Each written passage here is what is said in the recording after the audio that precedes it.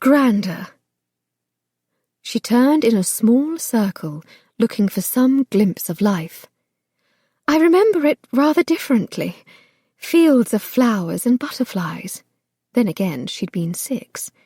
What was she supposed to remember? Lethal, rain-slick paths, where one wrong step could send you plummeting to your death? Does nothing grow up here besides rocks? He shrugged. That depends on your perspective. This is a peculiar piece of land. The Lizard Bay Peninsula is the only place in England with this type of geography. The soil along this stretch of coast is too alkaline for traditional crops, but that doesn't mean nothing will grow. He cast a hand toward the fog-shrouded side of the path. It is hard to see at present, but there are many examples of unusual plant life here. He paused. More than you can imagine. Rare and beautiful. Whoever has the care of Heathmore has care of them. Lucy looked again, trying to blink away her prejudices. She didn't see how it involved any care at all. It was wild and vast, quite independent of any human hand. She felt a catch in her throat as she considered this all belonged to her now, the rocks and grass, and even the fog. But she suspected she was going to have a hell of a time growing a vegetable garden. The cottage is only a few 100 yards farther. He pointed to a distant outcropping of rock, just through there. She peered through the curtain of mist. Why was her stomach skittering? She couldn't be nervous. She was almost there, nearly at the end of this mad crusade that had all but consumed her the last few weeks. She ought to be sprinting down the path. But for some reason, her nerves were jumping. What would she find beyond those rocks? Her future, bright and shining and perfect? Or a reality she didn't want to face? She trudged the last few steps, grateful for the weight of the borrowed oilskin about her shoulders. The gesture had been kind, kinder than she deserved, given that it was her own stubbornness that had them out in this weather. But for Lord Branston, such kindness seemed to be commonplace. Just ahead, she could see his shoulders flex and twist as he stepped over rocks and obstacles, the delineation of firm muscles outlined by the wet frock-coat plastered against his skin. Though she was quite sure Aunt E would be appalled by the direction of her thoughts, she was rather grateful to be following. Otherwise, she'd miss the view. Finally, Lord Branston circled around from behind, his hand gentle against the small of her back. "There you are, then," he said, pointing through a break in the rocks. "Your first sight of Heathmore Cottage." Lucy stepped forward, staring at this house her aunt had bequeathed her. Fears of gaping holes and sagging roofs were shoved to one side as she took in the whitewashed stone walls and the gleam of new, wet slate on the roof. It appeared to have once been a crofter's cottage, 2 stories and solidly built. In the waning light, it looked safe and warm and altogether inviting. She glanced back at him. "Uninhabitable? It looks rather well tended to me." "Yes, well, there's been a bit of work put into it since your aunt's passing." "Which you had neither permission nor the right to do," she reminded him archly. She turned back to her cottage and strode toward it until she was running a hand over the damp stones that now belonged to her. Her lungs squeezed tight to feel the solid promise of them. "The repairs aren't finished yet." His voice pushed from behind. "It's been slow going, bringing the slate up the path one bundle at a time. If you plan to keep it, you'll need to be prepared to invest a bit more in its upkeep. A frisson of irritation curled through her. I don't know what you mean, Lord Branston. The house looks quite livable to me. She pursed her lips and held out her hand. May I have my bag, please? He handed it over. It was heavier than she remembered. She probably ought to thank him for carrying it so far, but somehow the realization that his descriptions of the cottage's state of disrepair were more falsehood than truth made the gratitude shrivel a bit on her tongue. She moved toward the front door, wanting to see if a similar state of falsehood waited inside. Opening her wet bag, she drew out the key she'd carried all the way from London. She slid it into the lock and tried to turn it. Nothing happened. She jiggled it, took it out, and tried again. Is there a trick of some kind? No, it has a new lock. She turned to face him, her hands clenching. You've locked me out of my own house! He held out his hand, a different key lying flat against his palm. We had to break the latch initially to get in. I thought it safer to repair it than leave it open to vandals. She took the new key, examining it with a sense of increasing annoyance. Unlike the key that had come mailed in the brown paper package, this one was new and shiny, full of fresh promise, and not at all the one that had become her talisman. From the Diary of Edith Lucille Westmore, April 3rd, 1826. It is said by Reverend Wellsbury that women change their minds more frequently than the weather. How, then, do you explain the nearly constant nature of our feud? After the Great Marston Road debate of 1825, the vicar and I reached a rocky state of equilibrium. Reverend Wellsbury would propose an action, and I would vote it down. Or else I would come up with a brilliant idea, and he would work behind my back to convince the townspeople to take the opposite view. The two of us have tied up town politics in a vitriolic standstill, and I am not proud to admit that, perhaps, we have both given our personal differences free rein and not always considered the betterment of the town. Something has to change. We can't continue this way, or poor Lizard Bay will suffer the consequences. But I'm not leaving. And I hear there may be a position opening up for a new vicar up in Marston. Chapter 16. Thomas stepped inside the cottage and wiped his feet on the rag carpet by the door. Over the past 2 weeks, he'd spent countless hours here, consumed by the cottage's never-ending list of repairs. 3 years ago, when Aunt E still lived here, she'd always welcomed him into the small parlour, sitting him down in one of her ancient, creaking chairs, asking him what he'd found during the day's walk. He'd shared his secrets, willingly or not. But Lucy didn't seem interested in sharing any secrets. She set down her bag and stood in the middle of the room, stripping off her gloves one finger at a time. She turned in a slow circle, and he could see her gaze skitter across the trio of beleaguered chairs and the old settee, its upholstered cushion lopsided and sun-faded. He leaned one shoulder against the wall as she completed her perusal, his satchel heavy about his shoulder. It might not be much to look at, but he was rather proud of the parlour's state of cleanliness. After all, he'd dusted the furniture himself. I don't remember any of this. She chewed on her lower lip as though it held answers the room couldn't give her. My memory of it seems, I don't know, larger.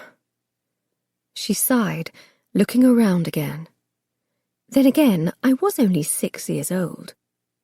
Thomas thought of how much Miss E. had loved the small crofter's cottage, even with all its cramped corners and old, dilapidated furniture.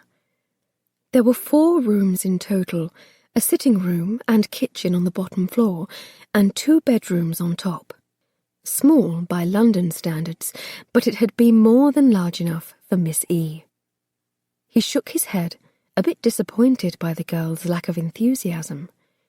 If you had visited your aunt more often, perhaps your memories would be clearer, he replied. She cut him a sharp glance. I may not have known my aunt through frequent visits, but do not presume I know nothing of her or of this house. She sent us a Christmas card every year. She hesitated.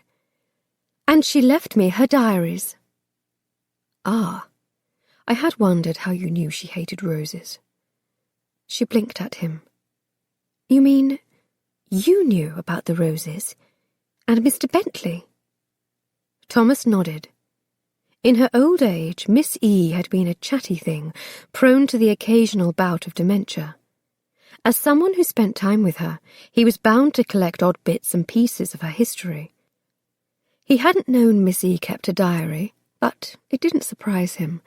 She had been a fiercely bookish sort of spinster, with a lot of lonely hours to fill. But why would my aunt tell you something so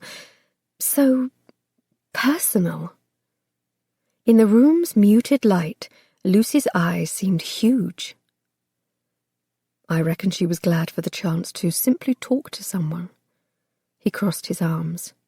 I suspect she was a little lonely, living by herself all the way up here. He hesitated. And I predict you will be as well. Her eyes narrowed. My aunt chose to live here by herself. She could have visited us in London any time she wanted. She took a step toward the fireplace and ran a finger along the empty mantel. And I am not completely without memories, you know. I remember a set of glass figurines she kept here, a pair of horses. She took them down for me to play with. Her voice deepened. I nearly broke one of them, but she didn't scold me. Thomas's shoulders softened. Now that sounded like Miss E. The woman might have been quick to snap at Reverend Wellsbury, but she had an immense store of patience for mischievous young children. Lucy turned to face him, taking a deep breath. The house looks quite clean, Lord Branston. So much for the stories about the rats. He shook his head. I didn't lie about that. I was given to believe the place was filthy, that it was all but falling down. I've pulled out the parlour furniture and cleaned and dusted. His defence echoed fitfully through the small room.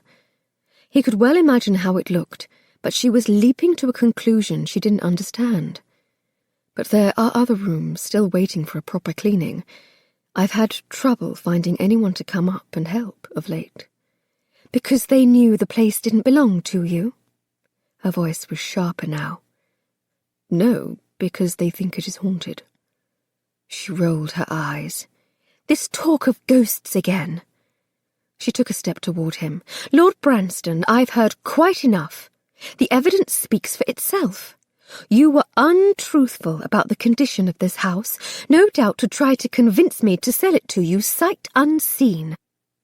I didn't, and you have lied to the people of Lizard Bay, stirring stories of ghosts and the like, no doubt so they wouldn't offer you a challenge.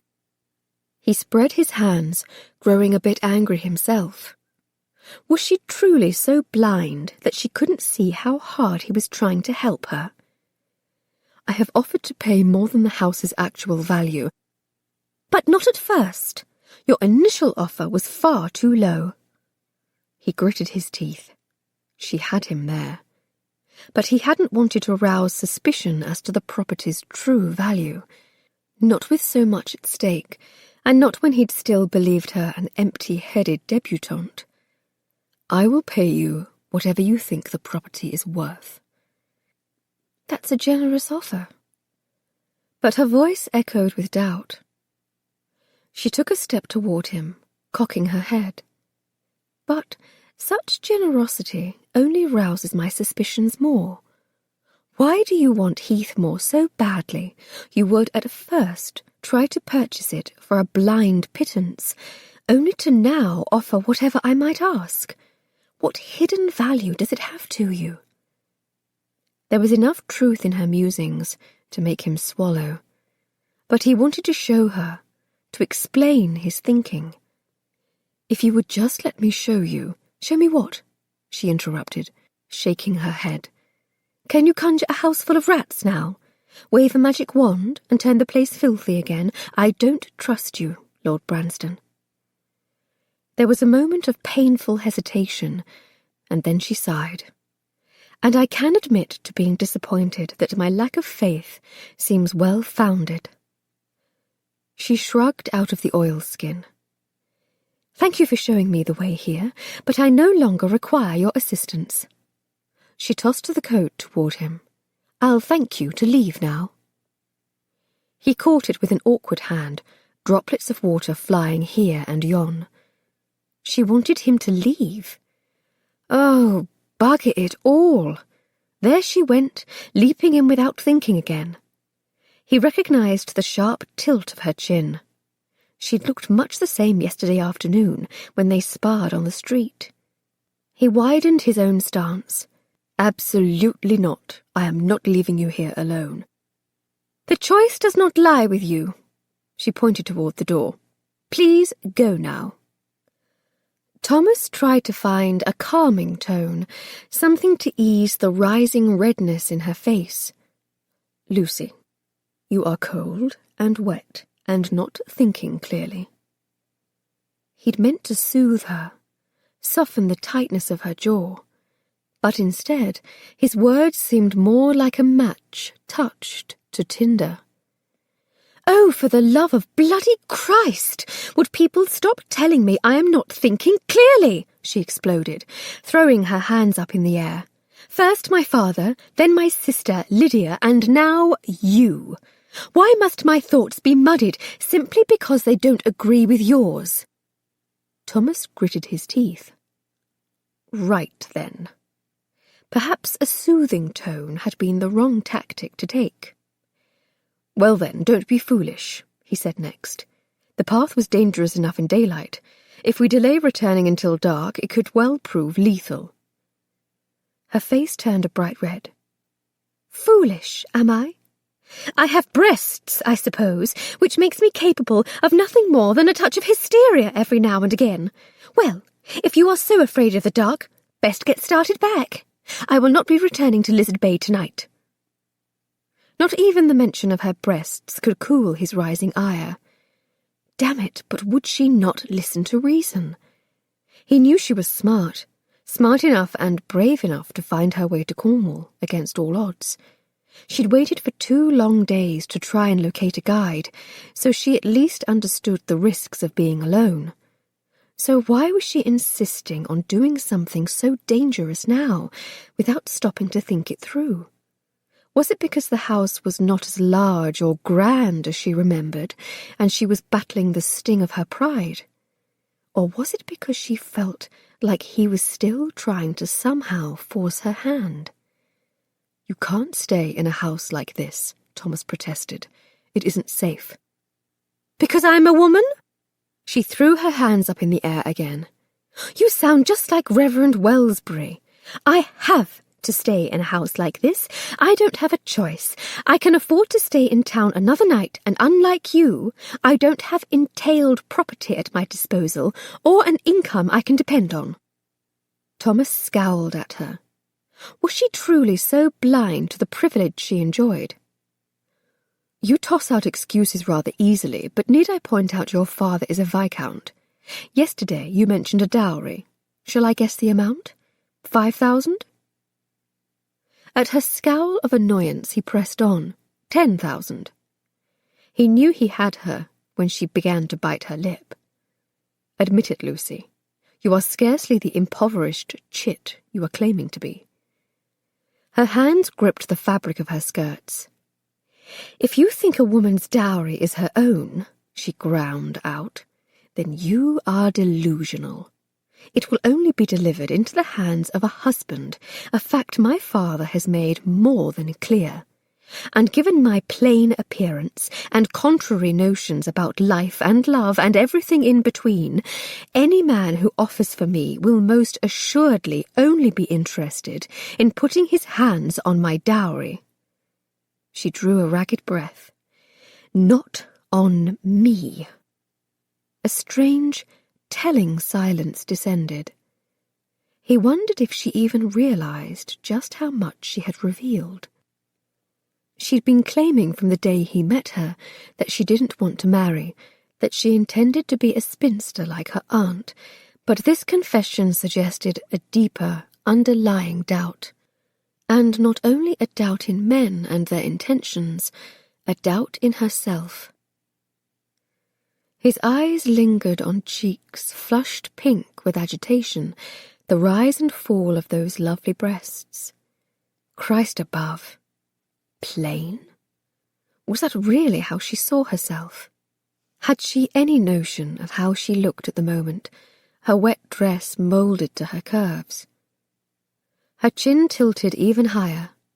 "So no, Lord Branston, I am not going with you, and I have no intention of selling this property.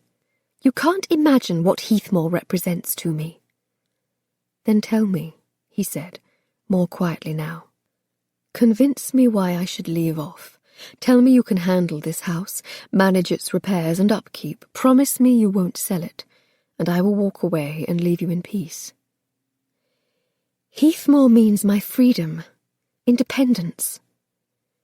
She choked on a sob and charged at him, her hands making hard contact against his chest. "A life where I don't ever have to marry, a life I would make on my own terms, not dictated by my parents or a husband." He stood firm, letting her abuse him. "I understand such a sentiment more than you think." Something of her panic, her resolve, reminded him of another young woman, once upon a time.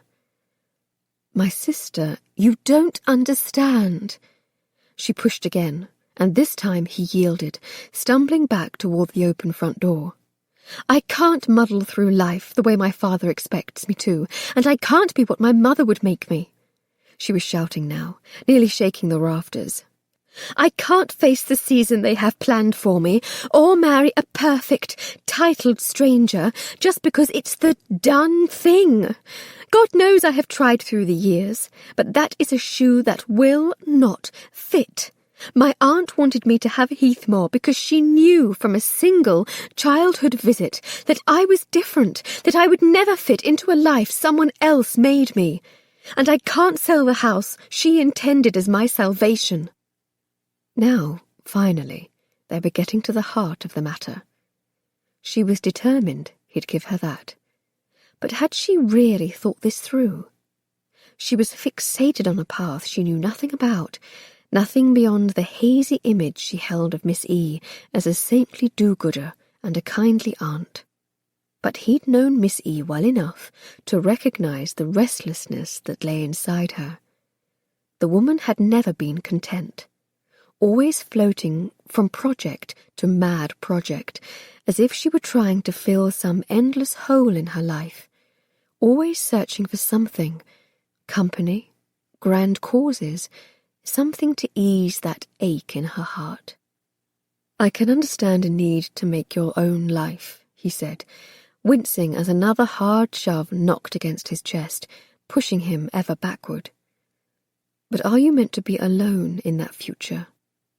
"Yes," she said, panting now. "My aunt did it. You live alone, to hear Mrs. Wilkins tell it." "Yes, I live alone, and that is why you should listen to me when I say you should reconsider your plan." "You'd like that, wouldn't you?" she spat. "To force me to sell Heathmore and run back to London with my tail tucked between my legs. Damn it, this isn't about Heathmore. It's about you." She stopped, her eyes wide with surprise, her chest heaving. "Of course it's about Heathmore." "I mean it, Lucy." He shook his head. "Do not rush into a decision like this." He dragged a hand through his damp hair, needing to make her understand. "Do you know what it means to be truly, completely alone?" he demanded.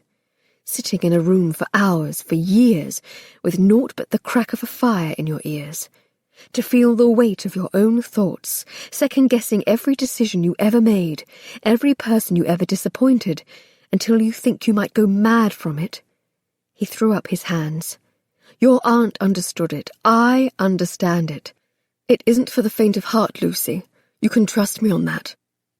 There was a long, awkward moment of silence. She stared at him. He stared back.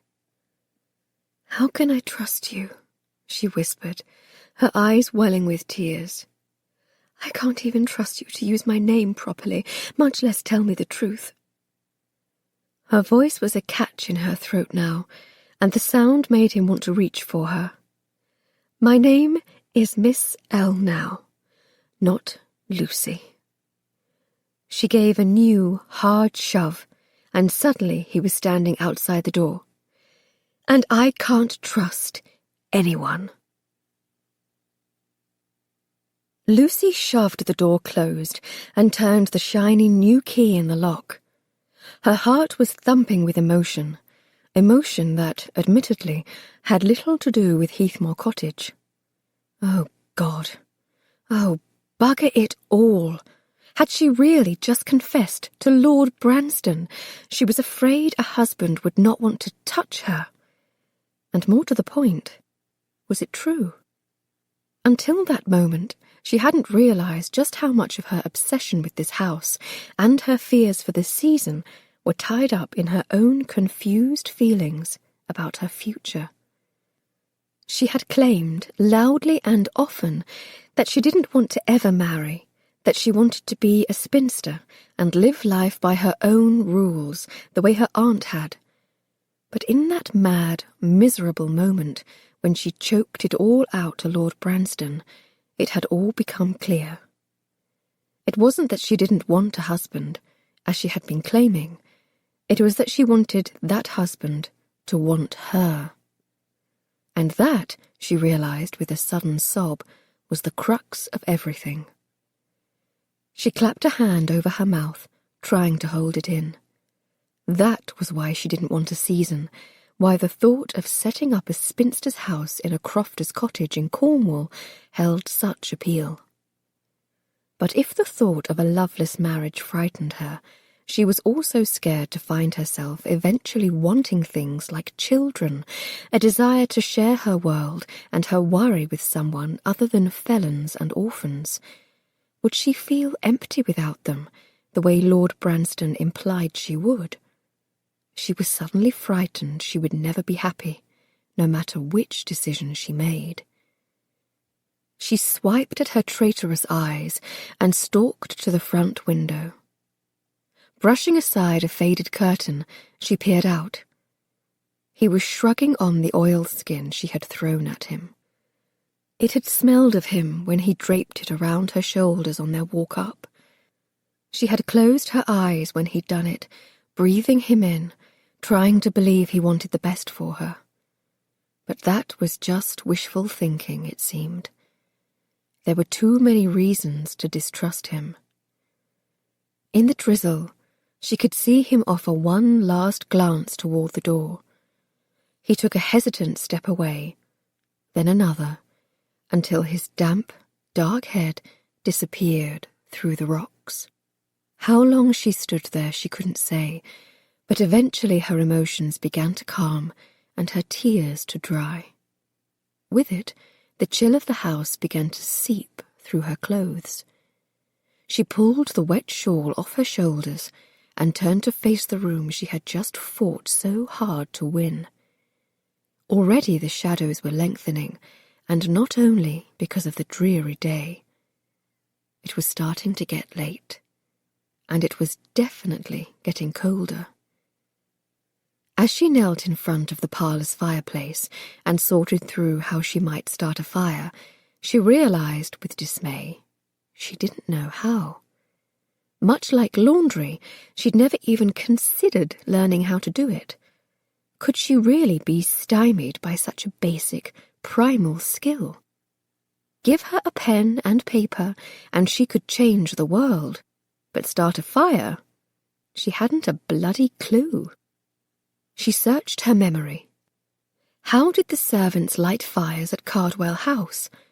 They seemed to always be carrying around buckets of embers. That implied that new fires were started from old ones. But there was no fire in this place. No scent of smoke either, suggesting there hadn't been a fire in a very long time. And bloody hell, even if she found a match, there didn't appear to be any wood. "Don't panic, Lucy," she muttered into the ominous silence of the house. "You just need to look around." She stumbled into the next room, determined to search every nook and cranny for matches and wood. But things seemed even less encouraging here.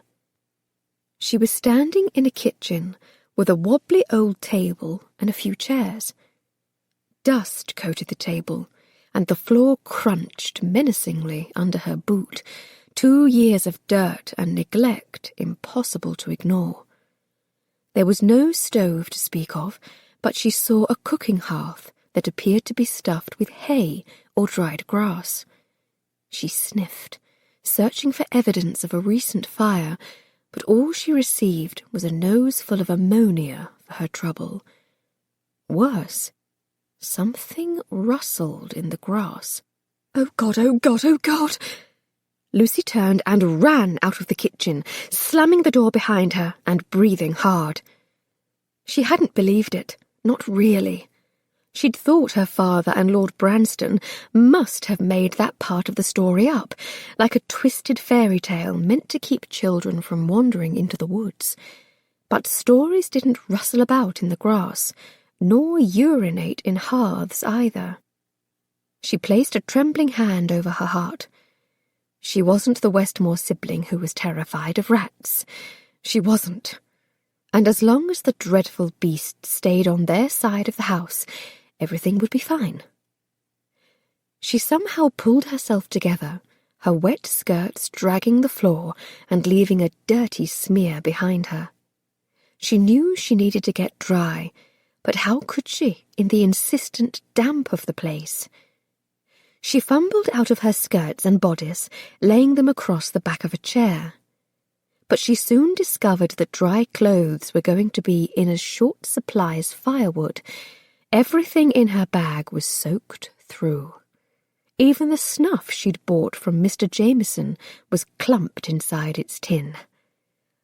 "Right then," she muttered, squaring her shoulders. "Surely there is something dry to wear in this house. A blanket, perhaps, or a curtain." She would find it, even if it meant braving... She shuddered. No, if it meant braving the rats, she'd rather stay cold and damp. Thank you very much. Shivering in her damp chemise, Lucy armed herself with an old moth-eaten broom and completed a cursory inspection of the rest of the house, her trepidation rising with each new discovery.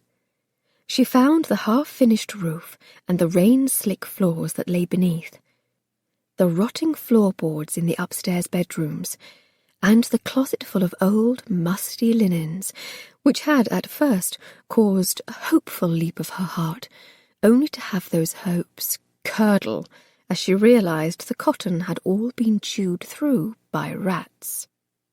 Through it all, the outside light grew dimmer through the windows, until finally she had to make her way back to the parlour by feel rather than by sight. She was cold, wet, hungry, wrong. The realization formed slowly, growing teeth along with the night. With it came an acute embarrassment. She sank to the floor, her face in her hands. Lord Branston had warned her the repairs weren't finished. Her own inspection had just confirmed the worst. Everything he had said about Heathmore was true. Oh, damn her indomitable pride, and damn her compulsive nature besides. She'd known the cottage was miles from town, and now the sheer isolation of Heathmore began to close in. She couldn't make her way back down that treacherous, slippery path tonight without a light to guide her. She wasn't sure she could do it even with a light in her hand. She'd never felt so alone in all her life. She thought of her family back in London and the bustle and efficiency of Cardwell House. Oh, but she had taken that life for granted. Lord Branston had been right when he claimed she was spoiled. She'd imagined she hated the wealth surrounding her, when in reality she hadn't realised how fortunate she was. Was this what Lydia meant that day, when her sister implied that she was naive to the ways of the world? She looked around the small room, with its simple furniture and unlit hearth. If Lydia were here, she would probably know how to start a fire. Hell, Lydia would probably know how to catch a rat and turn it into dinner. But all she herself knew how to do, really, was write letters to prisoners. She blinked back tears as she thought of the grand causes she had supported in London, and how her father always tolerated them with a bemused shake of his head. They did seem like petty diversions now, compared to the reality of life. She'd devoted herself to them for the wrong reasons, wanting to feel important rather than wanting to help as an honest expression of gratitude for all she had. What had she been thinking, charging so blindly to Cornwall, so ill-prepared for it all? And just how had Aunt E done it, managed to live here all by herself? How had she found firewood in a landscape barren of trees? How had she fetched water and cooked without a stove? It was far too dark to read her aunt's diaries for clues, and so far she'd uncovered no details in her reading that pointed to the day-to-day workings of Aunt E's life. She thought of the pages she had read, the vivid descriptions of her aunt's adventures. In point of fact, Aunt E hadn't written much about her life here at Heathmore Cottage at all. Instead, she'd written, nearly incessantly, about the people of Lizard Bay. Was Lord Branston right? Was it possible her aunt hadn't been as content a spinster as her diaries implied? At that moment, an eerie moaning sound reached through the cottage walls to find her ears. Ooh. Ooh. Who is there? She sat up, her heart clawing a hole in her chest. Ooh. Her mind summoned Mrs. Wilkins's earlier warning about ghosts and magnified it tenfold. She didn't believe in ghosts, but something rustled in the darkness to her left. And, oh God, that sound came from inside the house, not out of doors. What if the vandals Lord Branston had mentioned were staying here after all? Her imagination took hold then and went further. Vandals wielding knives, or worse, vandals wielding rats. The rustling came again, louder now. Something brushed by her leg, and she opened her mouth in a long, terrified scream. Oh God, oh God, oh God! She was a victim of her own stupidity, bound to stay in this house tonight, or die trying. And it was beginning to look as though dying was a distinct possibility. From the diary of Edith Lucille Westmore, November 22nd, 1827. Living alone on the edge of a cliff is not for the faint of heart. Sometimes, especially when the season shifts, the wind moans terribly, reminding you that warmer homes and warmer beds await in town below. I shudder to think of the coming winter, when I will be confined to Heathmore by ice on the path more often than not. I would move to Lizard Bay in a heartbeat if the bloody vicar wasn't still there, his smugly handsome face glaring down at me from the pulpit. But moving to town for the winter would be akin to admitting Reverend Wellsbury was right, and I would rather die than ever admit a thing like that. Chapter 17. The bloody girl was going to die. At the sound of her scream, Thomas launched himself out of the shelter of the rock where he'd been hunkered down, resolved to a miserable, sleepless night. As he sprinted toward the dark house, he cursed out loud.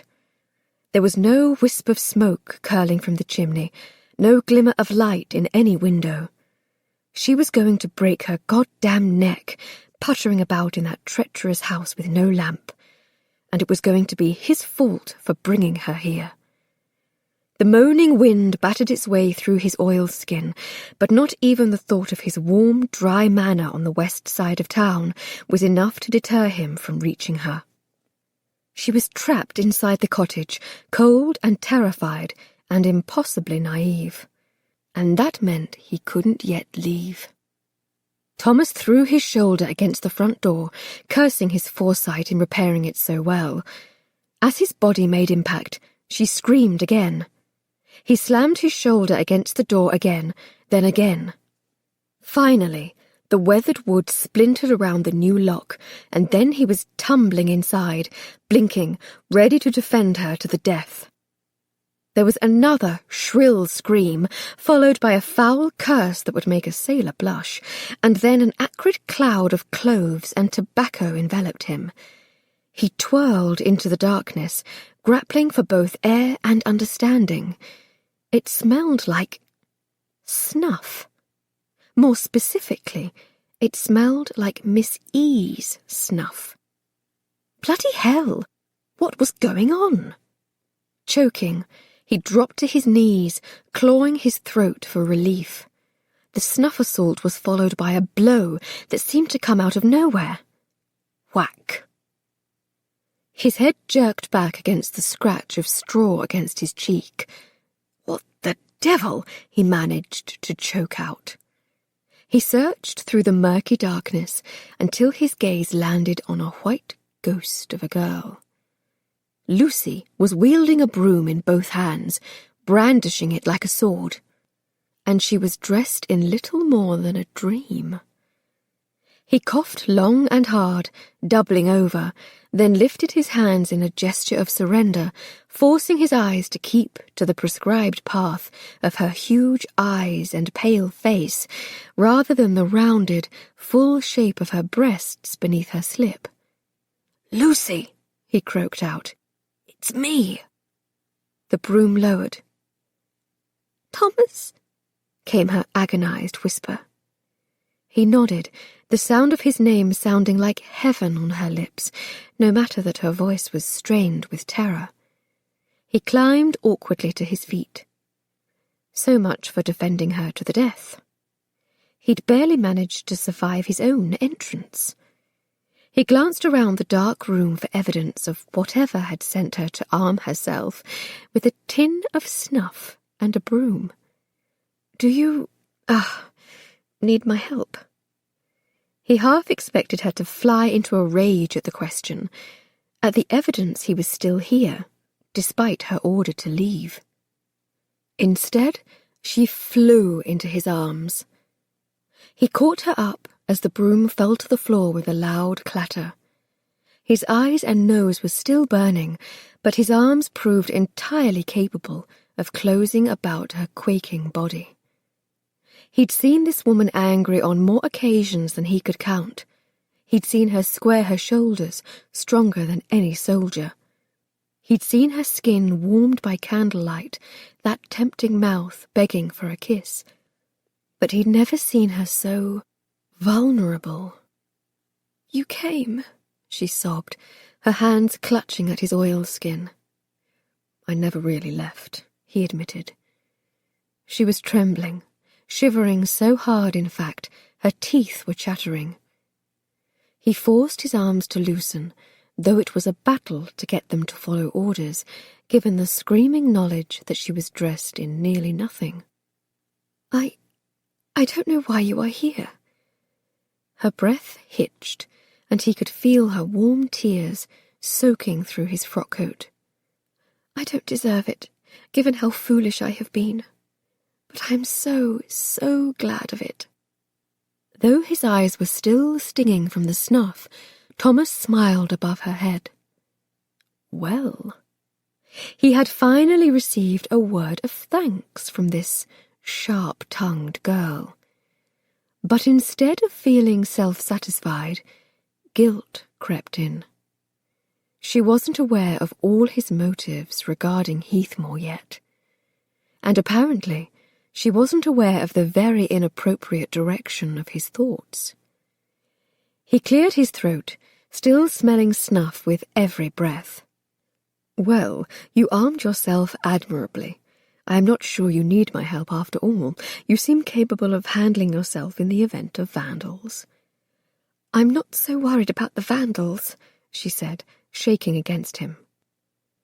His hand crept up to the nape of her neck, brushing the short, damp strands of hair aside until his fingers touched skin. Christ, but she was cold. "What then?" he asked, lowering his hands. He began to briskly rub her arms, shoulder to elbow. "What has you so frightened you needed to whack me with a broom?" She buried her face against his chest, but didn't pull away. "Didn't you hear it?" "The wind?" "The ghost!" His hands stilled. "There's no ghost, Lucy. No matter the superstitions of the townspeople, 'tis only the wind, as I've always said. It blows hard on this part of the coast." She pressed tightly against him. "Well, something ran across my leg." Ah. Understanding settled into the cracks of his thinking. "You've met the rats, I see." She breathed in and out, then pulled back, her eyes meeting his through the darkness. "If they insist on living here too, I am afraid we aren't going to get along." In spite of himself, and in spite of the absolutely not humorous feel of her in his arms, he chuckled. "Then you'll just have to bring up some cats from town. If you brought the males, I suspect you might even solve two problems at once." She pulled back and offered him a hesitant smile, though in the dark it was difficult to see anything beyond the blinding, transparent whiteness of her chemise. "You are being so kind, kinder than I deserve. But the presumption I can fix this with a few cats—" She glanced around the dark room. "You were right. The parlour might be clean and put to rights, but the rest of Heathmore isn't what I expected. I am not sure I am meant to keep it, after all." That plucked at his conscience. He ought to be glad to hear her say it, given all that was at stake. But after the terrible row where she had shoved him outside, after all the shouted accusations, he felt as though he understood better now what drove her. She was searching for a handhold, a peg on which she could hang her future, something to define her beyond what society expected of her. She wanted someone to love her, to share her life, but she wanted to be able to trust that person. He could understand the need, and because he understood, he found himself wanting to help, even at his own expense, and even if it meant losing this worthy fight. Somehow he held out hope it might yet become her worthy fight as well. He offered her his hand. "Well, you've not given it a proper chance yet. The cottage has its own charms in the daylight." When she hesitantly placed her hand in his, he tugged her toward the kitchen. "Come on then, let's get a fire started." She watched as he lit a candle, Using a match he pulled from a tin in the kitchen cupboard. The flickering light made Lucy feel marginally better, but it was his sure, solid movements that calmed her the most. He pulled a kettle down from the same cupboard, then filled it with water from a rusty pump she'd missed on her first frantic inspection of the kitchen. "There's a well?" she asked, feeling sheepish. "Yes, a nice deep one. You'll be glad of it come summer. Some of the villages have shallow wells that run dry in the warmer months and flood in the spring." Lucy bit her lip. She wasn't at all sure she was going to be here come summer. The truth was, she wasn't sure she was going to be here tomorrow. The reality of what she was facing here was sobering. It wasn't only the rats. The sheer physicality of the experience overwhelmed her. She didn't know how to make a fire. She couldn't dry her clothes, much less know how to wash them. She'd imagined inheriting a cottage in Cornwall would be a simple thing, but this was no ordinary cottage, and nothing was as simple as it seemed. And her hesitation wasn't only about feeling woefully underprepared for the business of taking proper care of herself. She could learn how to do laundry if need be, build a fire given time and the proper tools. But in the time she had spent in the echoing silence of this house, she discovered a very important fact about herself, one she was not sure she had understood before. She didn't like solitude. Already she could feel herself missing London. She missed her family and the warm, well-run house full of servants who cared for her. Missed her parents, even her blustering father. And she missed, especially, Lydia. The thought of living here at Heathmore alone and never seeing family or friends was untenable. Everyone in Lizard Bay presumed she was just like her aunt, but Lucy was beginning to suspect she was not nearly as brave. Thomas gathered 2 china cups and a tin full of tea. "Let's do this in the other fireplace," he murmured, balancing the items in both hands. "The rats still have the run of this one." He moved smoothly and methodically, as if it was an ordinary thing for a marquess to make a spot of tea. The man might be a peer, but it was clear he knew what he was doing around a kitchen. The house seemed slightly less terrifying now that the candle's light touched the corners and she had someone else here with her, but there was still the moaning wind to contend with, seeping between small cracks beneath the window frames. She stayed close by his side as they made their way back to the parlour. "Hold this, please." He handed her the candle and set the kettle down beside the fireplace. "Will you be all right until I return?" "Where are you going?" She shivered. Surely he didn't mean to give her a single guttering candle and a cold tea kettle and then tuck himself back to town. "To the shed out back. I thought we might sleep in the parlour tonight, given that it is the only room that has been properly cleaned. But I need to start a fire to get you warm." His eyes swept over her. "And get your clothes dry," he swallowed, "as quickly as possible." "There's a shed?" she moaned out loud, embarrassed not to have known that. It was another reminder she knew close to nothing about this property she had inherited, and less than that even, about how to take care of herself here. "And how can there be wood?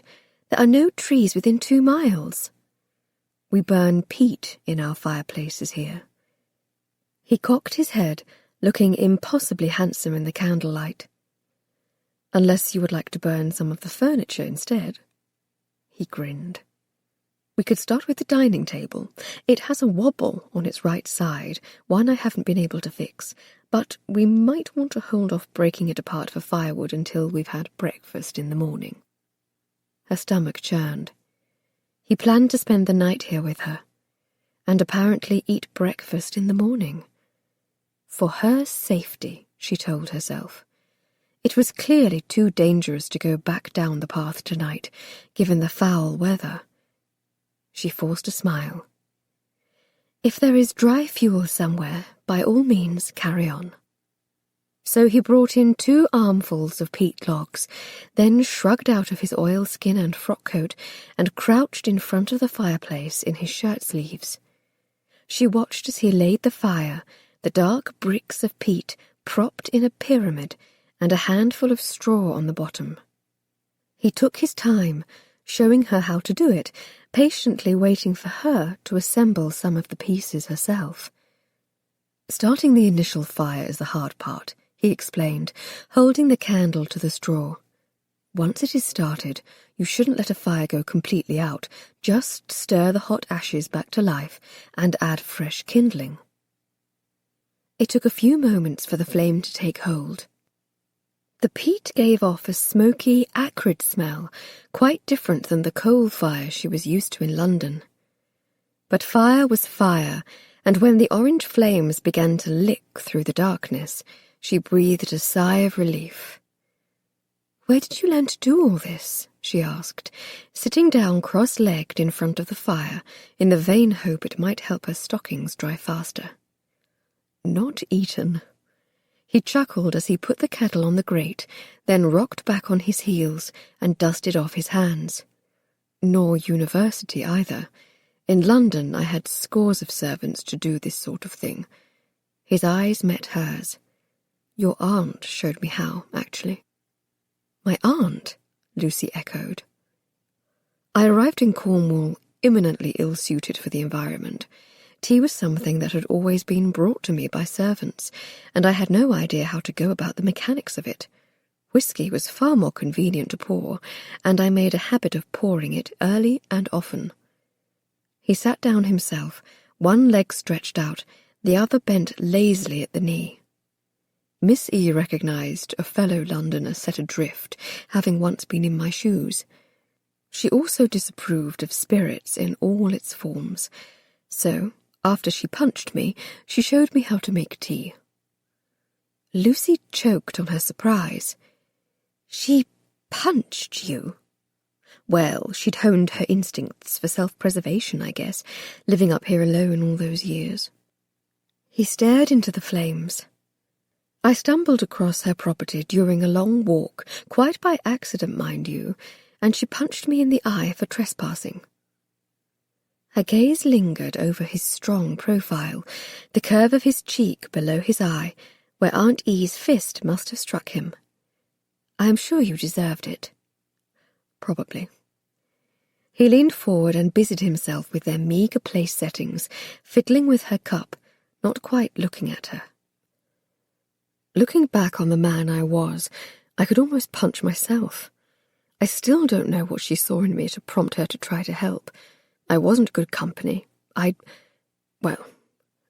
dealt poorly with the loss of my sister and a broken betrothal. "You were engaged?" Somehow, in all their flirtations, in all their arguments, it had never occurred to her to question his seeming lack of attachment. But she should have considered it. An unmarried man of his unique persuasion would be considered quite a catch on the marriage market, whether it be London's or Lizard Bay's. He nodded. "For a time, Miss Heighton broke off our engagement at my sister's wake." Lucy sucked in a breath. "That's terrible." She had her reasons. He pulled the kettle off the grate and added a measure of tea leaves. "I was unfit to be anyone's husband at the time." "I rather think you'd make a brilliant husband," Lucy protested. She laughed. "A wife would never want for tea." He offered her a thin smile. "Well, I was rather different back then.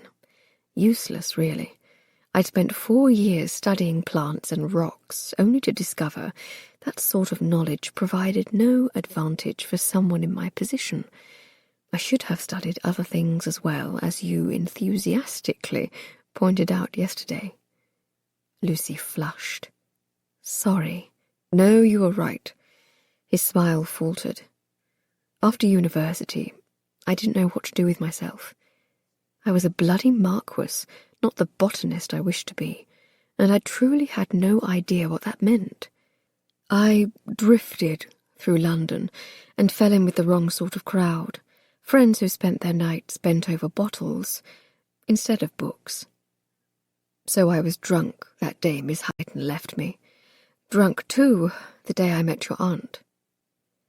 His head moved slowly, side to side. I had no business traipsing about the moors like that. It was a wonder I didn't fall off the cliff. Lucy winced to hear the raw pain in his voice.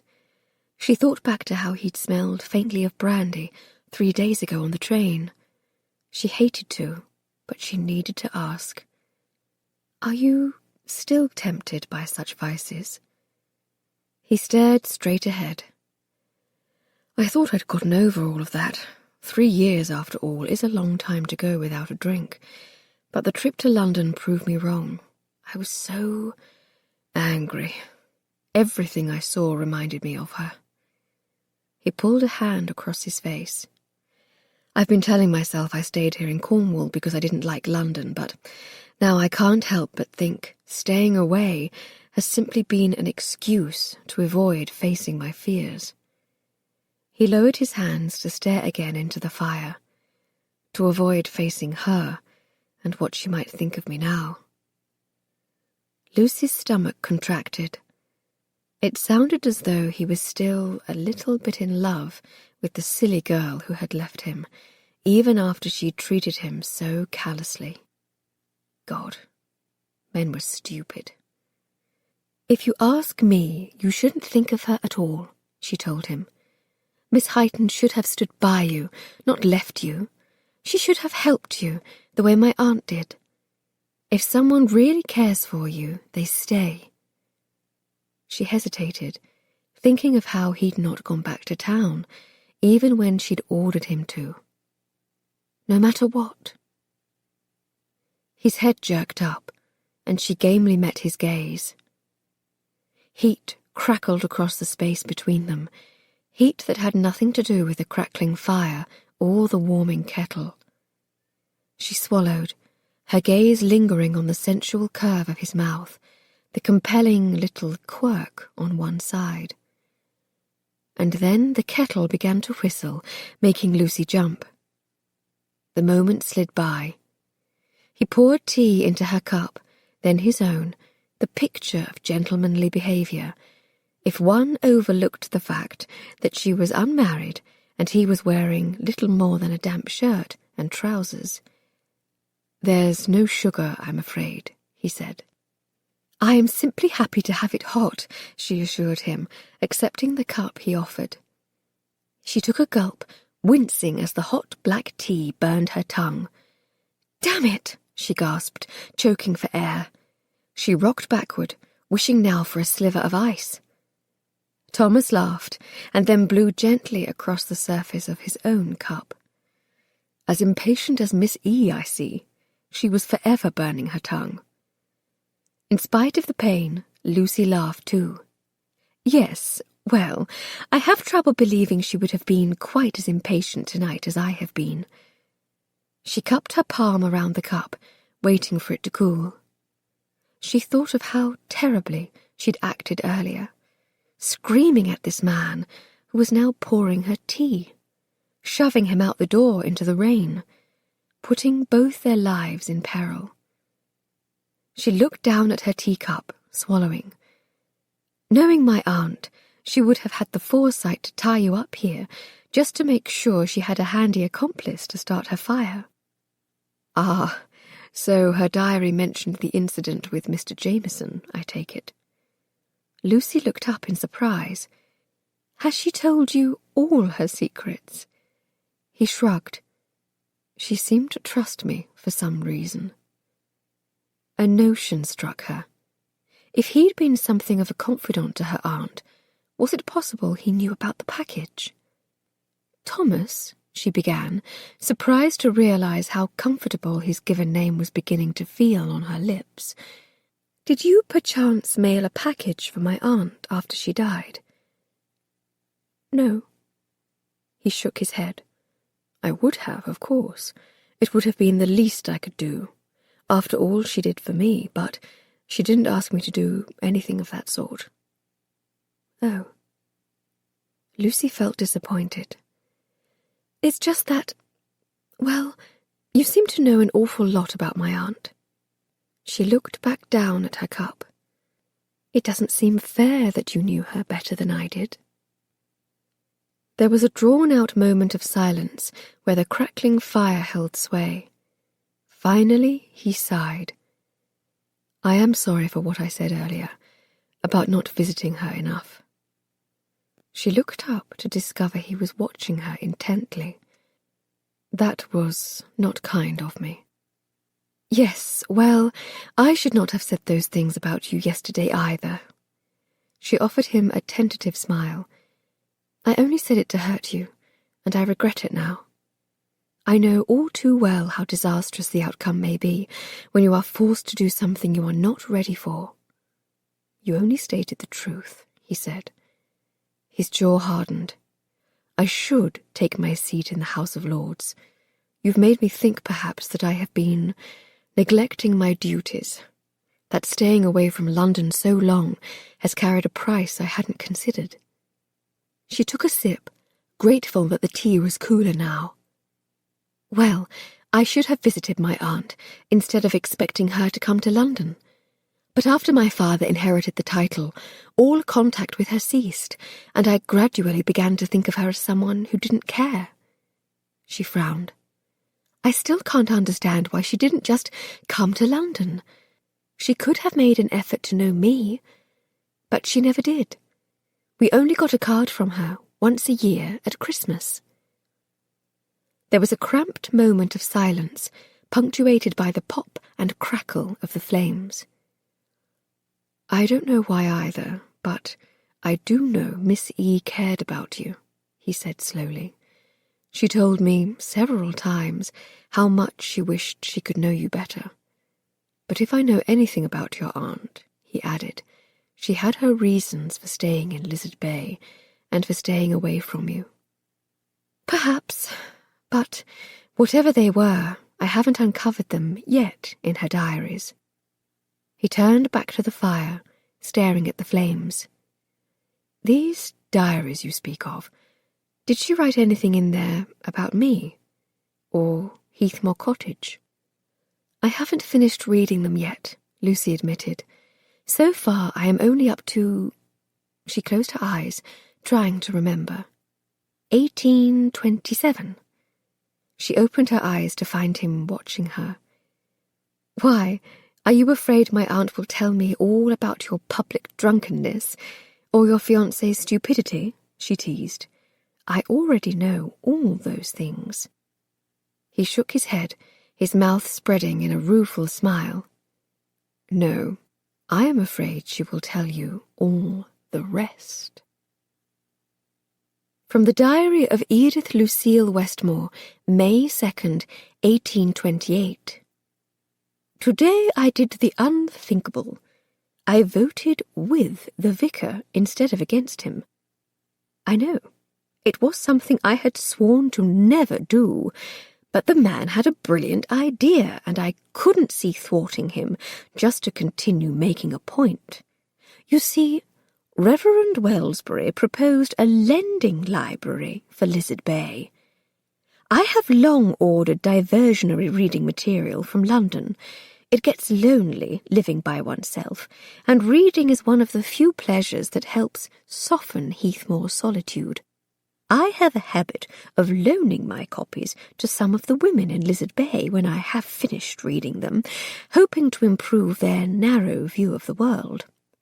You could have scraped me off the floor when Reverend Wellsbury praised my generosity, publicly no less, and suggested a more orderly approach, identifying new periodicals to add, such as the Illustrated London News. Am I grateful? I don't know that I would call it that, but I definitely feel a curious thawing where Reverend Wellsbury is concerned. Chapter 18. All too soon the tea was gone, and the conversation drifted toward a comfortable trickle. Thomas placed his cup down from the hearth. He still couldn't believe he had shared so much of his life story with this woman. Far more than he had intended, though he thought he'd covered the slip well enough. She had an almost uncanny way of drawing it out of him. Her aunt had been possessed of a similar skill, and was perhaps the only other person who'd known these bits and pieces of his life. In this very parlour, Miss E. had extracted the secrets from his drunken, bumbling self like a master spy, and then promised to never tell, if he threw out the bottle and maintained a proper foothold on the straight and narrow path. He'd done it, too.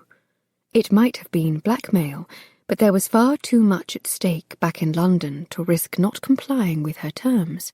He'd imagined, hoped, those secrets had been carried to the grave with Miss E. But if the diaries Lucy held told all, things were not going to be as simple as he'd presumed. He stood up, wiping his hands on his trousers, wincing to realize how damp he still was. I suppose we should prepare ourselves to dry out as best we can. He added another peat log to the fire and stirred the ashes until the flames leaped high. Then he motioned for her to help, and together they pushed the old sofa closer to the grate, angling it so it captured most of the heat given off by the fire. "There you are," he said, rubbing his hands. "Your bed awaits, my lady." Damn it all if she didn't bite her lip. Parts of his body that ought to have known better insisted on taking notice. "Where will you stay?" she asked. He could tell what she was thinking. They were alone. He was cold and wet too. And they had forged a truce in the past hour, if not something more substantial. Worse, his mind wanted her thoughts to wander there. Her drying chemise might be losing a bit of its transparency, but when she'd stood up and put a shoulder against the sofa, her tantalizing curves had been revealed to his far too eager gaze. Christ, but she was perfect. Lushly fashioned, with full, rounded breasts and a sweet parabola of hip shifting temptingly beneath the thin white cotton. He still couldn't believe he'd ever thought her a boy. But just because she had kissed him at the inn in Salisbury and thrown herself, trembling, in his arms tonight, did not mean she had abandoned all propriety. She might be a walking, talking scandal, but she was also an innocent. Despite the lingering glances she cast his way, despite even the way she had leaned toward him when they were talking by the fire, the slight distance she kept from him now told him the direction of her thoughts far better than her words. Sitting down, he pushed against the upholstered seat, as though testing the solidity of it. At least this particular item of furniture had been properly cleaned. "It is a rather large sofa," he teased. "I don't doubt that two people could comfortably sleep here if the circumstances warranted." Her cheeks turned red, and he relented.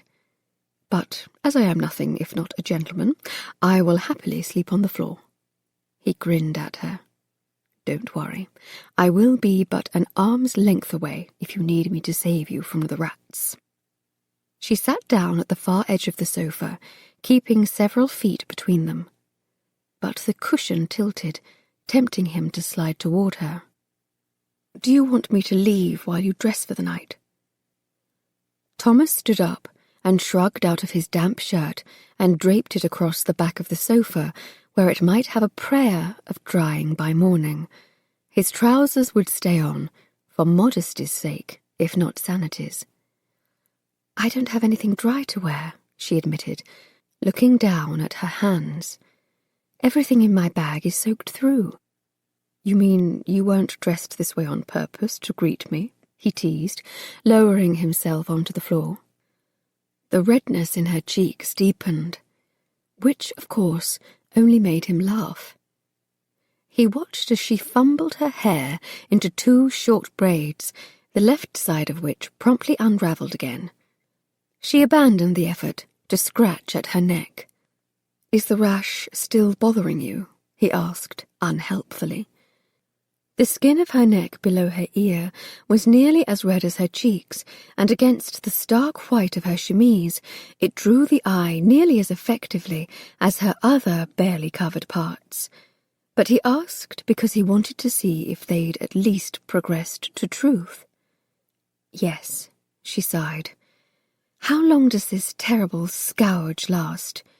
"A few days. You are nearly at the end of it." "It doesn't feel like the end is near." He patted his trouser pocket.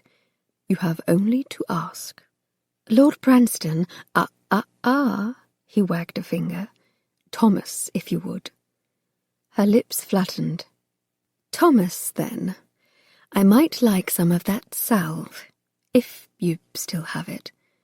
"You didn't say please." He heard an audible grinding of teeth in reply. "But, as I know good manners are difficult for you, I have supplied the phrase with my imagination, so there is no need to exert yourself."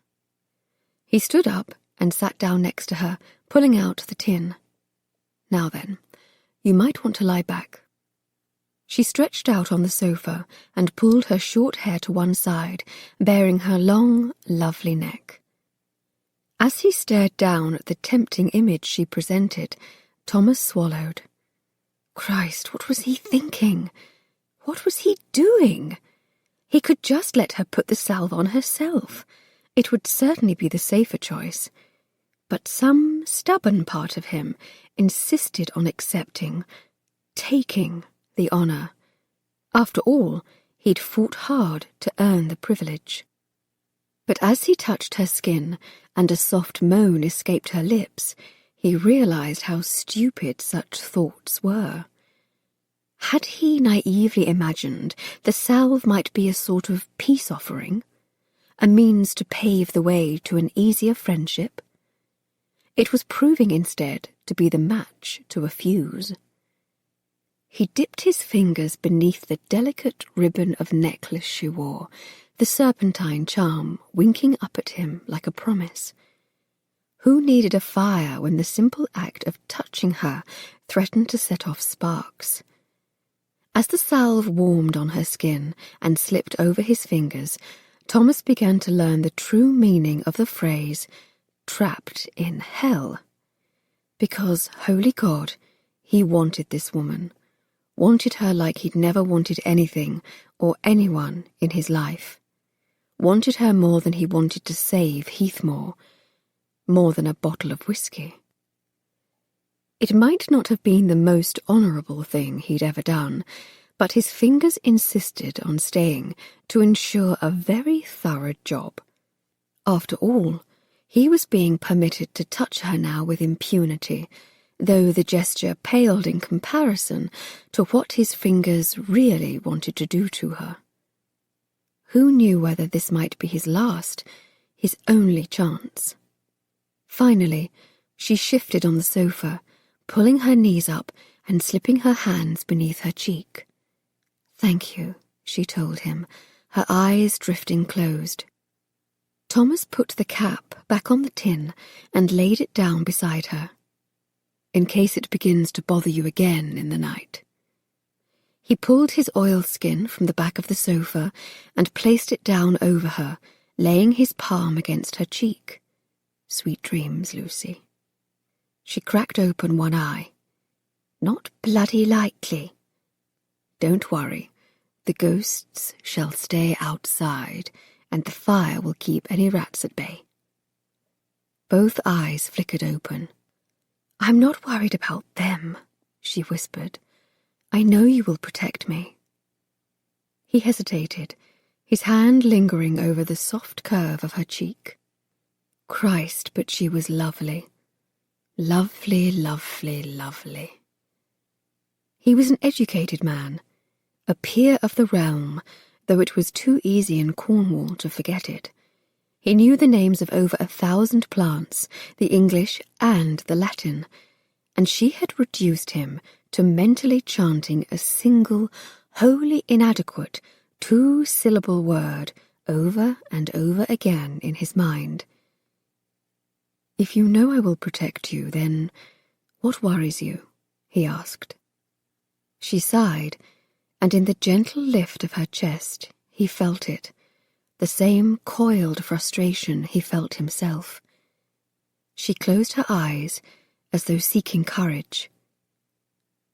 "I don't know who's going to protect you from me." She didn't know what made her say such a thing, and worse, she didn't know what he thought of her for saying it. It was brazen, not at all the sort of thing a proper lady should say. Well, she wasn't a proper lady, was she? Wasn't even trying to pretend to be one. She was herself, and nothing else. And he would either appreciate her for it or not. She squeezed her eyes shut and waited to see what he would make of her confession. So much of their relationship had been built on manufactured mistrust that to utter such a stark truth now felt nothing less than earth-shattering. She'd presumed the worst of him from the start, even when he tried his best to explain. Presumed his interest in Heathmore and her was based only on selfish motives. Aunt E's diary had spurred her on, perhaps, to adopt such a strong degree of scepticism where men and her inheritance were concerned. But by the things he knew, it was clear her aunt had trusted him. He'd proven himself a gentleman, and a patient one at that. Gratitude thickened her throat as she considered all he had done.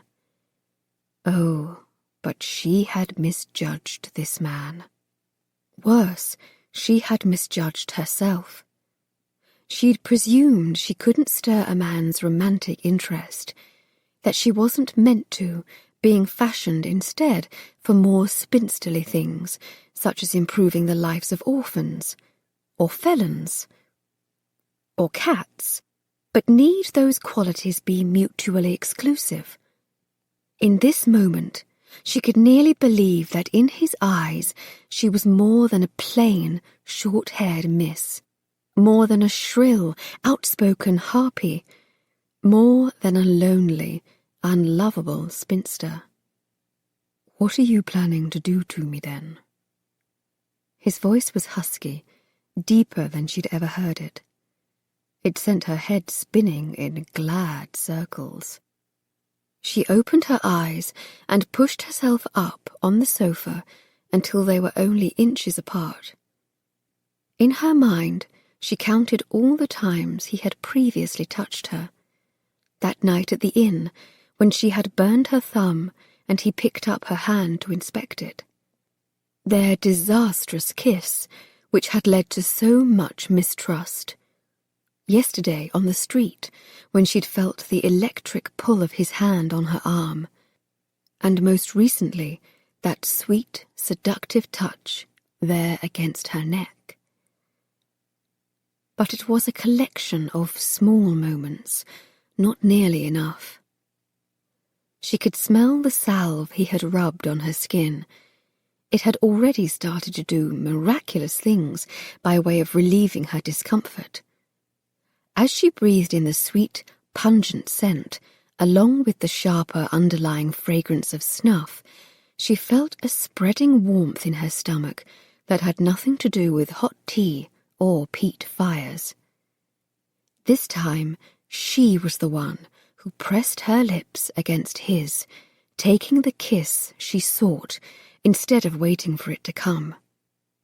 He held still, his breath indrawn, as though unsure of what she meant to do, but afraid of breaking the spell. But the spell was stronger this time. So, too, was her desire. She knew this man better now, knew his history, his faults, his innate, maddening goodness. He would not harm her. But damn it, wouldn't he kiss her? He held himself still, a cautious recipient rather than an active participant. It was a kiss of the tumbling dare variety, one that was snatched in the moment and could go in 5 different directions. But the blasted man needed to choose which direction he would take it. And so, to help him along, she lifted her hands and clasped them behind his neck, daring him to resist. She slid her tongue along the seam of his lips, begging him to indulge in the sort of kiss she'd imagined, dreamed of. And finally, he chose. He opened his mouth, and his tongue swept inside her, tasting of tea and warmth and everything right. He gave a low, guttural groan, and she could feel his restraint slip away. And then they were tumbling down a path of promise, each dragging the other along for the journey. She couldn't think of anything beyond this single point of pleasure where their lips met. She didn't know where this was heading, hadn't thought much beyond the need to feel his mouth on her own. But as she blindly pressed against him, only wanting more, it became clear the sort of kiss she'd imagined had been fashioned far short of the reality he was delivering. She felt him everywhere. In her mouth, the sweep of his tongue possessive against hers. In her arms, which pulled him closer, seeking the friction of skin against skin. And in her core, which swirled in a slow, liquid circle as his mouth moved over hers. And still, the path diverged from the expected. He lowered her, slowly, back onto the sofa, but didn't break off the kiss, moving instead to stretch out beside her, their limbs tangling, breaths melding. "God, what you do to me, Lucy," he muttered against her mouth, making her heart leap in happiness, because it was so closely the echo of how he made her feel. If their first kiss had been something to forget, this one was destined to be remembered. She was panting now, wanting to climb inside his skin. His hand crept up to knead her breast, and her body shuddered at the wanton feel of his fingers there, only the thinnest layer of cotton between them. "Your breasts," he murmured, "are perfection." And in that moment she could almost believe it was true. His mouth left hers, and for a moment she nearly cried out an objection, but then she was biting her lip, because he'd only left to blaze a trail of hot, wet kisses down her chin, tumbling over to her chest, and finally, then, yes, to settle around one firm nipple, drawing the cotton-clad bit of her into his mouth. Shaking with sensation, Lucy sank back against the sofa, turning herself over to this. To him. Whatever he wanted, he could have. Whatever he sought from her was his. Be it her body, her house, she didn't care, as long as he didn't stop. "Touch me," she begged. I want more." She could feel his body shake with suppressed laughter, his breath hot and welcome against her breast. She didn't take offence the way she once might have. She understood now that he was a man who sought humour, that laughter was a sign of his own pleasure. She was pleasing him somehow, and that made her want more still. He lifted his head, his lips a wicked curve, his eyes a glittering storm. A rush of cool air hit her thigh, and she only just barely registered her chemise was sliding upward, aided by a helpful hand. And then she felt the brush of his hand on the newly exposed skin, a searing touch, and yet far too gentle, there against her inner thigh. "Here?" he asked, his words nearly a groan. "Yes," she gasped. "There." He duly lingered a moment, his fingers sweeping against her trembling limbs. But then he was shaking his head. "Oh, I don't think you want me to just stay there," came his low-throated chuckle. And then his hand was moving upward, swirling in lazy, frantic circles. Ahead of his path, her skin warmed in anticipation, then blazed in approval as his fingers met their mark. And still, higher and higher he went. "Thomas," she gasped, as his hand brushed against the most achingly intimate part of her. "I think... yes... there," she gasped, her hips bucking off the sofa, her thighs clenched in surprise. His fingers swirled over that place he somehow knew, though Lucy herself hadn't the slightest clue what made that spot different. His fingers lingered there, slipping along that pleasure point with a pointed assurance. She felt the most amazing sensation coiling in her, like the harbinger of an electrical storm, the air snapping with fever.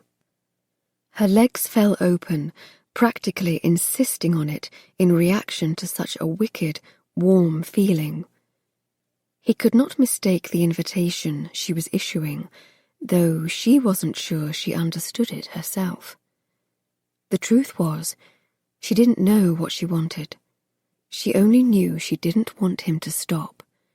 And yet, even with that pointed invitation, she could feel him start to withdraw. His touch against her core became gentler, his mouth tipped downward, his smile faltering. And then he was pulling away, sitting up to smooth a trembling hand across her chemise, pulling it down into proper place. I am sorry. We can't do this, Lucy." She struggled to her elbows, feeling the familiar burn of embarrassment, though it was a softer cousin to the acute edge of humiliation she'd felt back at the inn. "I want to, truly." But he shook his head. "There are potential consequences to letting our passion run away with us.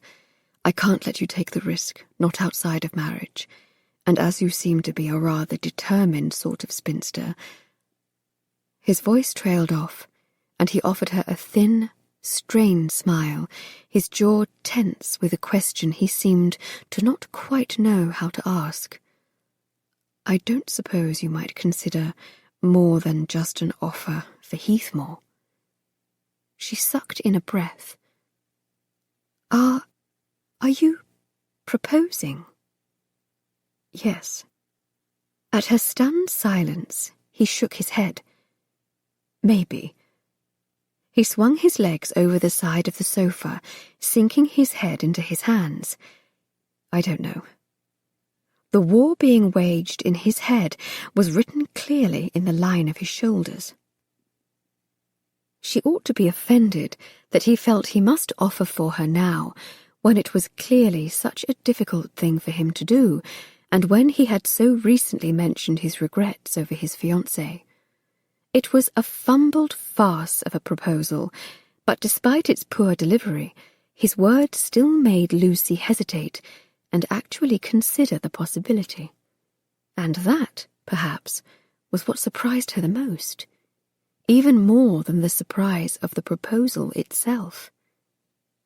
She'd publicly sworn she would never marry. She still believed such an institution served only to bind and restrict women. She'd seen the effects of an unhappy marriage firsthand in her parents' own strained, unfaithful model. She'd seen the more devastating examples, too, in the haunted eyes and bruised faces of the women who too often dropped their children at the St. James orphanage. and her own aunt had resorted to poisoning a friend's husband, all to make a point against the sort of violence men wielded all too readily against wives. But she'd had at least one positive example of marriage in her life as well. Her sister Claire was married, and quite happily so.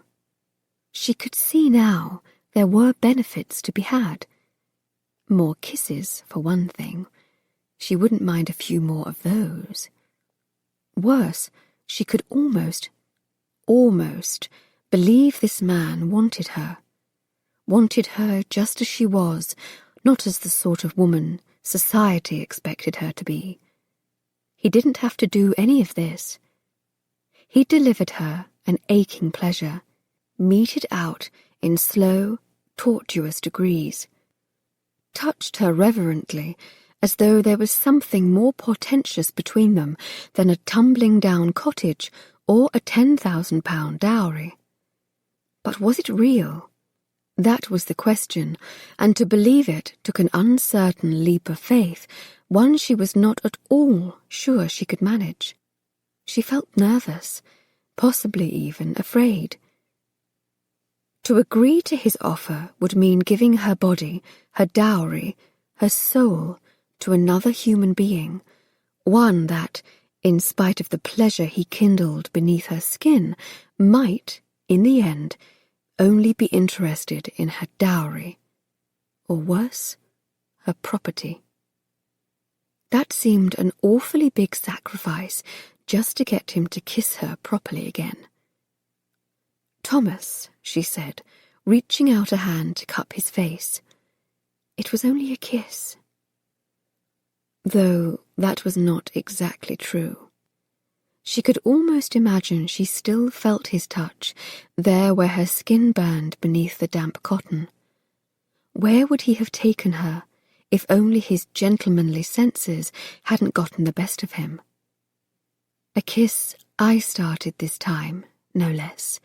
Nothing to bemoan or regret. It was more than a kiss to me.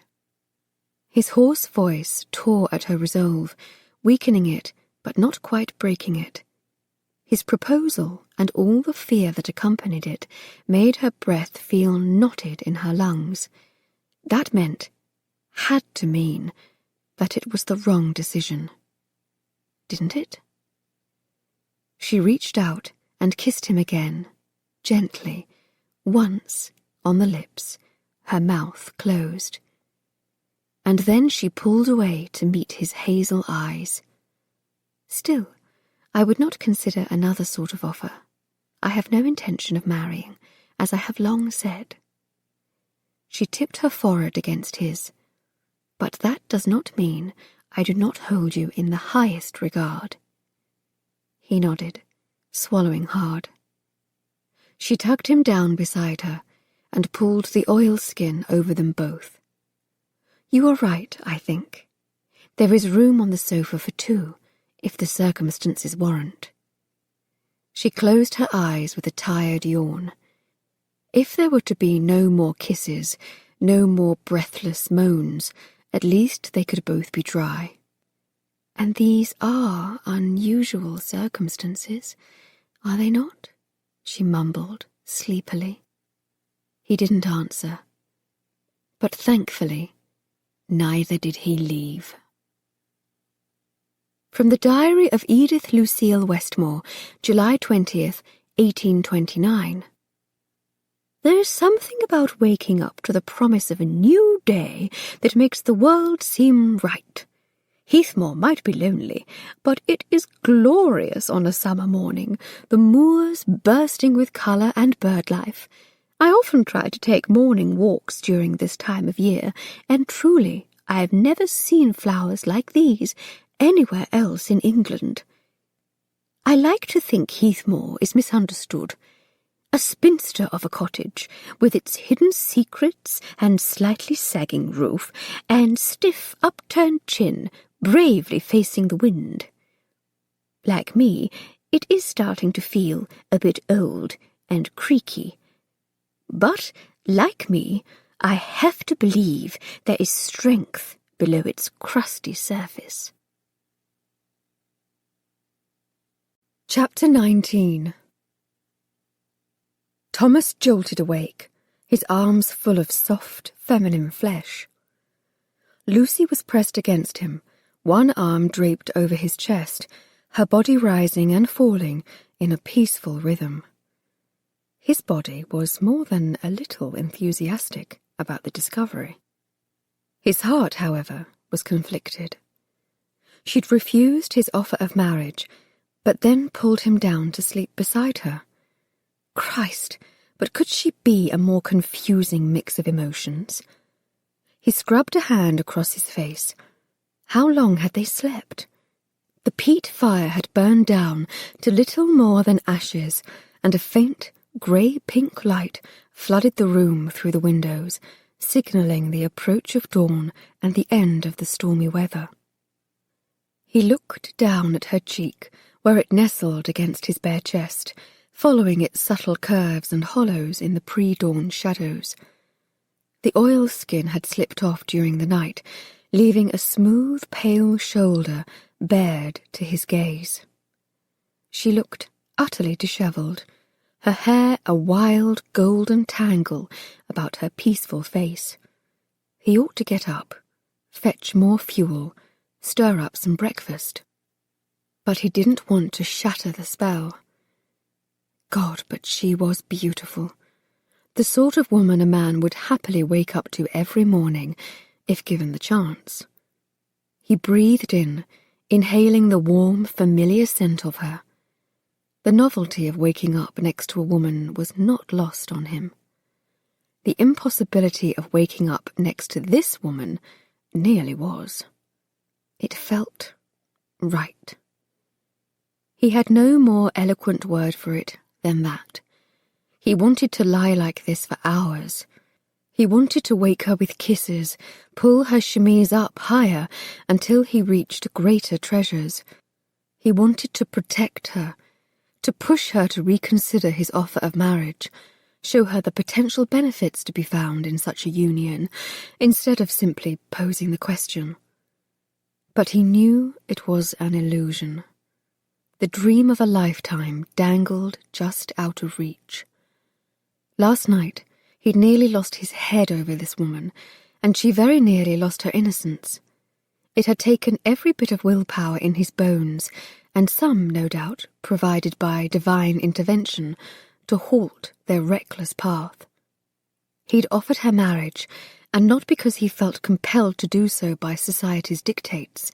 After all, no one had witnessed her compromise, and he stopped himself before anything truly regrettable happened.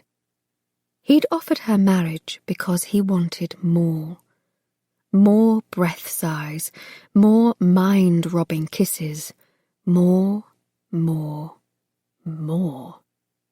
And he might be a man with his share of personal regrets, but his history, and his sister's tragic example as well, had shaped him into the man he was. He was not someone who could compromise an innocent and leave her to deal with the consequences. He was no longer a randy young peer, stumbling about clubs and bawdy houses, ignoring his responsibilities. For both of them, more needed to mean marriage. But last night, she'd made her intentions clear. "I have no intention of marrying," she told him. Which meant she'd enjoyed their kiss, but had no notion of following the proper path to where those kisses ought to lead. And if there was one thing he'd learned about Lucy in the short time he'd known her, it was that you tried to force her hand at your own and the world's peril. He shifted, trying not to wake her. But it turned out she slept like the dead, which was a good thing, considering the degree of calisthenics it required to extricate himself from their tangled sleeping arrangement. Finally he was free of her sleepy hold and shrugging into his dry shirt. He watched her as he fumbled with his cuffs, feeling at once protective and helpless at the sight of her. One pale leg was curved upward, and her chemise had rucked up around her hips, giving him a hint of garter ties and expensive silk stockings. wholly unsuitable for cliff-top trekking through Cornwall. Did she understand the dangerous game they played? The consequences of casually dabbling in desire? And yet, his interest in her was more than carnal, more than casual. How long had it been since he'd felt such human contact? It felt as though he had been waiting for this his entire life. But she wasn't his to protect if she didn't want to be. Neither, in fact, was Heathmore Cottage. Aside from the question of funds, she would be an entirely capable mistress for Heathmore.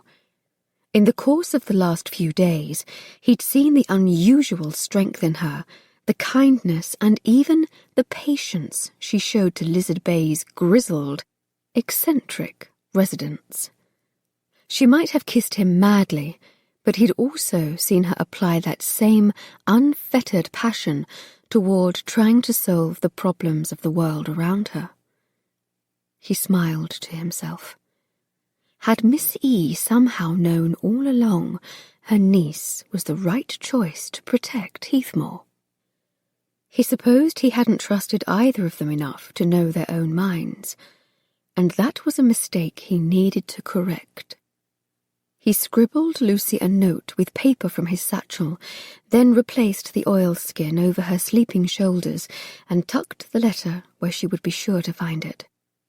Then he turned toward the door, picking up his satchel and slinging it across one shoulder. Perhaps, if her heart was in the right place, Heathmore's future might actually be safe in her hands, and he could start, he supposed, by showing her some of it. Lucy woke slowly, her face turned toward the cold hearth. For a moment she hovered on the edge of uncertainty, unsure of where she was. She breathed in, catching the dueling scents of musty air and snuff. The fire was out, and sunlight flooded the floorboards beneath the parlour window. She was at Heathmore Cottage, the knowledge of which sent her heart jumping in a glad little rhythm.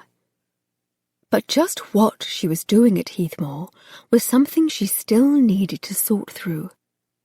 She stretched, testing her limbs, sorting through the acute silence of the house. The rats, it seemed, had scurried back to their daybeds. The ghosts, too, had retreated, the unearthly moaning sound having been tempered by the dawn. Both good things she could allow, but where on earth was Thomas? She placed a hand on the cushion beside her. The fabric was not warm, suggesting he must have left some time before. Her cheeks heated as she recalled the kiss from last night and the proposal that had accompanied it.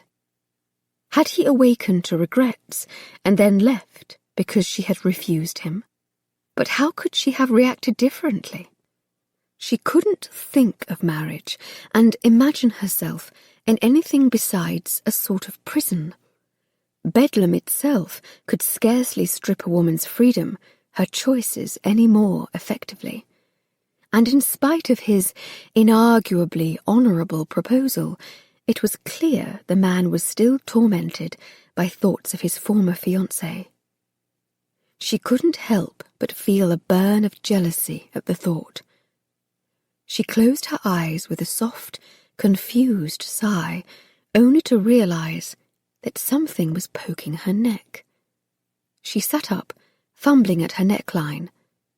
Her hand closed over a folded piece of paper. Sitting up, she unfolded it. "I trust you've had a good sleep, given that you proved nearly impossible to wake. I will be back shortly. Stay inside, if you would. I have something important to show you when I return. Branston." Warmth spread through her. He'd not left after all. And though his signature was impersonal, the notion that he had something important to show her sparked her curiosity. But he expected her to stay inside, did he? Silly man, to expect she might be the sort of woman to follow orders. She dressed hurriedly, though she supposed the sentiment of modesty was a bit odd when his mouth had been on her breast last night.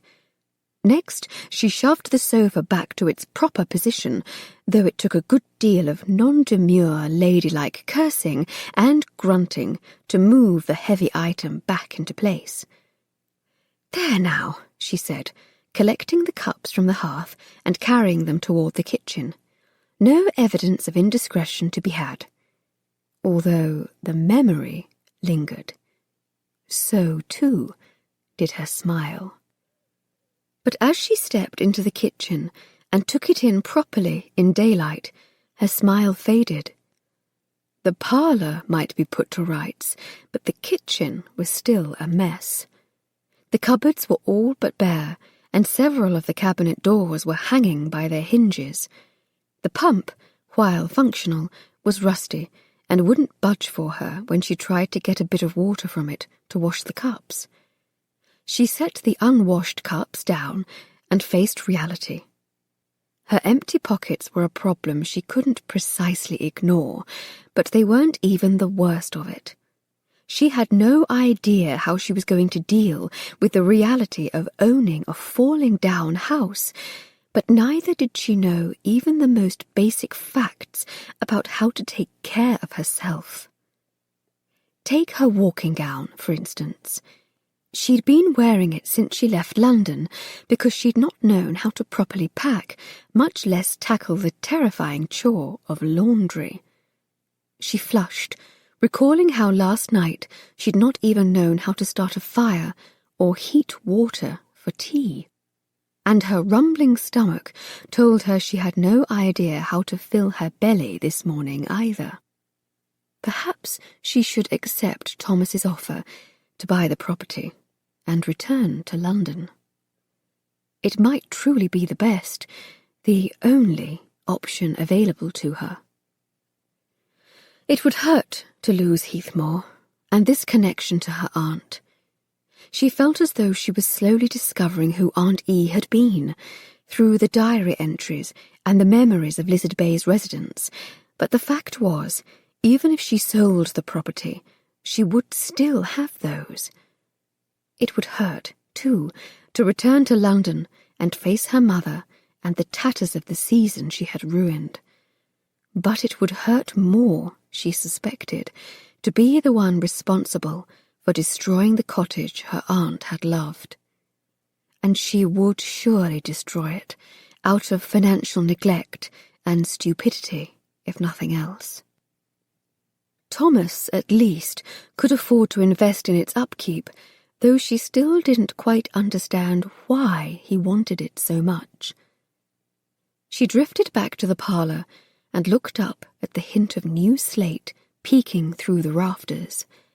It scarcely mattered why he wanted it, she supposed, only that he did. She needed to stop distrusting his motives and put her faith in the man he'd shown her he was. The man who'd patiently waited for her to come around and accept his offer of help. The man who'd held himself back last night from her impulsive dash toward wantonness. The man who'd offered her marriage instead of heartbreak. It was clear he cared about this house. The parlour gleamed with spit and polish, and the evidence of what he'd tried to do by way of external repairs was impressive. The half-finished roof must have cost several £100 of slate alone. Opening the front door, she stepped outside, intending to get a better look at the half-finished roof and sort out whether she had a prayer of being able to fix it herself. But as she looked out over a glittering green ocean, the view from the front door made her forget her reason for going outside. She gasped out loud. This, finally, she remembered. A memory rushed in, of holding her aunt's hand and stepping out into a glorious morning. She remembered staring agape at the ocean and Aunt E squeezing her hand and warning her to hold on tight so as not to tumble over the edge of the cliff. Together they'd hunted for eggs along the scrub grass, hens scattering in the wake of their treasure hunt, loudly clucking their consternation. The descendants of those half-wild hens looked warily at her now, peeking out from the narrow curtain of grass and reed. Suddenly realizing where she might find breakfast, though still having no idea how to actually go about preparing it, Lucy stepped closer to the edge, shielding her eyes against the glint of sun off the water down below. She stopped near the edge and looked out, awed to silence, the eggs forgotten. Well, had she just been wondering why Thomas might want the cottage so much? She supposed he could desire the place for the view. Who wouldn't? The fog had lifted during the night, and the horizon line was as sharp as a surgeon's blade. Blue-green water and froth-tipped waves stretched out to that line. The sky was the sort of blue that made her blink, a sky so clear it was as though she'd never seen its like. Then again, she lived in London. She very liked hadn't seen its like, not since she was 6 years old. She breathed in deeply, wishing Thomas were there with her to share the moment. The beauty of the morning and the pleasure of the memory made her want to reach for him. What was it about the man that had her mind turning in directions it never had before? She felt something odd then, a subtle shifting of the ground beneath her feet. She took a step backward, and her heart bunched, pounding against her ribs. She'd been warned that the cliff was dangerous, and though she'd rolled her eyes, she hadn't precisely ignored the warnings. She'd been careful, after all, to stop several feet from the edge. Apparently, the edge had other ideas. As the earth dissolved beneath her, she outthrew her hands, screaming, seeking purchase against something, anything. But her nails clawed naught but mud and rocks. The ground was sliding, tumbling away, and then she was too, skirts tangling about her ankles, her arms flailing against the air. And then she slid over the edge, toward the sharp rocks below. From the Diary of Edith Lucille Westmore, January 5th, 1830. Sometimes I am my own worst enemy. When I first arrived in Cornwall, I was determined to preserve my solitude. Letting the road to town grow over seemed like a good idea at the time, but now I can't help but wonder if I have cut off the arm to the very lifeblood that sustains me. It's been a long, lonely winter, and it's scarcely half over.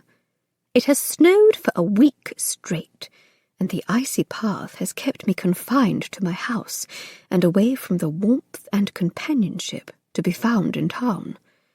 This morning I stood on the edge of the cliff and screamed as loud as I could, just to see if my voice would reach town. But no one came. Either they can't hear me, or I've led them to believe I don't care. Chapter 20. The cottage was just rounding into sight when Thomas heard Lucy's scream. Immediately, he felt that rush of panic that can only come from knowing you have failed someone you were charged to protect. He'd felt that way only twice before. Once, when his sister had shown up on his doorstep, frightened and very noticeably pregnant, and then again at her funeral wake, pacing the unimaginable loss of her, even as he drunkenly questioned her choices that had brought about the necessity of a closed casket.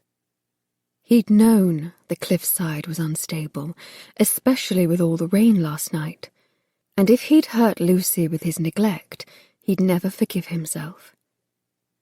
He tore toward the house, his satchel slapping against his thighs. He could see the raw earth, the new jagged rim, and knew instinctively what had happened. Damn her adventurous heart.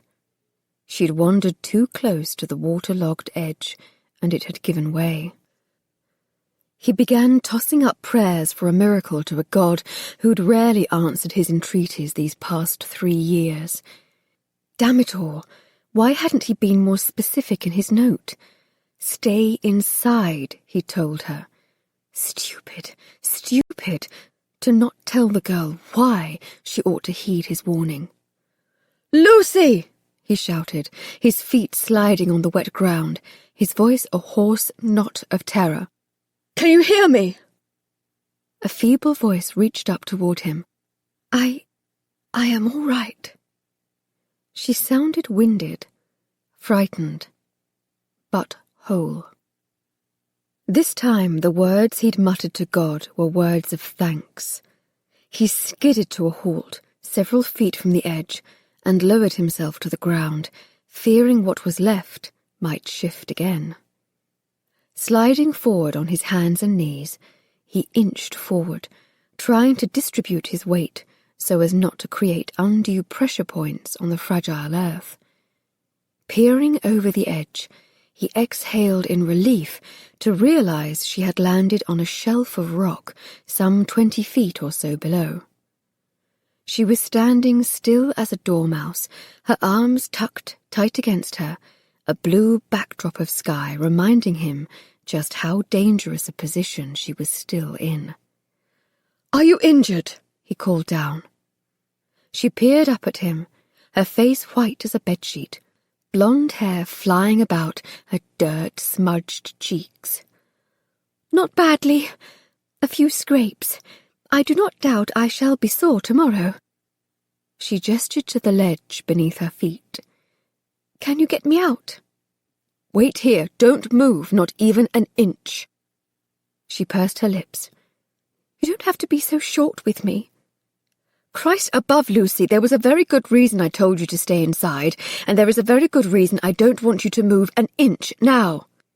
And that was because he feared she was an inch, or less, away from sending the whole bloody cliff sliding into the surf below and snapping her stubborn little neck. Battling back panic, he sprinted toward the cottage and returned with a length of rope from the peat shed. Holding his breath, he threw it down. The rough fibres snagged on jagged bits of soil, but it slithered down to gather at her feet. Thank God the ledge was closer to the top of the cliff than the bottom. "Tie it around your waist," he instructed. That way, if the worst happened, she would at least be caught before she tumbled to her death. She did as he asked, and he was relieved to see she at least knew how to tie a knot. Miss E. would be proud, his mind unhelpfully supplied. Yes, well, Miss E. had known better than to get too close to the edge. He carefully climbed to his feet and widened his stance. The earth seemed to be holding. Exhaling in relief, he tried to pull her up. But the girl was solidly built, and the rope's friction against the edge of the earth was worrisome, sawing against the tenuous new rim. He cursed beneath his breath as bits of mud rained down. He didn't know how fragile the remaining earth was, and he didn't want to risk another landslide. "See if you can climb up," he called down, tying the rope about one shoulder and trying to hold it away from the edge. "Do it the way a sailor would, your feet knotting in the rope. Keep your body away from the cliff," he instructed. She tried, he'd give her that, but he could see it wasn't going to work.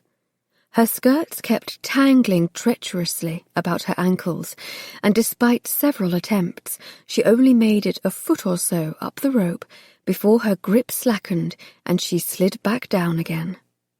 Worse, the shower of rocks and mud raining down intensified, making his gut tighten in worry. "Take off your skirts and corset," he directed, cursing beneath his breath. She frowned. "If you are trying to charm me—" "Lucy," he growled. "All right." She grinned, the gesture looking out of place against the stark whiteness of her face. No need to shout. Her smile was probably meant to reassure him, but her voice trembled a bit, quite ruining the effect. She untied the rope, making his stomach clench for the half-minute's vulnerability, and pulled off her heavy clothing and corset, leaving them bunched to the ground. Then she retied the rope and tried to climb up again, this time in her chemise. She got a little farther without the burden of all that fabric, but once again made it only a few feet before sliding back down. I am afraid it's not going to work." She shook her head. "I'm not the most athletic of souls." Her pale face mooned up at him. "You should know I can't throw worth a shite either." In spite of the fear he felt, he somehow forced a hollow chuckle. "Oh, I don't know. Your aim last night showed remarkable promise." He could still smell the snuff on his hair and clothing. "And didn't you say you climbed out of a window to get to Cornwall?" She grimaced. "Yes, well, that wasn't done very gracefully. I usually do these things wearing trousers, you know." That finally brought a real smile to his face. "Do you want me to take off my trousers and toss them down to you?" he teased, even as he tried to sort out another way to bring her up. If he climbed down, he could boost her from beneath, carry her up one-handed if he had to. He'd go down, and willingly, but would the ledge hold them both? She had a rope tied about her. At least she would be saved if the worst happened. "No." He heard her puff of laughter. "You'll need your trousers on when you explain to the authorities how I came to toss myself over the cliff." Despite her attempt at humour, she blinked up at him, her lower lip trembling. He focused on that small evidence of fear, feeling glad for it. If she was frightened, it meant she at least understood the precariousness of the situation. "Perhaps you should go to town and find some other people who might help," she asked. He shook his head. Too risky. He didn't add that only the oldest, most stubborn souls still lived in Lizard Bay.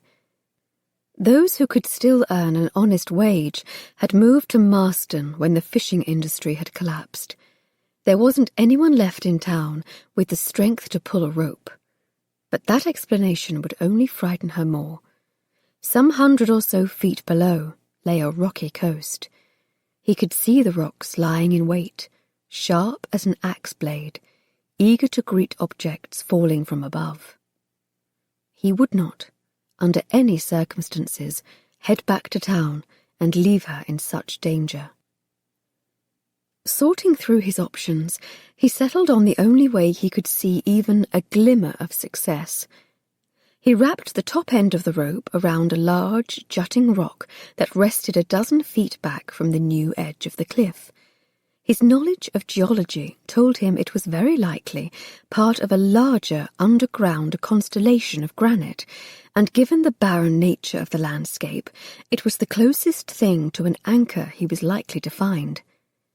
But that didn't mean it wouldn't prove false if the entire cliff went tumbling down. With the rope as secure as he could make it, he began to lower himself, one careful hand at a time, until finally he was putting one foot down gingerly, then the other. He exhaled slowly as the ledge held. In a second she was plastered against him, his hands full of soft, trembling skin, his nose filling with the scent of her. I can't believe you came down for me," she gasped. "How could you believe I wouldn't?" He lowered his lips to her wild halo of hair. Christ, what this woman did to him. Tied him up in knots, then shook him back out. "I would do anything for you, Lucy." She pulled back, blinking up at him with a tremulous smile. "Well, it seems you've proven once and for all you don't have plans to kill me." He frowned. "You weren't really serious with that nonsense yesterday about tossing you over the cliff, were you?" She shook her head. "No, I was only trying to vex you." "Ah."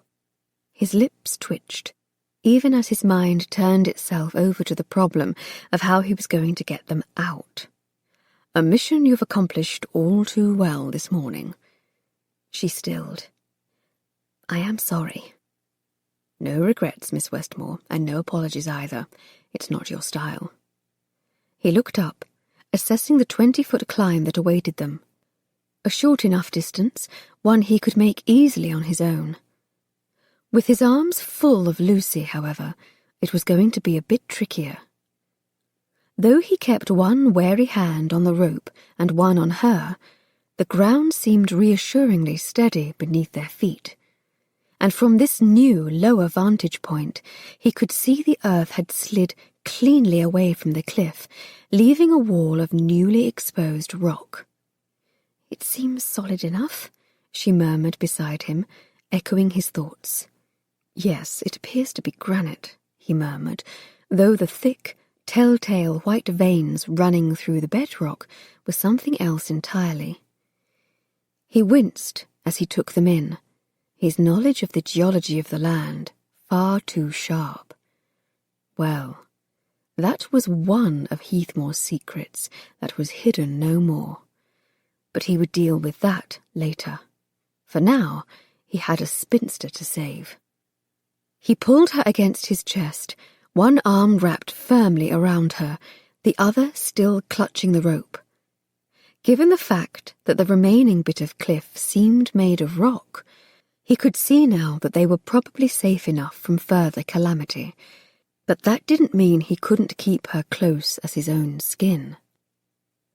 Just in case, his brain tried to whisper, but it wasn't the entire truth. He wanted her close for reasons more selfish than her mere safety. "Thomas," she whispered, blinking up at him, but not trying to extract herself from his grip.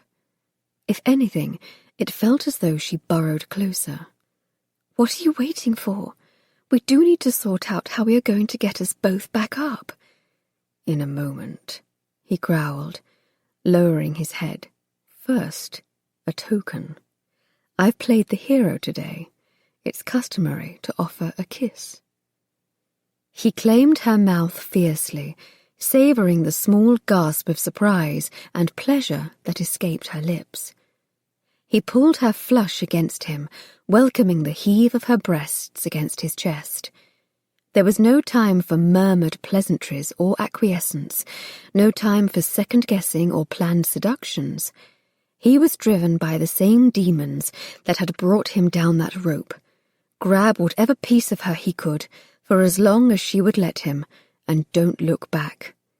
And through the addled haze of desire, he could see she wasn't resisting in the slightest. Finally, he pulled back, his breath an absolute tangle in his lungs. But he didn't loosen his grip. Could she feel the pounding of his heart, there where their bodies met? It felt absolutely right to kiss this woman on the edge of a catastrophe, the ocean in their ears and the Cornwall sunshine beating down on them. As he stared down into her dirt-smudged face, realization sank in.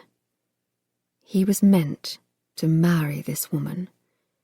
He'd never felt so sure about anything in his life.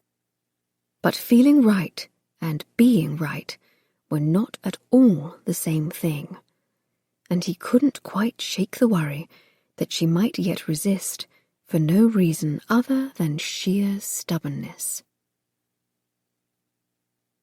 Lucy opened her eyes as she tried in vain to catch her breath.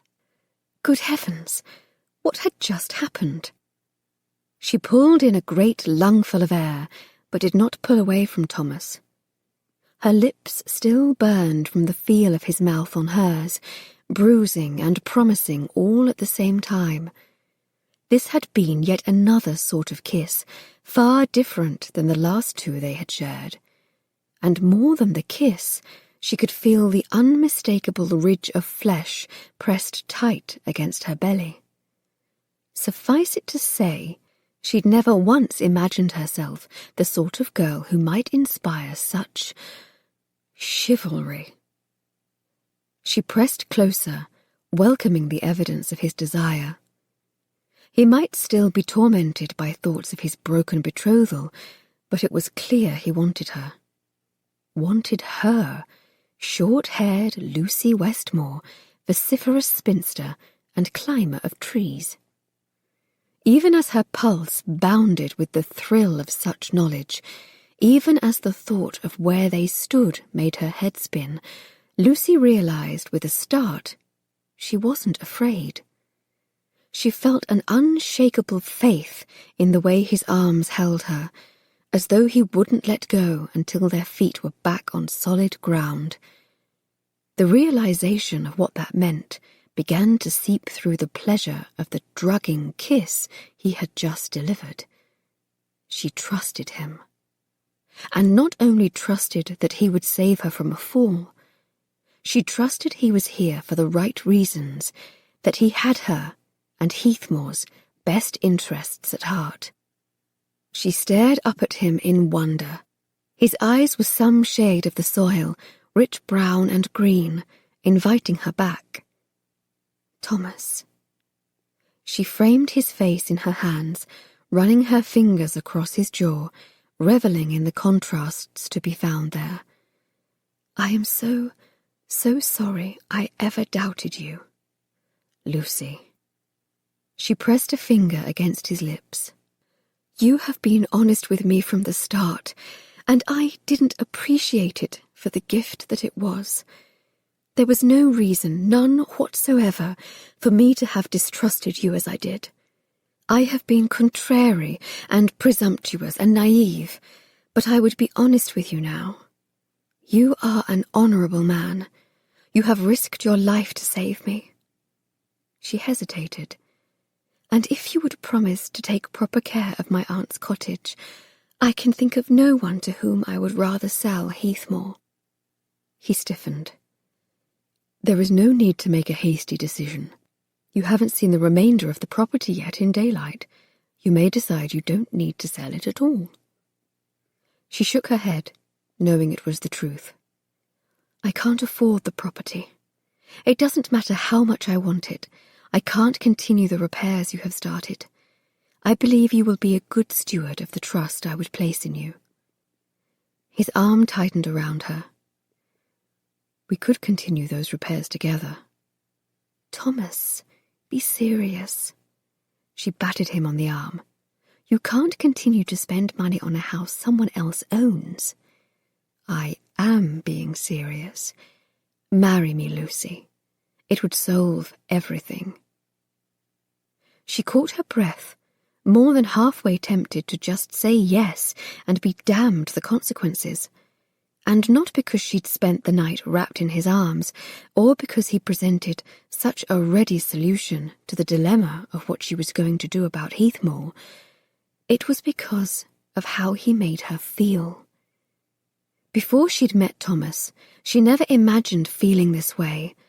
Never once imagined her future to be shaped as one half of a pair. Never once imagined someone she cared about might offer for her. Last night, when he proposed so awkwardly, she'd worried that he only offered out of some misplaced sense of honour. Worse, she'd frightened herself by actually considering it. She could imagine no worse scenario than finding herself trapped in a marriage where only she felt such things. She was far more confused on that front this morning after seeing him climb down to rescue her. He cared for her. He must. But, once again, her breath felt knotted in her lungs. What did that mean? Did it mean she was bound for a different path, or just that she lacked the imagination to see the potential in the road he offered? Aunt E's words, the very first entry in the diary, echoed in her head. A wife belongs to her husband, but a woman alone belongs to herself. Lucy had always imagined her life would be spent focusing on grand causes, changing the world one unjust practice at a time, but a body couldn't do that if they were bound in marriage to another. She placed her hands against his chest, pushing him back an inch, seeking space to breathe and think. His jaw hardened. Is this to be another set of negotiations, then? She shook her head. She felt confused, and the temptation of his arm around her middle wasn't helping unmuddle matters in the slightest. I just need to think on it. And she couldn't do that when she was sighing contentedly in his arms. She took another step away, and then another. Why did it feel as though she were going in the entirely wrong direction? Lucy, be careful, he warned. Suddenly, she was wobbling. She cried out in fear. But he was there beside her, his hand closing over her arm. He hauled her back against his chest, his arms closing tight. She pressed her face against his shirt, smelling cloves and tobacco, feeling the solid thump of heart and muscle and promise beneath her cheek. Can't you see? He growled in her ear. It is going to be the death of me if I can't be the one to keep you out of trouble. She closed her eyes, savouring the feel of him, even as his words kindled a deeper uncertainty. Damn it, now he'd saved her life twice. How could she be thinking to repay that debt with disappointment? Lucy! The voice pushed down at them from 20 feet above. Her eyes snapped open to see her father's face peering over the edge.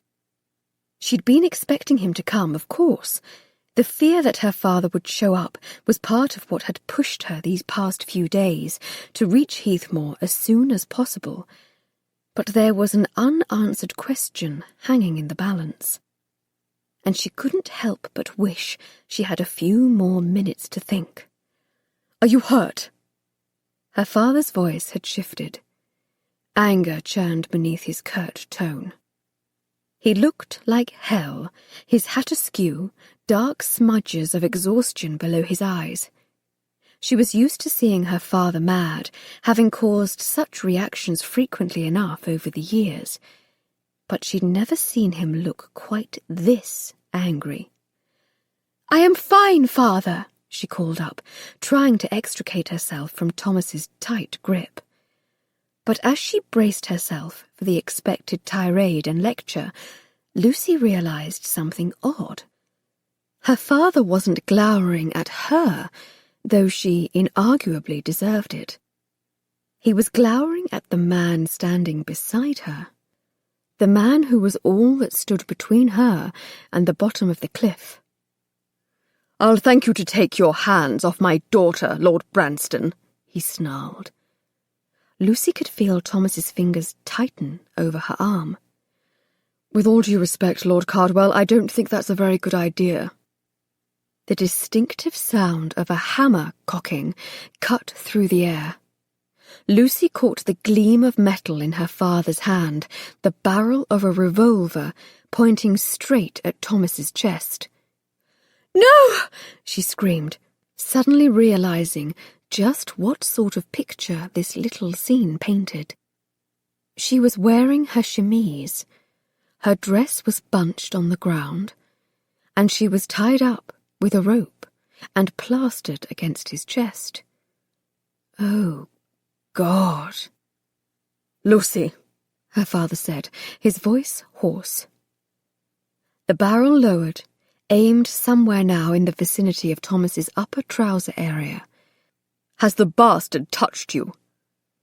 She hesitated, shocked at her father's ferocious display of protectiveness, and, unfortunately, The answer to that question wasn't exactly a resounding no, but the explanation was going to take more than a few mumbled seconds, and she wasn't sure her tongue was working properly at the moment, tied up as it was in fear and surprise. "Then I hope you've a second in this town who will stand up with you, Lord Branston," her father snarled, raising the barrel again, this time to point toward Thomas's head. "Because you're going to need one."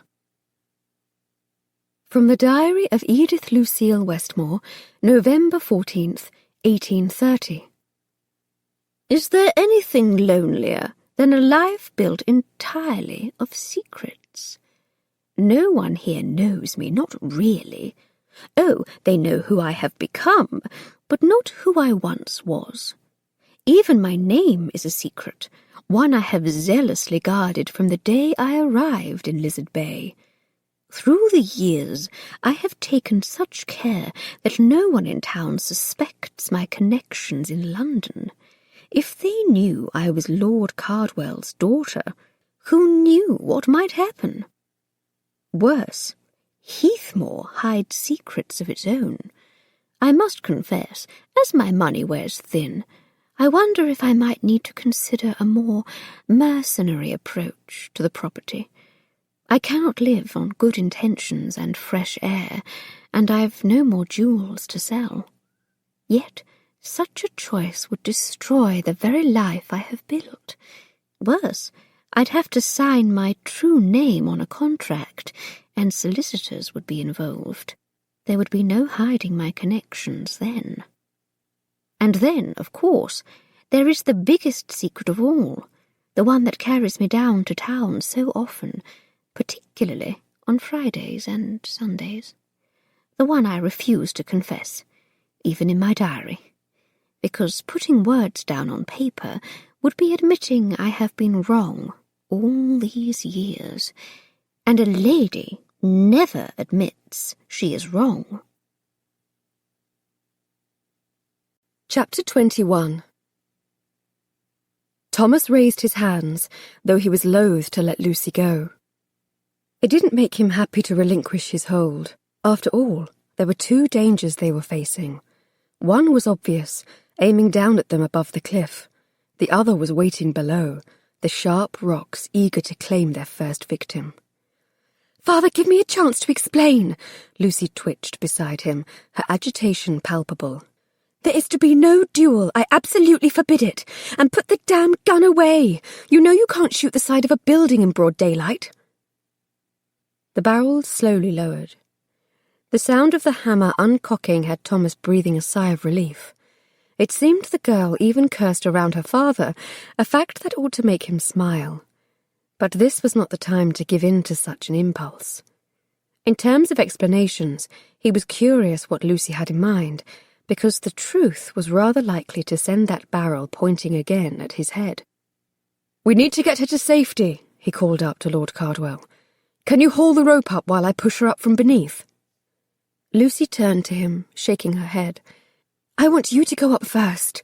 I'm safe enough with the rope tied about my waist." "No," Thomas growled. In that moment, he heard as well Cardwell's nearly simultaneous echo. Thomas looked up at her father, his irritation with the man easing somewhat. It was hard to be annoyed with Lord Cardwell when it was clear he loved his daughter and was concerned with her safety. "Lucy, you must come first." Cardwell's voice was hoarse with worry.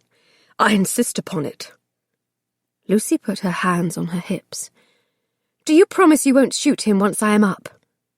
Cardwell's mouth turned down in a frown. A snarl of irritation escaped those lovely lips. "Throw the revolver over the edge." Cardwell's face reddened. "Now, Lucy, be reasonable." Thomas winced. If he learned one thing in the week since he'd met her, it was that telling this woman to be reasonable was an entirely stupid thing to do. "No, you are the one who needs to be reasonable." She took a step toward the edge and pointed to the empty space beyond. "I mean it, Father. I am not play-acting here. This isn't one of Geoffrey's pranks, and the longer you wait, the longer it will take to hear my explanation." There was a muttered oath, and then the revolver came sailing down. The sound of metal on stone clattered up from below. "I knew that would work," she whispered, offering Thomas a cheeky smile. She squared her shoulders and nodded. "Right then, up I go." This time her progress was solid. With Thomas working from below, boosting her bum against his shoulder, and her father hauling the rope from the top, she half climbed, half hung, until she was being pulled over the edge and her face was peering down at him beside her father's. Thomas smiled up, relieved to see her safe. And then it was his turn, his progress sure and swift as he went up the rope, hand over hand, welcoming the burn of the rope fibres against his sweating palms. It was only after he reached the top that he realised the obvious. Damn it all, but Lucy's skirts and corset were still on the ledge below. "Well?" Cardwell crossed his arms, his frown deepening as his gaze shifted between them. "I think I have been more than patient." His gaze hardened on Thomas. "And I would have you know that my gun may be gone, but I still have a knife in my possession." Lucy waved a hand in the air. "There is no need to resort to threats. It is really quite innocent." Her father's eyes narrowed. "It doesn't look innocent." She gestured toward the cottage. "Well, it all started with the rats." "The rats?" Her father echoed with disbelief. "Have they chewed off your skirts, then?" "Actually, I should probably go further back."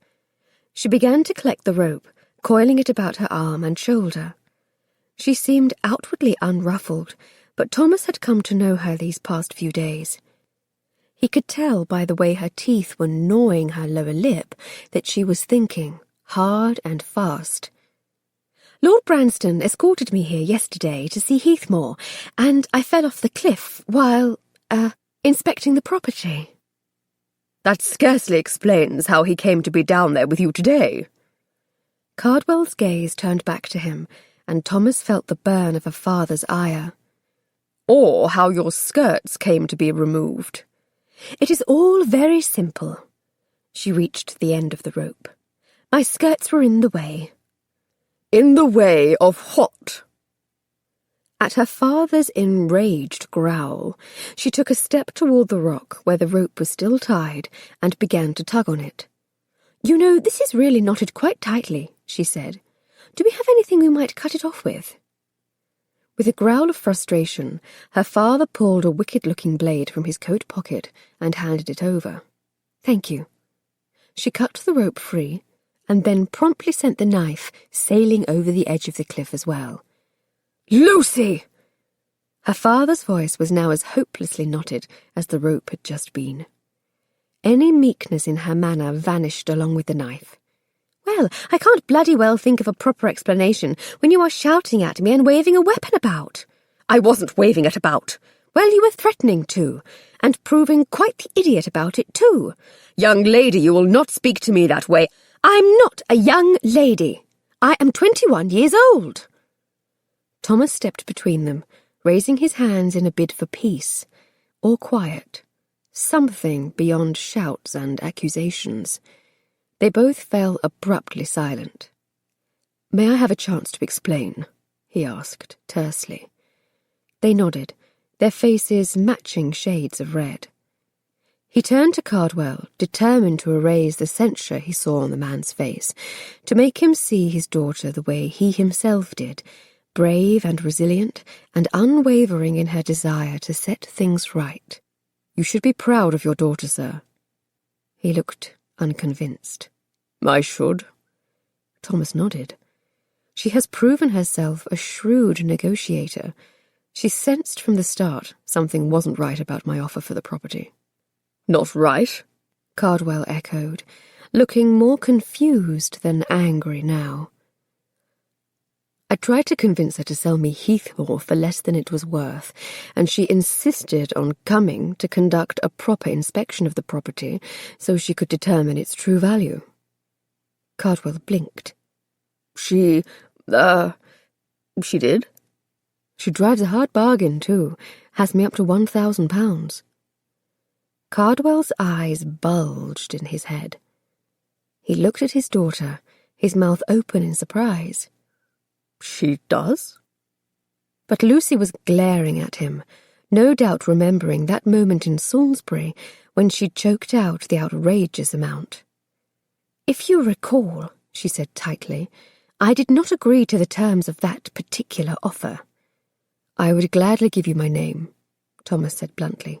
I don't want your name. I have a perfectly good name, came her strangled response. Why do men always think women want a new name? Lord Cardwell. Thomas turned, prepared to ask the man for his daughter's hand in marriage, a proper proposal done right. He knew she cared for him, could feel in his bones the rightness of them together. But Cardwell wasn't listening. Instead, he was scratching his head, standing by the rock where the rope had just been tied. Thomas saw him run a hand across its white marbled surface, heard him muttering under his breath. Lord Cardwell, Thomas called, trying to pull his attention back to the matter at hand. But the man was striding away now, shaking his head. He peered over the edge of what remained of the cliff, then turned back around, his face red with anger. Well done, Lucy. She stared at her father, her mouth open. Thank you? I didn't see it at first. Cardwell pointed a finger at Thomas. But you did, brilliant girl. He's tried to swindle us. Thomas felt a knot begin to grow at the pit of his stomach. Don't you mean he's tried to swindle me? Lucy asked archly. Missing her point, Cardwell pointed back to the newly exposed cliff face. I missed it before, during my first visit. I was too upset over Edith's death, and I didn't understand why she would leave Heathmore to you when it seemed all but worthless. But damn it all, there's tin on this property, isn't there? His voice rose in volume, and his finger came back to stab the air in Thomas's direction. You, sir, have tried to steal my daughter's inheritance. The knot in his stomach began to tighten. In fact, it began to feel a bit like a noose, particularly when Lucy turned troubled blue eyes in his direction. Lucy, I can explain. Is this what you meant in your note? What you wanted to show me this morning? She whispered, her voice anguished. That there is tin on the property. Thomas hesitated. It would be so easy to lie, to nod and play along. But he had given her far too many omissions of the truth already, and so he shook his head. No, I had planned to show you something else. Anything, in fact, but this. He gestured to the moors, to the wild, barren fields that stretched out above the cottage. I wanted to show you what lay on the grounds. At her look of confusion, he stooped down and fumbled in the satchel on the ground, bringing out a fistful of heath, wilted now in all the excitement and delay. I wanted to show you this. There was a strained moment of silence, where only the wind and the ocean held sway as she stared down at his hand. You wanted to show me grass? She finally whispered. He stifled a growl, frustrated beyond reason at the awkwardness of the conversation, one he had no hope of remedying in the moment. Not grass, heath. A flower, actually. It doesn't look like a flower. It flowers later in summer. The point is, it is indescribably rare. From the satchel, he pulled out the rock he'd dug up this morning, its grey and grey dirt-crusted surface hiding its potential beauty a little too well. There is this as well. Her lips firmed. A rock? Not just a rock. Lizardite. He gestured toward her neck. "It can be fashioned into serpentine, like the necklace around your neck." Her brow puckered and her fingers drifted toward the pendant. "I know it doesn't look the same," he said hurriedly. "Not yet. It has to be polished first. But it is part of the rare geology of this peninsula, found nowhere else in England. And there is more, if you would let me show you." He could tell by her lengthening frown that she didn't understand. Either that, or she didn't care to try. The problem was, you couldn't tell someone something like this. You needed to show them, needed time to explain how rare and precious and important such things were. But time was something she didn't appear to be willing to give him. "You wanted to show me flowers and rocks," she said flatly. She straightened her shoulders and looked at him in the eye, her dirt-smudged face stiff with disappointment. "Well then, that makes me very sorry I pitched my father's pistol and knife over that cliff, Lord Branston."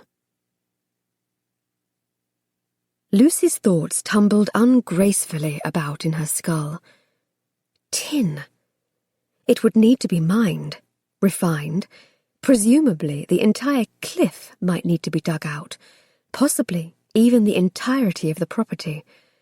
She hadn't a clue to its value, but she suspected it was something more significant than £1,000, with or without her maidenhead. Her father was standing beside her, glaring at Thomas every bit as fiercely as she was, as though he was proud of her. She had little enough experience with the notion, but in the shadow of what appeared to be Thomas's overwhelming betrayal, she wanted to lean toward that now. It was perhaps the only thing holding her together. One pull, and it might all unravel. "I would ask you to leave now, Lord Branston," she choked out, even as she had to school her mouth to skip over his given name. Had she felt humiliated that day at the inn, when she'd first imagined his interest had been feigned to tempt her to sell Heathmore? That experience was a pale cousin of the mortification she felt now. "Lucy," he began. "You lied to me," she ground out. "Lied to the town, too. There is tin here, perhaps even enough to save Lizard Bay from its slow, steady slide toward nothingness." He tried to steal it, and for what? To hide it away, never to be disclosed? Or was he trying to acquire the property so he alone would be poised to benefit at the expense of everyone else? Because that, after all, was what he'd gain in the marriage he'd been pursuing. Her body, her soul, her goddamned property. "Lucy, please." Thomas's voice was strained. "Give me a chance to show you what I'm talking about. The Heath and the Lizardite are only part of it. There is more of value to Heathmore than you think, and a mining operation will not be the boon to the town you think it will be. It would destroy what makes this part of the coast unique." The sound of her name on his lips and the hoarsely uttered "please" nearly undid her resolve. She could almost believe he was sincere. But she shook her head. "You had plenty of chances to show me already," she pointed out, thinking of the long minutes they had stood on that narrow slice of ledge, minutes where he'd distracted her with a heart-stopping kiss instead of discussing the fact that the entire cliff face was riddled with veins of tin. "And if I were you, I'd go quickly." She held up one arm. "After all, I still have a rope." His jaw hardened. "You are bloody stubborn, you know that." She raised her chin. "So I've been told." He looked in her father's direction, as though he was seeking help from that quarter. Stupid man, to think he would find a kinder reception there. 10 minutes ago she was all that had stood between her father's pistol and his bollocks. "I believe my daughter asked you to leave, Branston," her father said, crossing his arms. "You are fortunate I don't call the magistrate." In spite of herself, Lucy rolled her eyes. As if old Bentley, the town's magistrate and mayor, could hear an explanation like this and think they were talking about anything other than sin. Thomas's gaze swung back to her. "I won't give up on this," he told her, his words like heavy weights aimed squarely at her heart. "I won't give up on us, Lucy. And when you've had a moment to think on it, when you decide you want to see the rest of it, you have only to ask me to show you." Then, with a curt nod, he left, striding down the path that led back to town. She stood, silent, watching him go. "Well then, good riddance, I say." Her father came up to stand beside her, his hand settling on her shoulder. "It seems like we might want to seek some other offers for Heathmore." She nodded, trying not to care that he continued to say we instead of you. "I could make some inquiries in Marston before we go back to London," he offered. Lucy grimaced. London. The word sounded foreign to her ears. She thought of all that waited her there. Balls and gowns and useless, endless parties. Mother and her interminable frowns. "All right," she said, not knowing what else to do. She was so bloody confused. She was usually quick to leap to action, to fix whatever problem loomed large, but in this she wasn't sure how to proceed. "But I do not want to sell Heathmore, not without knowing all my options," she warned. Her father's fingers tightened on her shoulder, but his face softened as he nodded down at her. "Of course. Lucy, I am sorry for not trusting your judgment before. I don't approve of the fact you ran away and left without even a note. But I can see you had reason to come here. You saved us from a tremendous mistake." She exhaled, the praise feeling awkward to her ears. So, too, did the word us. Hadn't she saved herself from the mistake? At least Thomas had respected the fact this was her decision to make, even if he'd hidden some of the facts from her. "I would like to stay in Lizard Bay while you place those inquiries." She hesitated. "Mrs. Wilkins has been telling me stories about Aunt E." And the thought of going to Marston, the town her aunt had hated so much, made her feel nearly as ill as the thought of Thomas's betrayal. She held up a hand, and her father opened his mouth. "And before you go on about my needing a chaperone, I would remind you I came here without one." After a moment, her father nodded. "All right. As long as you stay with Mrs. Wilkins and don't wander too far afield." He hesitated. "I want you to know I am proud of you, Lucy. You've a solid head on your shoulders. Your brother could learn a thing or two from you." "Thank you." She stared down at the ground, feeling miserable rather than pleased. How long had she wanted such affirmation? It seemed nearly her whole life. But at what cost had she earned it? Her gaze fell on the satchel that Thomas had left behind. It was a sign of how upset he was that he'd forgotten it. The bulging sides made her wonder if the contents might contain samples of tin and rock collected from her property and spirited away for analysis. But when she picked it up and peered inside, she saw only an odd mix of plants, their roots carefully bundled in cloth and twine. A few more lizardite rocks, their green-mottled hue scarcely recognizable as the same rock in the pendant about her throat. And, near the bottom, dirt smudged but unmistakable, a thick sheath of papers addressed to the Linnean Society of London. She caught her breath at the utter lack of evidence for his nefariousness. Plants. Rocks. Oh, God! The man was obsessed with nature. How many unintelligible scientific names had he quoted to her in the course of their brief but memorable acquaintance? Worse, holding the satchel now reminded her of how he'd carried both his own bag and hers up the wet path last night, and this morning when he'd pulled out the bunch of heath, drooping and wilted. How could he be so kindly in one moment and scheming in the next? She didn't know, but the answers weren't going to fall out of the sky. Perhaps, though, they might fall out of her aunt's diaries. She glanced back toward the cottage, where the volumes were still tucked inside her bag, the very bag he had carried up here for her. Had Aunt E known about the tin on the property and held opinions of her own on the right way to proceed? Lucy was scarcely halfway through the 3rd volume. Any clues must be buried in the later passages.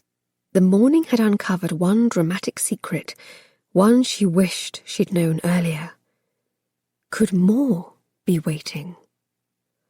"I need to fetch my bag before we go," she mused, looking down to realize with horror she was standing out of doors in only her chemise and stockings.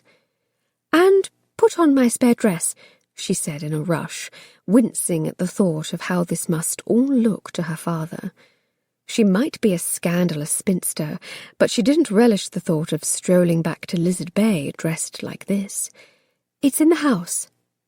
"You stayed here last night?" her father asked, looking suddenly a little less proud of her. "With him?" "Nothing inappropriate occurred. We were trapped by the weather." A partial truth, perhaps. Last night had been, well, in the harsher light of morning, perhaps the right word might be confusing. She sighed, staring down the path that had just swallowed him. "Never trust a vicar farther than you can throw him," Aunt E had written. Apparently, one shouldn't trust a marquess either. But at what point did she need to begin to trust herself? From the Diary of Edith Lucille Westmore, March 16th, 1832. Though it is hard to admit out loud, there are times when I miss my family. I miss the sound of voices, a house full of people. I miss my brother, and even father with his blustering, forceful views on the place of women. Perhaps I am simply waxing nostalgic. It isn't that I hold any regrets, but, for better or worse, the lending library and its new periodicals have shifted my awareness of London and the things I left behind. The Illustrated London News has proven a particular source of comfort and despair, and I find myself eagerly searching for some word of my family. Yesterday, I found it. A birth announcement for Miss Lucille Westmore, my brother's child, and apparently my namesake. In nearly 20 years, I've not been brave enough to send a note to father, fearing that despite the passage of time, he might still swoop down onto Cornwall and try to force me into an asylum. But my brother, there is an avenue to forgiveness I had not previously considered. Perhaps a congratulatory note on the birth of my niece might not be out of order. And oh, to eventually be able to see my niece, to hold her in my arms, that would be the sweetest of impossible dreams. Chapter 22. "I've brought you a letter, Miss L." At the sound of the boyish voice hovering in the doorway, Lucy looked up from her aunt's diary. Welcoming the distraction of some conversation and the chance to rest her eyes, she smiled at the lad and motioned him in. Danny skipped into Mrs. Wilkins's shabby parlour, his right hand already held palm out, seeking recompense. A pair of scrawny cats curled around his legs, meowing welcome. Her pulse began to thump more forcefully inside her skin when she saw the letter in his left hand. Could it be from Thomas? It had been 2 days since that awful confrontation on top of the cliff. 2 days since father had headed for Marston. She had started the 4th volume of her aunt's diaries this morning, and her eyes ached from the strain of trying to decipher the increasingly unintelligible print of her aunt's arthritic hand. But it had also been 2 days of misery, long, restless hours when she'd spent far too much time thinking about a handsome, auburn-haired marquess wrestling with the memory of every word, every touch, ever exchanged between them. She'd been left more confused than ever. Far from providing the clues she sought, Aunt E's 3rd volume had rambled on for a good 300 pages, filled with bits of daily life and nostalgic wanderings of an aging mind. Lucy had read all about the cautious reconciliation between her aunt and father. She'd read about her own visit as a child and her father's provision of a quarterly stipend, a gesture that had apparently granted her aunt the ability to delay any hard decisions about selling her property. She'd read about her father's eventual acquisition of the title and the invitation he'd issued to Aunt E to come and live with them in London, provided she take pains to hide her past and protect the children. And she'd read about her aunt's despair to realize that re-establishing a proper relationship with her family was contingent on leaving the town she loved, and worse, pretending to be someone other than she was. Lucy could no longer blame Aunt Eve for choosing to stay. She could see, through her aunt's written words, the choice had been a difficult one, a decision born out of love and a desire to protect her nieces and nephew, not neglect. But though Lucy now felt she understood her aunt's choices far better, she was still no closer to understanding her aunt's wishes on the matter of what to do about Heathmore. And, disappointingly, she hadn't read anything yet about Thomas either. Lucy knew she shouldn't want to read about him. She shouldn't want to think about him. But she did, almost constantly. How could she not? Everyone in Lizard Bay was talking about Heathmore and the discovery of tin, and that, in turn, made her think about him. The excitement in town had grown to a fever's pitch, the trouble with ghosts forgotten. Jameson's store was buzzing with locals wanting to know if the rumours were true. Poor old Bentley had to have it explained to him no less than 4 times. And on Sunday, Reverend Wellsbury had lectured them all on the dangers of temptation, using the example of Eve in the Garden of Eden again. As if it wasn't Eve who had lost everything in that whole, sordid tale. Lucy had tried, in vain, to remind herself of Thomas's betrayal. But, in truth, she was no longer sure her hasty conclusions regarding his motives held merit. He had rescued her, saved her life. Her hand lifted to her neck, her fingers pressing against the delicate skin there. Far from poisoning her, he'd done the opposite. Her rash was now completely healed. Neither could she reconcile the contents of his satchel with a man bent on gaining a financial advantage. He scarcely lived the life of a man bent on magnifying his wealth. She thought of the papers she had seen in his bag, addressed to the Linnean Society of London. He collected plants, for heaven's sake, not samples of tin. He had been Lizard Bay's most outspoken opponent of a tin mining operation, and he spent his days seeing to the care and well-being of a quartet of unruly orphans. And by outward appearances, Danny and his brothers were clearly doing well under his tutelage. She smiled at the boy who was standing beside her in an almost mannerly fashion. Aunt E would have been proud. Closing the diary, she patted the sofa beside her. Danny skipped forward, the scent of licorice clinging to him like an aura. She breathed it in, realizing then that school must be out for the day. She must have read longer than she thought. It surprised her to realize how much she knew about the workings of the little town, how much she had absorbed in only a few short days. In spite of herself, She glanced toward the door, hoping to catch sight of a broad-shouldered shadow or hear a hint of his voice out in the hallway. But there was naught but an empty doorway and the ring of disappointment in her ears. "Do you know who sent the letter?" she asked, as the boy settled himself beside her, happily kicking his feet. She tucked the diary into the folds of her skirts. Not that she imagined one of the Tanner boys might ever be tempted to steal an actual book, but better not to take the chance. Danny shook his head, his cheeks full of licorice. "No, but Mr. Bentley said to bring it straight away. It came on the mail coach." Frustration settled in her stomach. Thomas wouldn't mail a letter, not when he could just hand it to the boy. She pulled one of her remaining coins from her pocket and handed it to Danny, then took up the letter, staring down at it. The handwriting was her father's, the emblem on the red wax seal her family's own crest. She ought to be excited to see it, given that it likely contained news on the value of her property. Yet her fingers hesitated. "Ain't you going to read it?"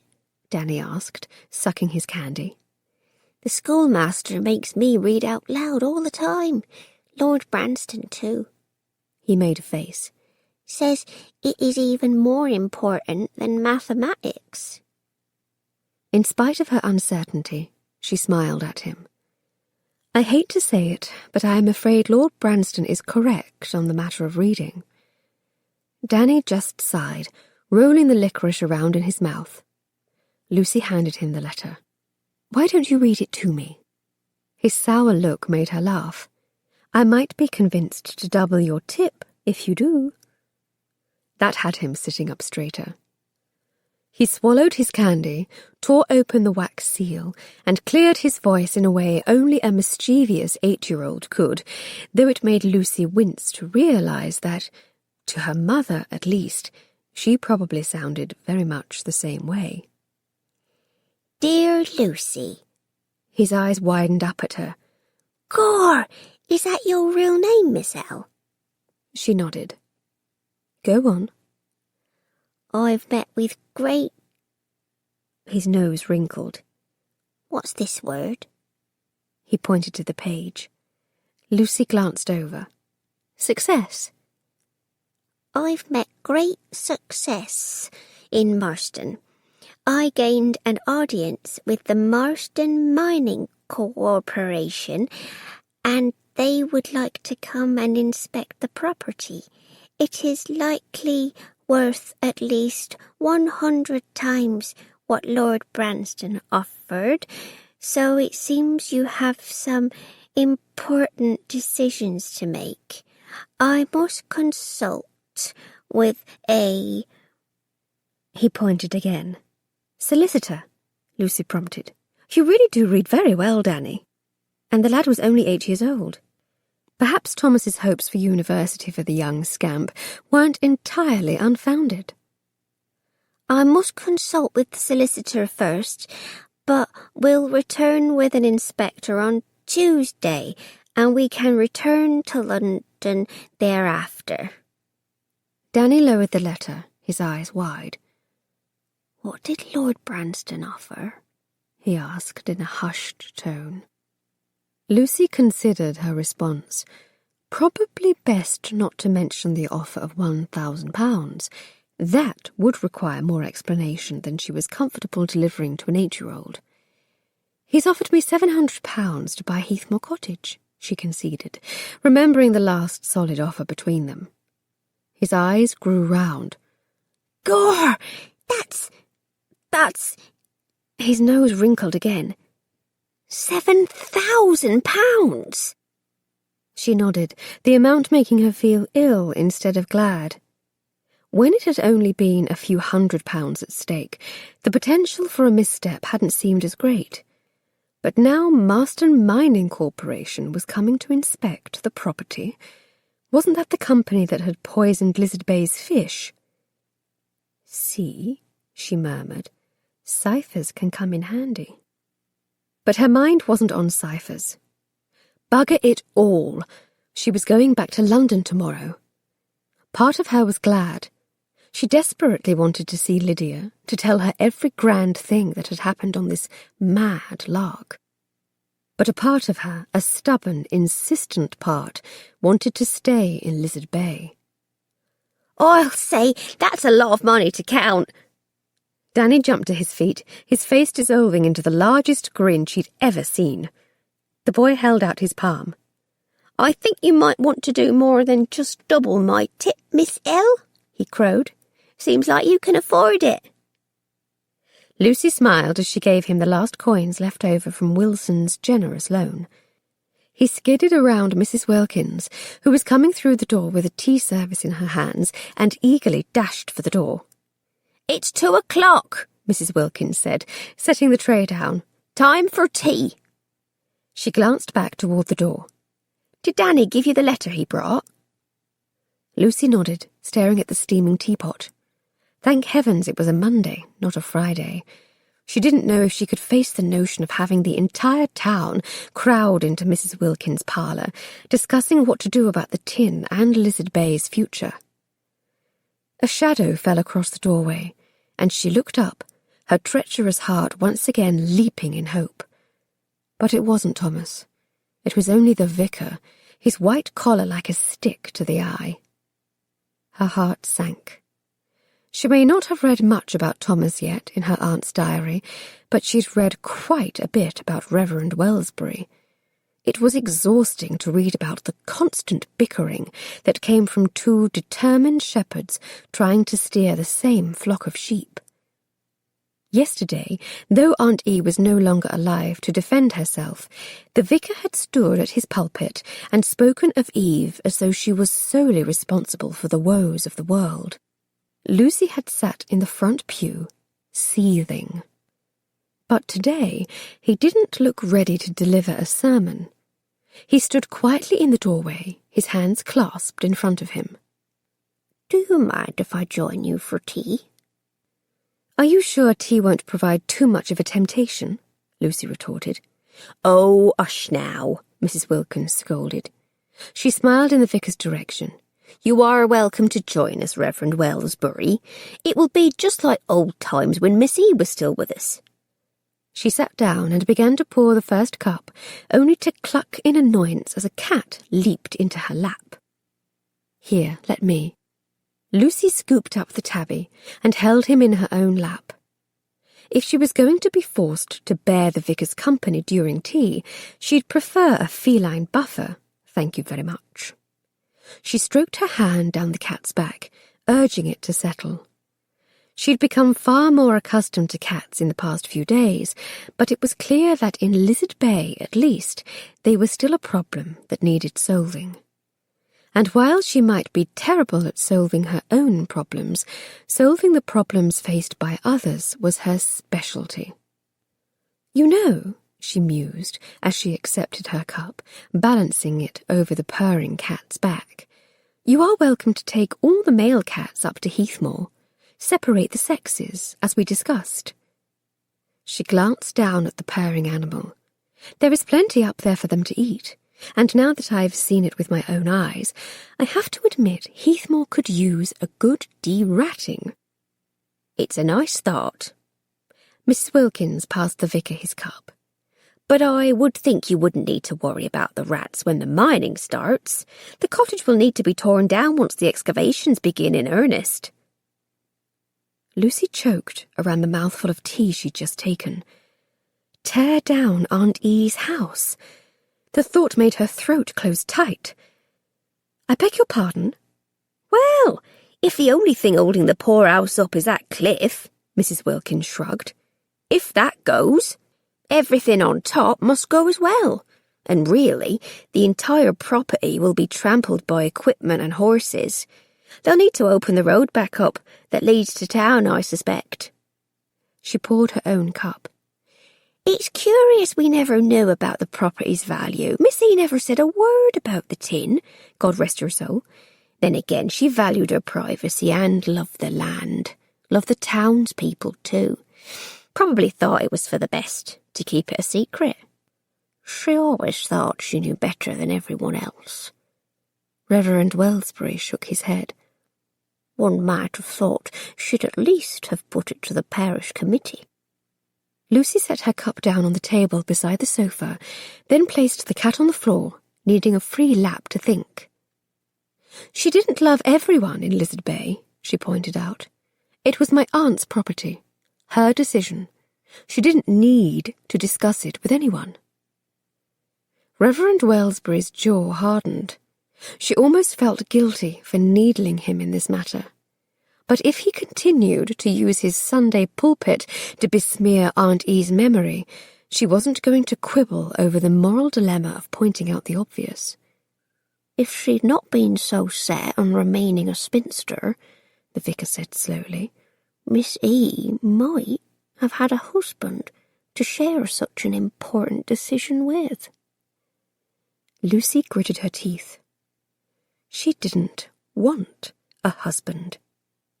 Nonetheless, she led some in Lizard Bay on quite a merry chase. That's a lie. Lucy picked up the diary from where it lay in the folds of her skirt and waved it about. I've read her diaries, Reverend Wellsbury. Several gentlemen offered for her, but she never seduced anyone. Yes, she was outspoken, but being outspoken is not a sin. So instead of lecturing the town about Eve, you might want to spend a sermon or two asking the Lord's forgiveness for doubting my aunt all those years. Instead of rising to her bait, he gave a gusty sigh. I didn't say she seduced anyone, Miss L. I said she led them on a merry chase. She led me on a merry chase. That's a distinction of some importance.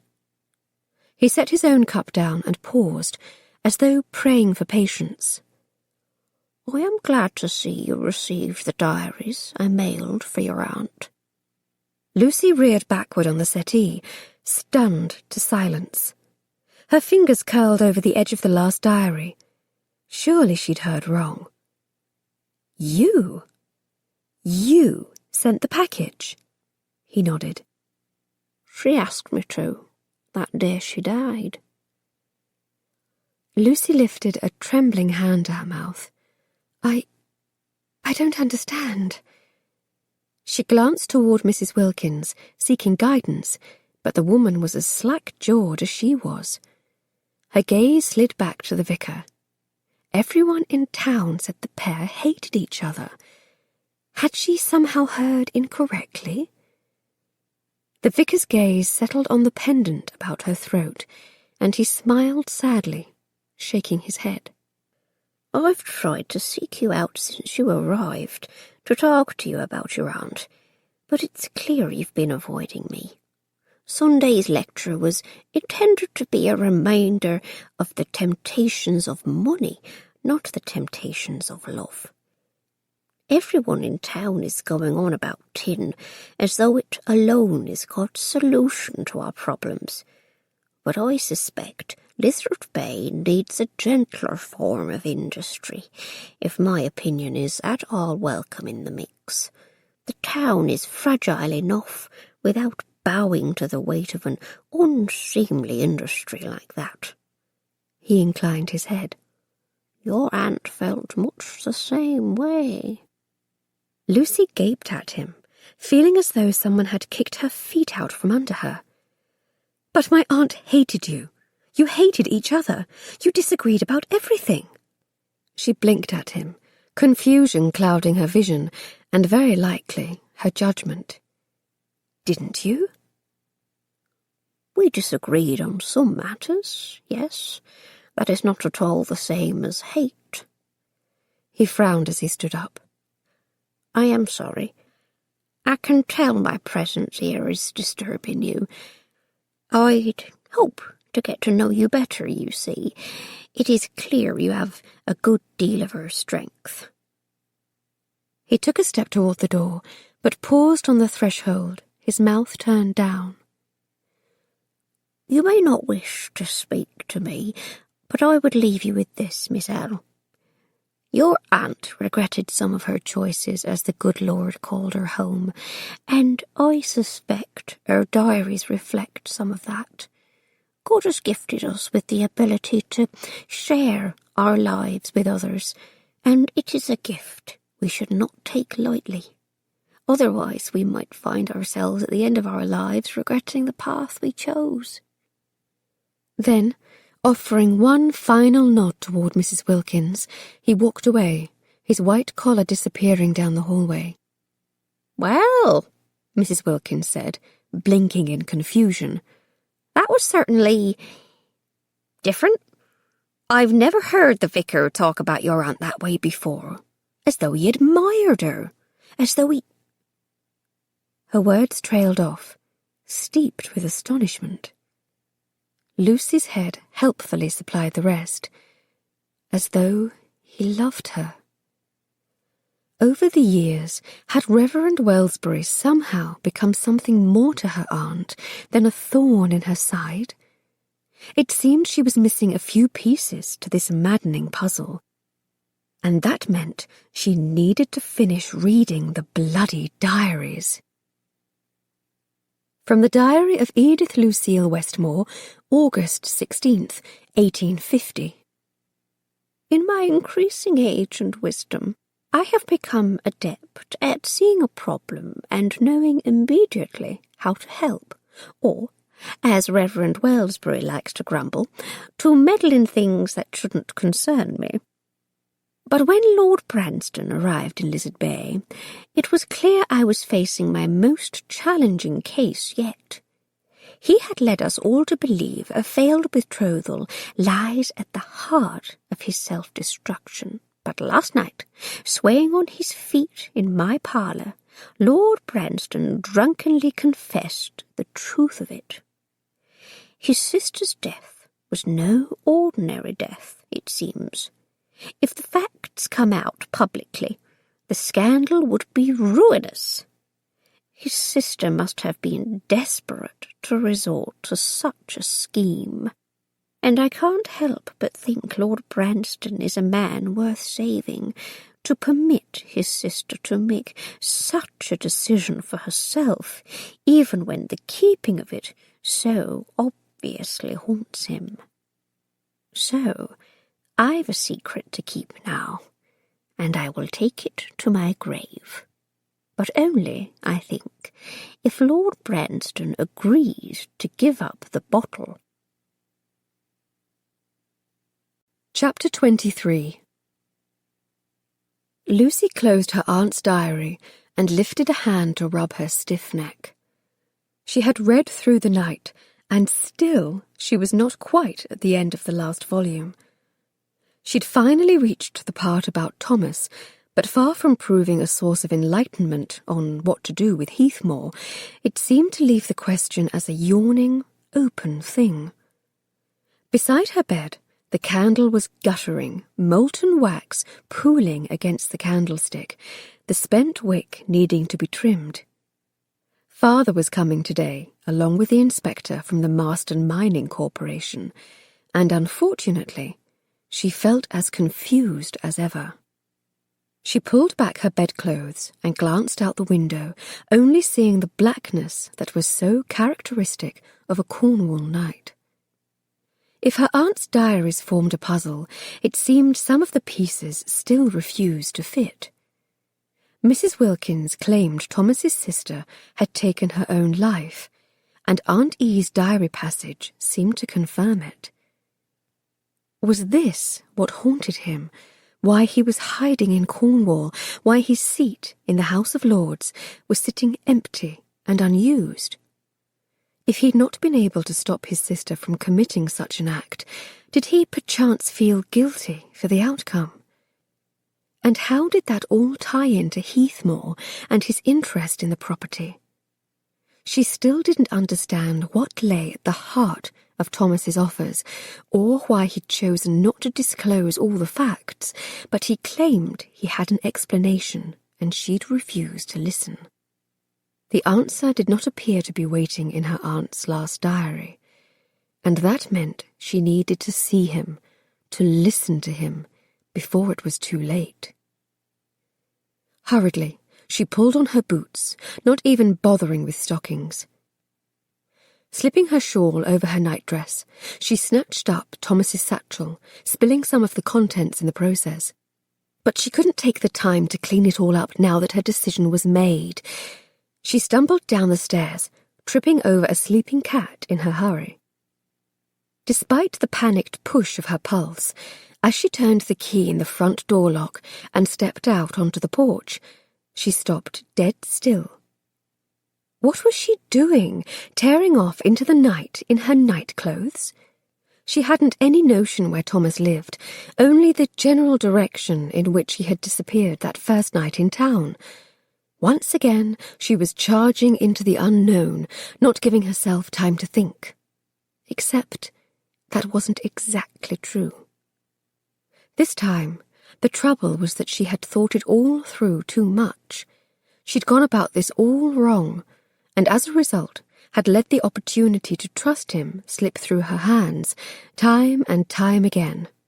She'd wrongly presumed her aunt's diaries were full of advice, guidance she was meant to follow, but she'd been ignoring her own instincts all along. Her instincts told her Thomas was honourable, even if the evidence seemed to point against it, and therein lay the problem. It wasn't only that she needed to trust him, she needed to trust herself.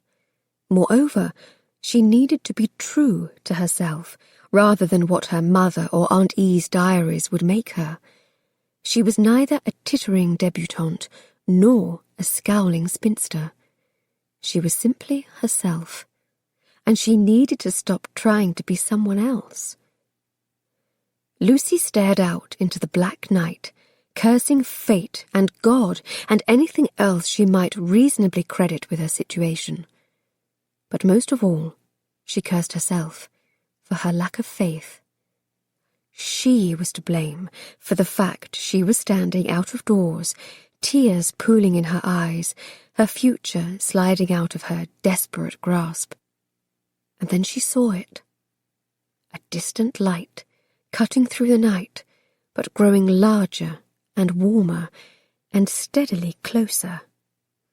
She considered reaching out a hand to try to touch it, considered, too, opening her mouth to scream.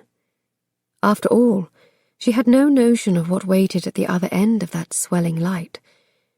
But instead she watched, mesmerized, until it took the shape of a lantern held high. Thomas emerged from the shadows, his face so dear her knees felt like buckling. "You came," she whispered. Again. It seemed he was always coming to save her, even from herself. "I came," he affirmed, his voice hoarse. The light sent shadows swirling across his face, but she could see the hollows beneath his eyes, the evidence that he, too, had spent a sleepless night. "Why?" she whispered. He hesitated. "Danny told me about the letter that came today. A week ago, uncertainty might have pushed her to accuse him of coming to offer her £7,001 for Heathmore Cottage, to come out ahead of the offer mentioned in her father's letter. But not now." "You heard I was returning to London," she said softly. He nodded. "Is it true?" "Yes, we leave today." It was a conflicted truth. Part of her wanted very much to return to London, to see her family again. Her bag was sitting upstairs at the foot of her bed, already packed in anticipation of this fact. But another part of her, the same part that had sent her dashing into the night, wanted to stay right here on the dark street with this man. "I waited for you," he told her, "to come to me, to ask me to show you what I meant about Heathmore being worth more than you knew.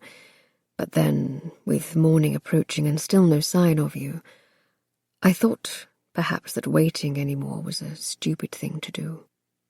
She shook her head, hiding a smile. "You are not the stupid one in this scenario, Thomas. I am, for not giving you a chance to show me 3 days ago." He offered her the lantern. Do you trust me?" A question of some portent, and one for which she finally had an answer.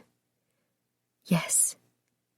She took the lantern and offered him the satchel in return. "With all my heart." His smile was like dawn breaking, though that was still at least 2 hours away. "Then follow me," he told her, motioning for her to follow. They walked, hand in hand, pulse against pulse, steadily upward in silence. She seemed content to go where he would take her, and the wonder of that kept his feet steady on the rocky path.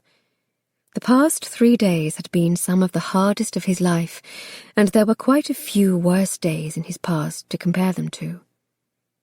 He'd nearly come to see her a dozen times, wanting to explain himself, knowing he had, in some respects, failed her. He'd known about the tin, although he hadn't known what a rich vein ran beneath the cliff, not until the earth had given way to reveal it. But he'd certainly suspected it. The rocks above the cliff were a mixture of serpentinite and granite, littered with streaks of white tin. Telltale geology, one a man of scientific persuasion couldn't miss. But he should have shown Lucy the tin from the start, and trusted that she was capable of making her own decision on the disposition of the property. They passed the lighthouse, its bulbous, obscene light swinging wide, and he realized he could just see a hint of the coming dawn, the thinnest of lines stretching across the horizon. He tugged harder, hurrying her along. They couldn't do this properly, this close to the lighthouse. Too much light and too much sound. Finally, after another 20 minutes of walking, he stopped. Cocking his ear, he listened.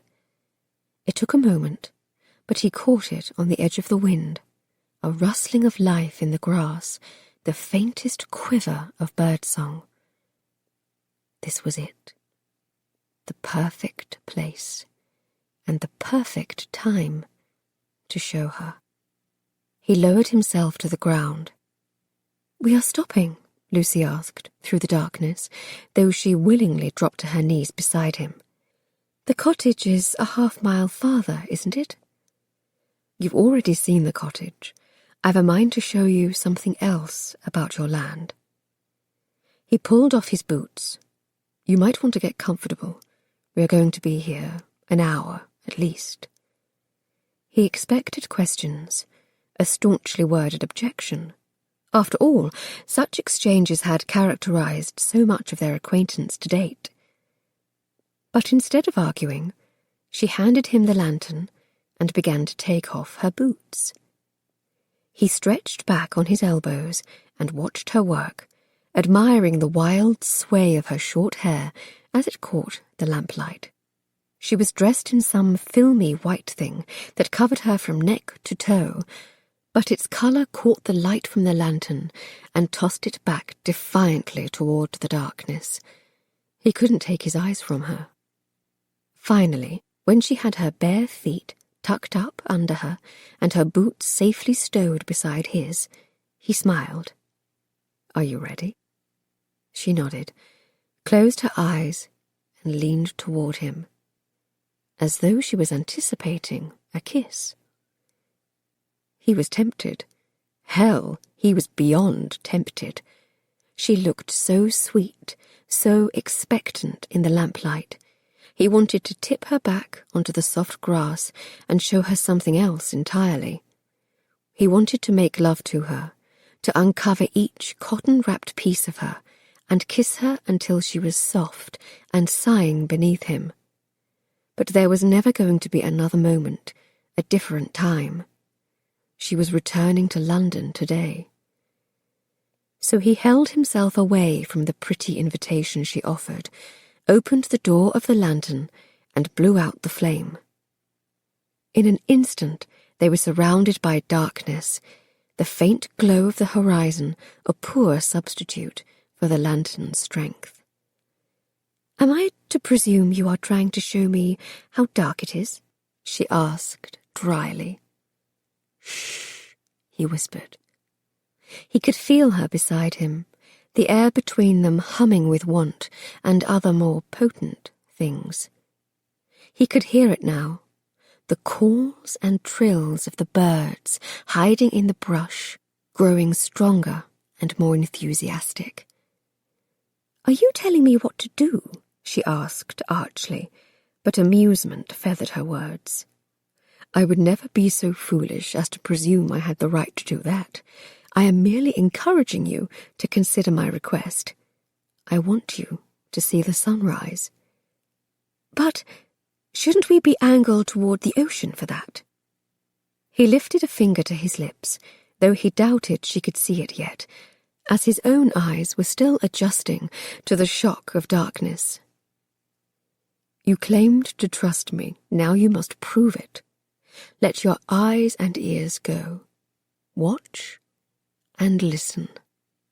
She fell quiet, but she leaned into him, huddling, perhaps, for warmth. The chill of the night began to creep in now that they were still, and he gathered her closer, tucking her thin shawl about her shoulders. He felt it then, her hand fumbling through the darkness. It burrowed into his, and he, obligingly, held on tight. All around them, the symphony of birdsong was growing louder now, 100 different birds, each announcing the coming of the day. The darkness was shifting, the colours of the moors beginning to take shape, pink and gold and umber. He felt her hand tighten against his, and heard her breath catch in wonder. "What is happening?" she whispered. "Sunrise," he said simply. "The sun comes up in London too." He heard her swallow. "But it bloody well doesn't look or sound like this." "No." He chuckled, in spite of his resolve to stay quiet. "This is known as the dawn chorus. Birds do it all over the world, but civilization has a way of ruining it. Now, shh." They sat for a good half-hour, until the light overtook the dark and the air began to warm around them. At some point, he stopped watching the meadow and began to watch her instead. He'd experienced this morning sunrise more times than he could count, but given her pending departure, this might very well be the last time he could watch her. And, to his mind, she made a far more compelling subject for observation. Her eyes were wider than he'd ever seen them, sparkling with excitement in the muted light of morning. Her generous mouth was open, as though surprise had caught her and forgotten to loosen its hold. She was watching the meadow as though it was the most beautiful thing she had ever seen, but there was more than just beauty at stake. There was life, and as rich as it was fragile. Thomas knew every bird species in this field, each family of plant that called this rare peninsula home. He'd trekked the entire coast and recorded hours of observations, meticulously writing the arguments for the preservation of this acreage, knowing that once it was lost, there was no reclaiming it. A bird landed on a piece of shrub not 5 feet away, and he heard her gasp of pleasure. The chorus was growing quieter now, as the fickle creatures began to turn their attention away from the sun and toward the task of finding breakfast. This bird, in particular, appeared to think they might be the ones to provide him with it. It cocked its glossy black head, studying them, and then jumped down, hopping closer. "What kind of bird is this?" she whispered, breaking the silence. She reached out a hand, and the bird let her come as close as a half-foot before it let out a shrill squawk of objection from its red beak and flew away to safer quarters. "Pyrrhocorax, Pyrrhocorax." She turned her head toward him. "Are you sure you are a marquess? Because honestly, you sound more like one of Geoffrey's sour-faced Latin tutors." In spite of himself, he chuckled. The Latin names are a manner of classifying organisms based on a system created by Linnaeus. Well, that's all well and good, she laughed, but Linnaeus isn't here. What would an ordinary person call it? That was a Cornish chuff. Tell me more. When he hesitated, she pulled her hand from his and shifted her entire body to face him, her chin upturned. Isn't this why you brought me here? She lifted a hand to the landscape she was now missing. So you can explain it all. He nodded, wanting to tell her, but also not wanting to spoil the moment. Would she understand? He didn't know if she would appreciate it, as he did, but he had been wrong to try to wrest the decision away from her from the start. The Cornish chough is a bird that makes its home here, on the Lizard Bay Peninsula, but they are declining in numbers, due in part to the mining operations up and down the coast. Are they bound to suffer the same fate as the fish? Lucy asked with a frown. I am afraid so. She loosened a frustrated sigh. Oh, the bloody Marston Mining Corporation! She glanced toward his satchel. And what about the flowers you tried to give me on Saturday? Are they in danger too? Cornish heath. No Latin? It hasn't been named yet because no one knows about it. It is a unique variety, different than any I've ever seen. And yes, they are in danger too. This is the only place it grows, in all of Britain, and if my suspicions are correct, on all of Earth. He gestured toward the sun-drenched meadow. You can't imagine the rarity of the land you hold, Lucy. Heathmore has created an entire world of its own, with its strange soil and unusual geology. I've catalogued over 24 different species of fauna and flora, each unique to this part of the coast. I don't know how many more species are left to be discovered, hundreds possibly. He breathed in, thinking of the proposal he had drafted. I've a paper for the Linnean Society of London outlining my findings. I don't know if it will be enough to generate the sort of interest we need to save Lizard Bay, but I do know that if the land is turned over to the Marston Mining Corporation, it will be lost forever. Oh, bugger it all, she whispered softly. I can envision a pilgrimage of naturalists and enthusiasts from all over the world, an industry of sorts for poor, beleaguered Lizard Bay and even Mrs. Wilkins' boarding house. I was prepared to invest in such a scheme, to offer Heathmore Cottage, free of rent, as a naturalist's retreat for scientists to come and study this part of the coast. That is why I had devoted so much effort to repairing the cottage. She blinked up at him. You would invest in this, but not tin mining. Lizard Bay is important to me, to all of us. I would willingly put my own funds behind something that might make the town flourish. I understand, though, that this isn't my choice. I won't submit the paper I have written to the Linnean Society, not if you do not wish me to. The property belongs to you. The decision does as well. He waited, his chest tighter than a noose, to hear what she would say to his proposal. Why does it all mean so much to you? Came her agonized whisper. Some people would look at this and see only an ugly, useless piece of land, a bit of grass and rock. But you look at it and see beauty, potential. He inclined his head, his gaze wanting to linger on the lovely curve of her cheek. I don't know why I see it so differently, only that I do. He reached out a hand and brushed a strand of blonde hair from her eyes, tucking it behind her ear. In some ways, he supposed, it was not that different from how he looked at her.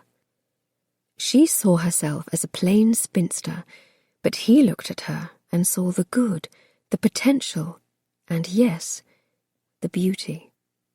She was so damn beautiful, she took his breath away. But it does not matter what I see. The choice of what to do with Heathmore is not mine to make, and I was wrong to try to buy it without showing you this from the start. The decision is yours, Lucy. It should have always been, and no matter the decision you make, I will honour it. Her mouth rounded in surprise. You would risk losing it. If I've learned but one thing in my life, it's that it's no small thing to lose something so rare, to fail to protect something you love.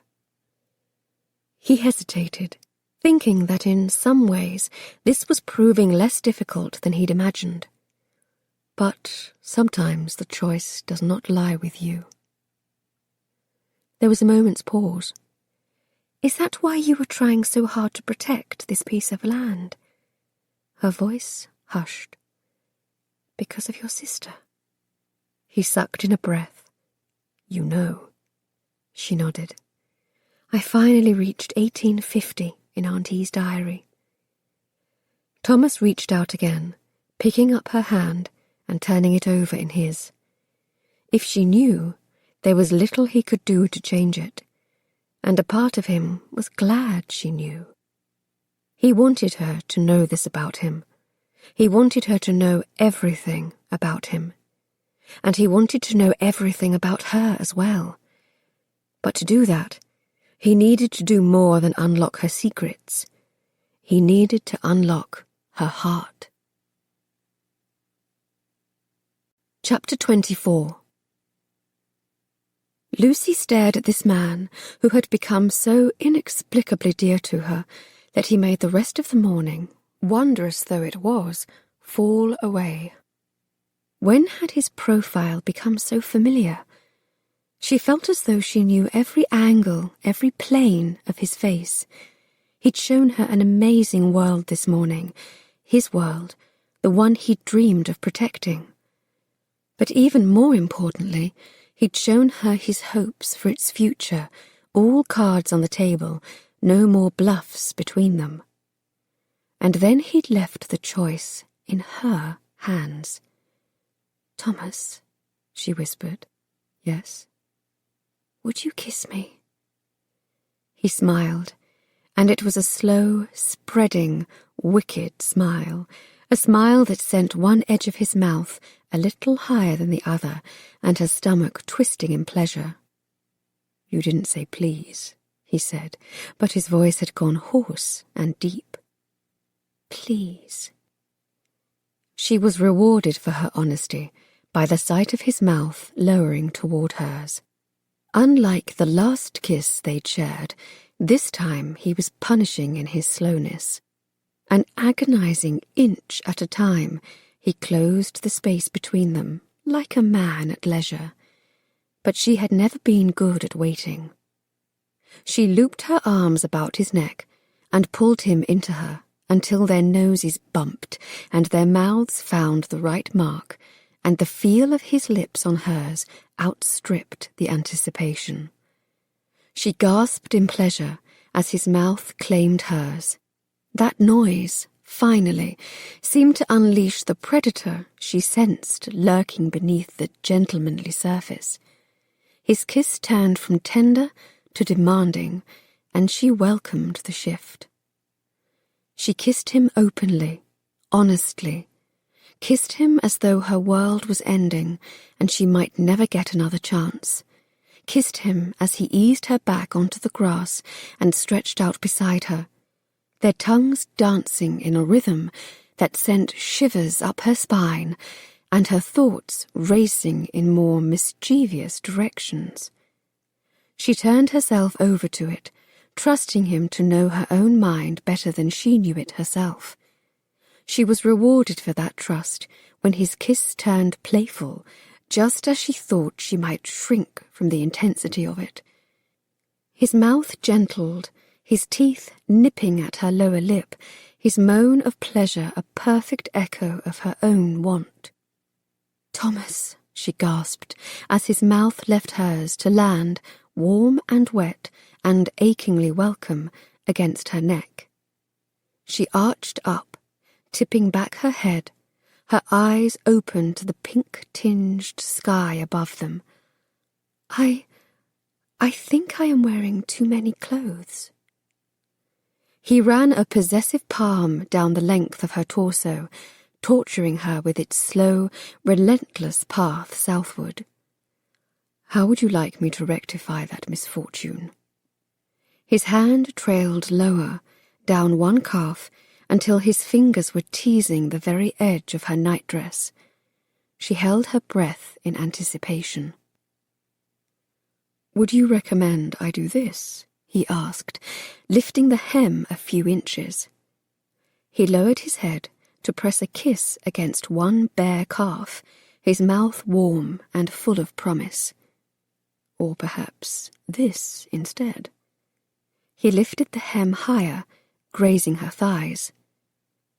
He lowered his head there too, his mouth and tongue swirling against skin, dangerously close, and yet so far from where her body and imagination screamed he might yet go. She thrashed her head, her lungs feeling too constricted to breathe as he eased the hem upward, ever more slowly, to bear her most private secrets to his gaze. He hesitated there, his indrawn breath louder even than the thundering of her heart. "Holy God," he whispered, "you are so, so beautiful." He reached out a hand and touched her, swirling a finger against that spot he'd discovered the night they'd spent at Heathmore. His touch sent her nerves twisting in pleasure until Lucy moaned out loud, wanting him to move on and yet wanting him to linger. He swept the nightdress higher still, pressing kisses against her belly now, moving upward with slow, lascivious intent, until she was lifting her arms above her head and he was sweeping the confounding cotton aside, tossing it away. He loomed over her, staring down, his breath coming in hard pants. Behind his head, the sun had shifted from pink to gold, casting his face in shadows. It made him appear hewn from stone, an almost stranger, but the knowledge that this was Thomas softened the impact of her nudity. She waited, unembarrassed, for him to take off his own clothes. Instead, he fell upon her body like a starving man. "Beautiful," he groaned out loud, his mouth against her breast, and then he was drawing her nipple into his mouth and suckling with the sweetest, gentlest pressure. She closed her eyes, the feeling of his tongue against her breast almost unbearable. He moved to the other breast, his hands sliding across skin, kneading and pulling. All the while he murmured to her, groaning as if he took his own pleasure from hers. But as wonderful as it wasn't enough. She wanted to feel his body against hers, without the inconvenience of wool and cotton. As his mouth came back to greet hers for a long, bruising kiss, she tore at the buttons of his coat. "You next," she gasped against his lips. He sat up and shifted slowly out of his frock-coat, one arm at a time. For heaven's sake, did the man never hurry? She lifted herself up and helped herself to the buttons of his waistcoat, then plucked at the scarf about his neck and pulled his shirt over his head. "You are too slow," she said, batting his hands away. But then there was a woolen undervest to contend with, and that stymied her for several long seconds. "Bugger it all, why do men wear so many clothes?" she muttered, making him chuckle. When she finally reached skin, she nearly groaned with relief. For a moment, she just stared at the sight of him, his bare chest gleaming in the morning sun. That night in the cottage, she'd averted her eyes from his shirtless form, but this morning an entire team of horses couldn't have dragged her gaze away. He was magnificently made, his chest a series of planes and ridges, So the opposite of her own soft curves, she was tempted to question if they were the same species. There was a faint pattern of hair, glinting red, but it thinned and darkened as it arrowed downward, disappearing into the waistband of his trousers. She ran a fingertip down his rib cage, enjoying the turnabout as he drew in a startled breath, sending his musculature into even starker relief. She leaned forward and pressed her mouth against his chest. He tasted of soap, of salt, of Thomas. And so she kissed him there again, ran her tongue along those ridges and plains, marvelling at the coiled strength she sensed beneath his skin, flattened her palm against his hard abdomen, enjoying, too, the quiver of muscles there. She discovered the sort of wild, wanton joy to be found in giving pleasure instead of only receiving it, because there was no doubt at all she was enjoying this every bit as much as he was. Her breathing was every bit as fast, her limbs every bit as weak. The wonder of that made her want to slow down, relish the moment. Perhaps he was onto something with his slowness. As she returned to kiss him, full on the mouth, she lowered her hands down, down, past the band of his trousers.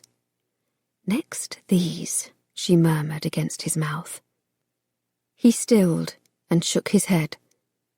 "Lucy, I don't think that is a wise idea." Her hand slid lower to the long, hard length of him beneath the wool. "I would beg you, then, to stop thinking." His hand stilled over hers, halting her progress.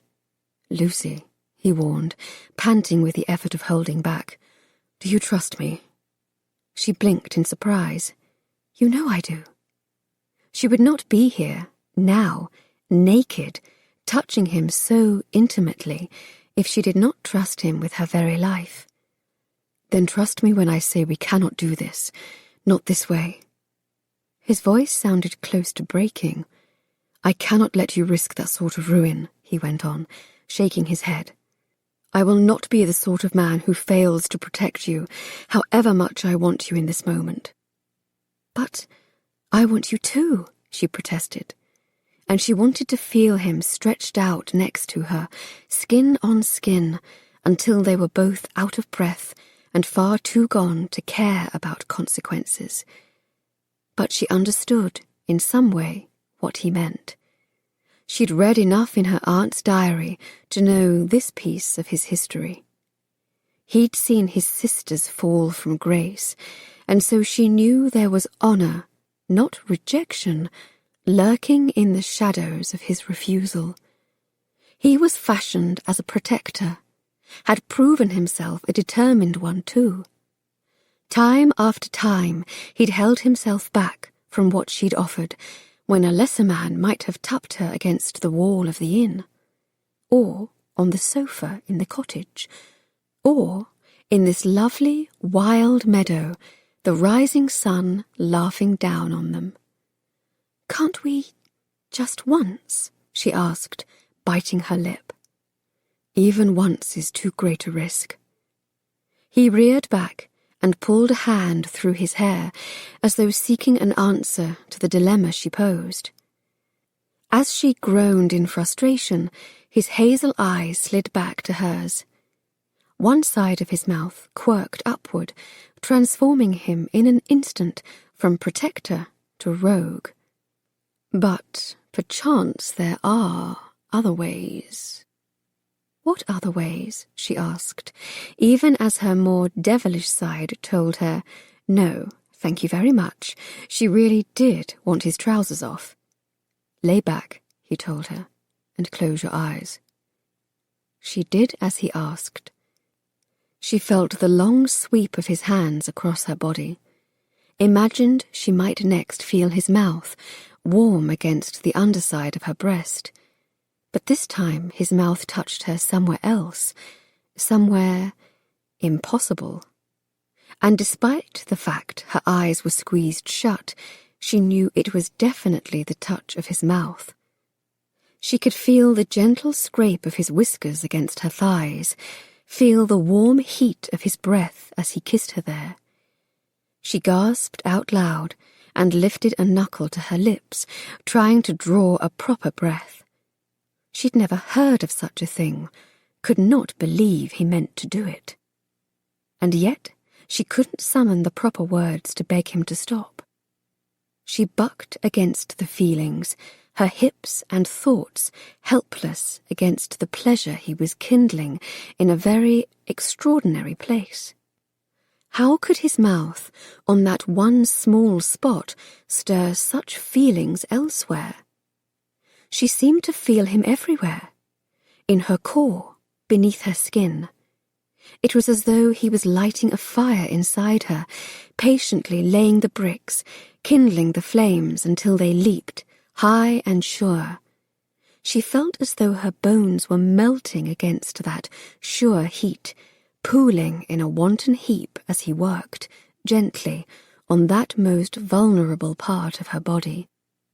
And then she was flying, figuratively speaking. It was a sensation very close to how she had felt when the earth crumbled beneath her, a sense of weightlessness and a certainty that something unchangeable was about to happen. She slid over the edge of this new, strange cliff, flailing and panic and a rush of blood to her lungs. Only this time, instead of fear, there was the most glorious feeling accompanying the fall, as though every inch of her body had been thrummed to the point of breaking and then loosened like an arrow. And oh, how she flew! It stretched out for a long, glorious, insensible moment, and then she was landing, safely on her back, clouds spinning above her, one singular thought in her head. Bugger it all, she wasn't quite sure what had just happened, but she was quite sure she was going to want it to happen more than once. Thomas settled beside her, gathering her into his arms. To have seen her that way, stretched out beneath the sun, her hair flying wild about her face and her skin flushed pink with pleasure, had been the rarest of gifts. But now she looked sleepy and satisfied, and he felt the sharp arc of possessiveness to know he had been the one to put that look on her face. Her head tipped back against his bare chest, and as her breathing gradually settled into a more tenable rhythm, her hand crept up to twine in his. How long they lay there, he couldn't say.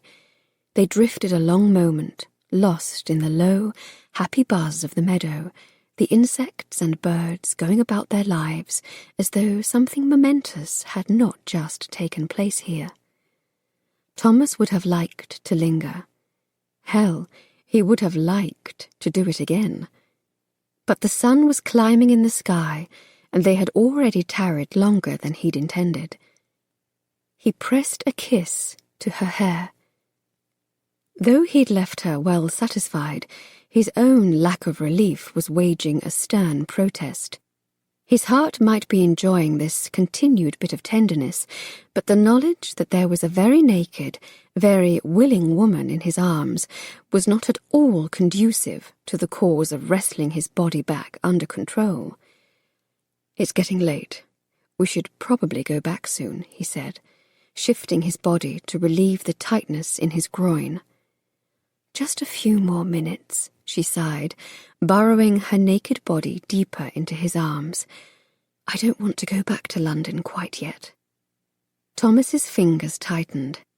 Her words startled him, somehow. She still intended to go back to London, despite all that had passed between them. He could scarcely breathe. She seemed so at ease here, with the serpentine stone glinting about her bare neck, her body nestled against his. He'd thought she would want to stay. He'd imagined, perhaps. Well, that was the problem with imagining. So often one was disappointed when reality prevailed. He was selfish enough to hope she might yet change her mind, nearly selfish enough to stay here, his arms holding her close, keeping the lurking world at bay. But he wasn't so selfish as to presume he had the right to make that decision for her. "Your skin is starting to burn in the sun," he pointed out. Already he could see parts of her starting to turn pink.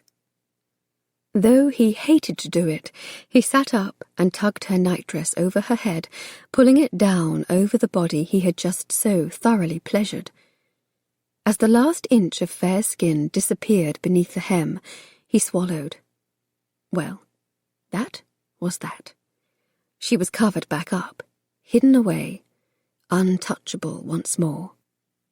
But oh, what a pleasurable interlude it had been. "What time do you think it is?" she asked, as Thomas worked to try to remove some of the bits of grass and twigs from her hair. "Perhaps 8 o'clock? I would guess you've missed breakfast," he admitted. "And that means your father will be here soon. Lizard Bay is only an hour's coach ride from Marston. If he intends to start for Salisbury today, he'll want to get an early start." She responded with a sleepy pout, but she let him put her boots on her feet and pull her up. Thomas brushed off her nightdress, the seagrass clinging to the white cotton the way he wanted to cling to her. It had taken every bit of self-possession not to take what she had so sweetly offered, but much like Heathmore, he knew he couldn't pressure her on this. The choice, when and if it came, needed to be hers. He had shown her a taste of passion, but her virtue remained intact. He was rather proud of himself on that front. He'd kept her safe. There were no dire consequences in her future. If only he could be half as sure of his own. The walk back to Lizard Bay seemed to take only half as much time as it should, no doubt because he was dreading the return. They'd left under cover of darkness, but now the sun was rising higher overhead, and so he stopped her at the edge of town. "I think it's best if we part here," he said, pulling the edges of her shawl closer about her shoulders. "I believe it is in both our best interests for me not to walk you into town in your night clothes and deposit you on the front steps of Mrs. Wilkins's boarding house." She arched a brow. "Because the town loves its gossip?" He shook his head, smiling. "No, because your father loves you." He wasn't afraid if the whole of Lizard Bay knew how he felt about this woman, but Lord Cardwell had made his opinion of him all too clear down the barrel of a pistol. Lord knew what the man might do if his daughter showed up looking like this, with her hand twined in his, a dreamy smile on her face, and grass in her hair. "I can handle my father." "Yes, but I don't want our appearance together to force his hand on this. I want it to be your choice, not your father's." "Do you refer to my choice about Heathmore?" she asked, blinking in confusion. He stared down at her sunburned cheeks, not wanting to walk away just yet. He'd given her all the facts, but didn't know what she intended to do. It wasn't his place to ask. She might decide to sell the property, or she might decide to keep Heathmore whole. Either decision might keep her in Lizard Bay, which was an outcome he was selfish enough to want, even if one of those choices meant the destruction of the town. But harder still was the thought that she might still choose to leave with her father today, and he would be forced to watch the dust chase her coach to London. "No, I mean the choice about us. Whether we are talking about Heathmore or about marriage, I want you to know I don't believe there is a set of right or wrong answers. The decision is yours, and no one has the right to force you to make one or the other." He hesitated. "I remain quite serious in my offer of marriage. It is not dependent on the outcome of your decision regarding Heathmore." Her eyes widened. Thomas, I would want to marry you, even if you decide to sell the property. But how can you mean that?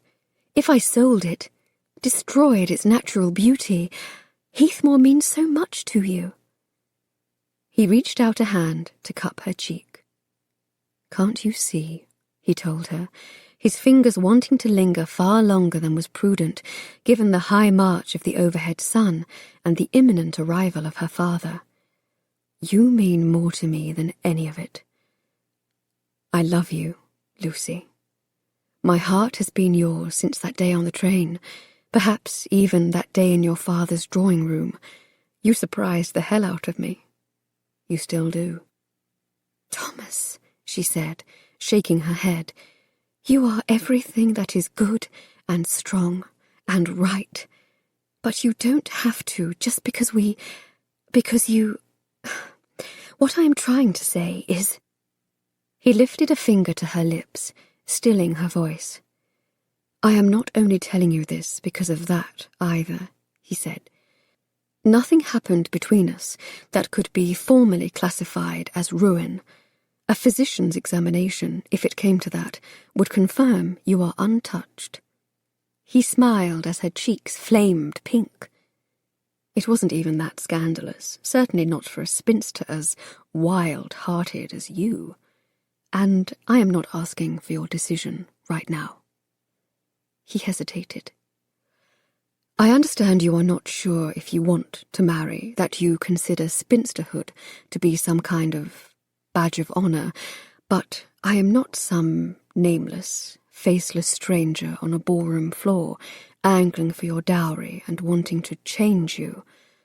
I love you, just the way you are. And if you ever find that you are ready to consider marriage, I only ask... He thought back to their very first conversation, that day in a London drawing room. I only ask that you give me right of first refusal. Oh. She blinked, as though the question stung her eyes. For a moment, he worried she might toss back the same witty retort she'd given him the first time. I would not depend on it, my lord. Instead, she drew in a deep breath and smiled slowly, as though inspiration had been found in that indrawn breath of air. I think I can promise you that. His chest loosened. It wasn't a yes, not even close. She hadn't told him she loved him, though he'd bared his heart neatly enough for her. But neither was it a no. That was a stark improvement over where he'd feared they were yesterday. So he leaned down and kissed her. She kissed him back, her hands tangling in his coat, then finally broke off, panting up at him, eyes wide. Farewell, Lucy. He turned to go. Wait! His feet stopped all too readily, his pulse a mad thing in his veins. Did she mean to accept his proposal? But no. As he turned around, he could see she was biting her lip. She glanced down the street, toward the boarding house waiting in the distance. Will you come with me today? To speak to your father? He chuckled. I'm not sure that is the wisest of ideas without a formal betrothal between us.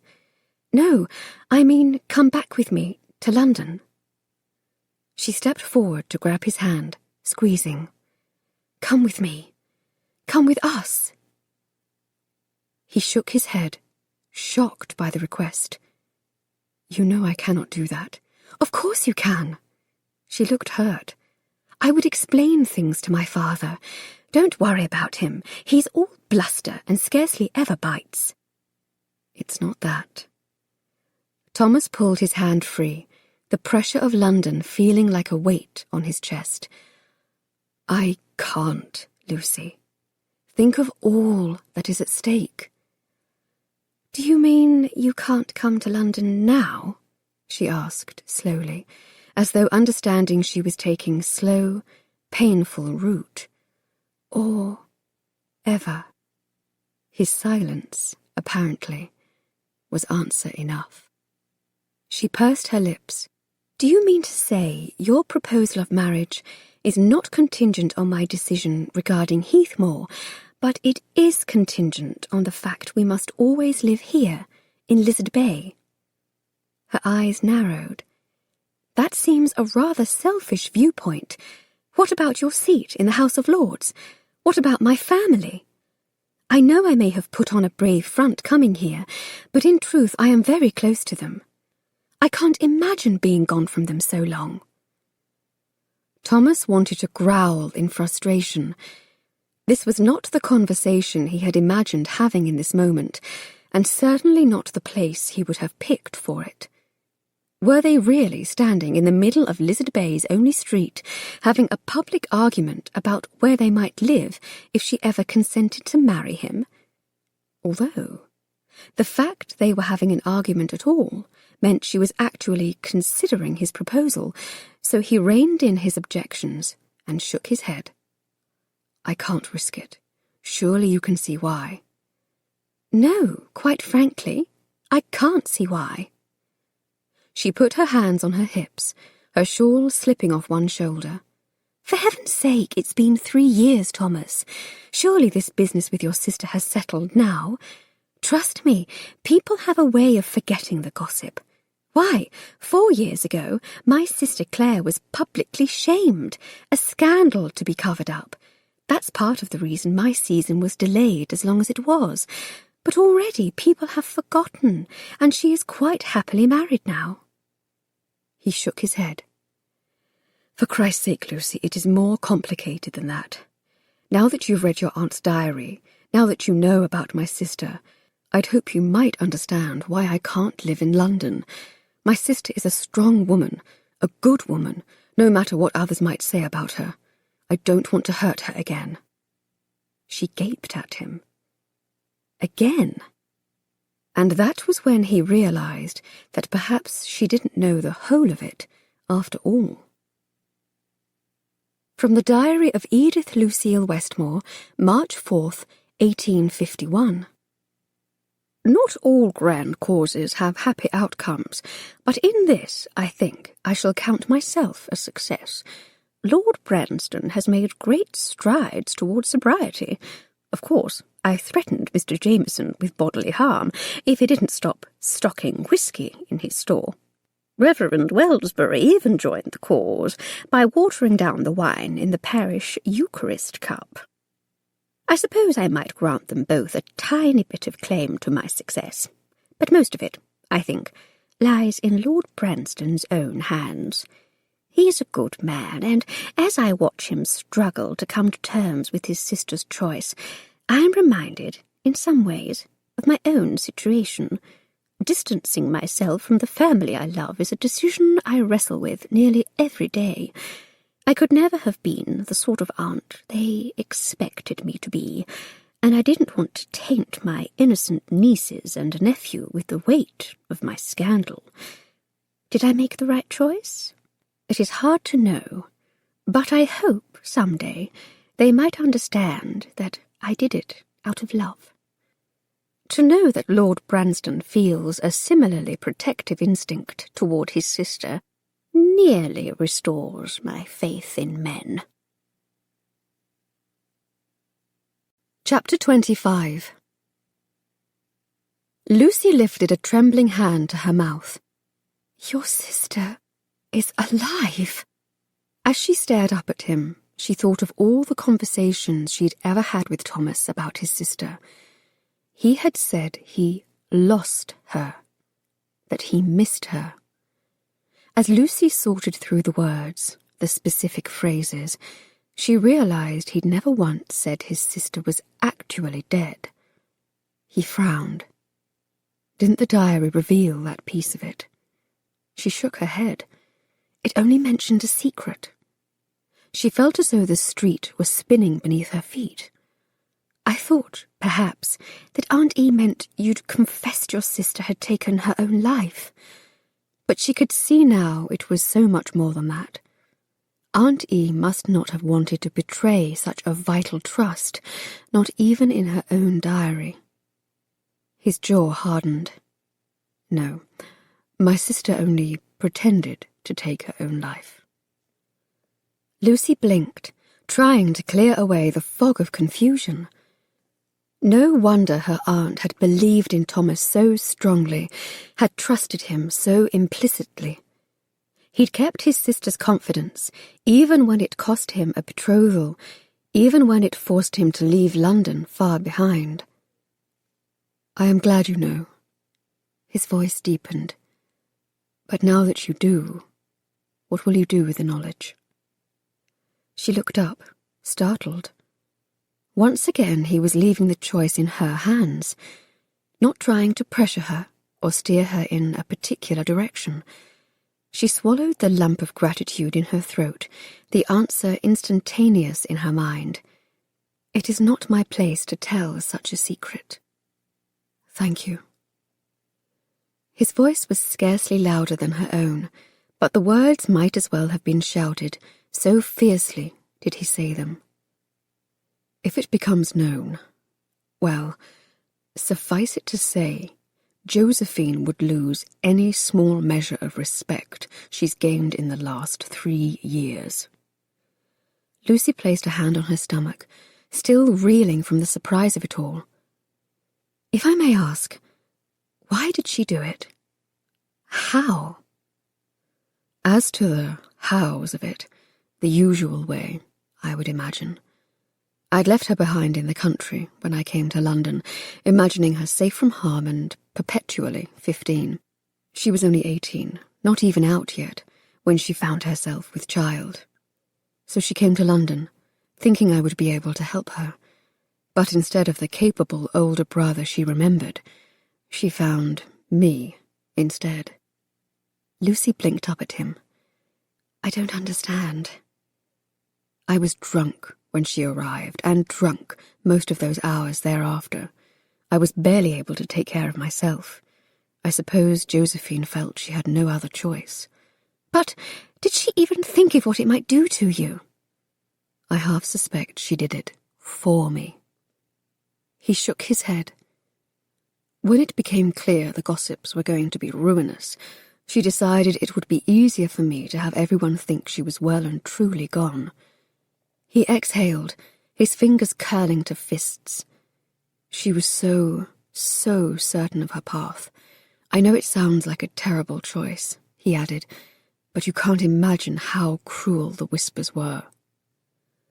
Lucy thought back to her older sister Claire's experience with the ton and its myriad examples of cruelty. She thought, too, of the dread she herself had felt for the season she'd fled. I think I can imagine, she said dryly. She was only 3 years old when our mother died. I imagine her decision had something to do with that. She wanted something more, something better for her own child. At least now she can live with some measure of respectability, pretending to be a widow. Lucy nodded. She could understand his sister's choice. She was nothing if not sympathetic to the plight of women whose choices in life were limited by fate and society, and who chose, instead, to take matters into their own hands. In some ways, it was brilliant. There was no need to hide, no need for his sister to pretend to be something she was not. But there was still the matter of Thomas. He was still hiding, it seemed. And that made her want to help. I think, she said slowly, that your sister did what she needed to do, and there is no shame in that. She lifted a hand to the little town where it sat, quietly waiting. But how did you end up in Lizard Bay? She swallowed the rest of it. And why are you still here? Our family's holdings included a house here in Lizard Bay.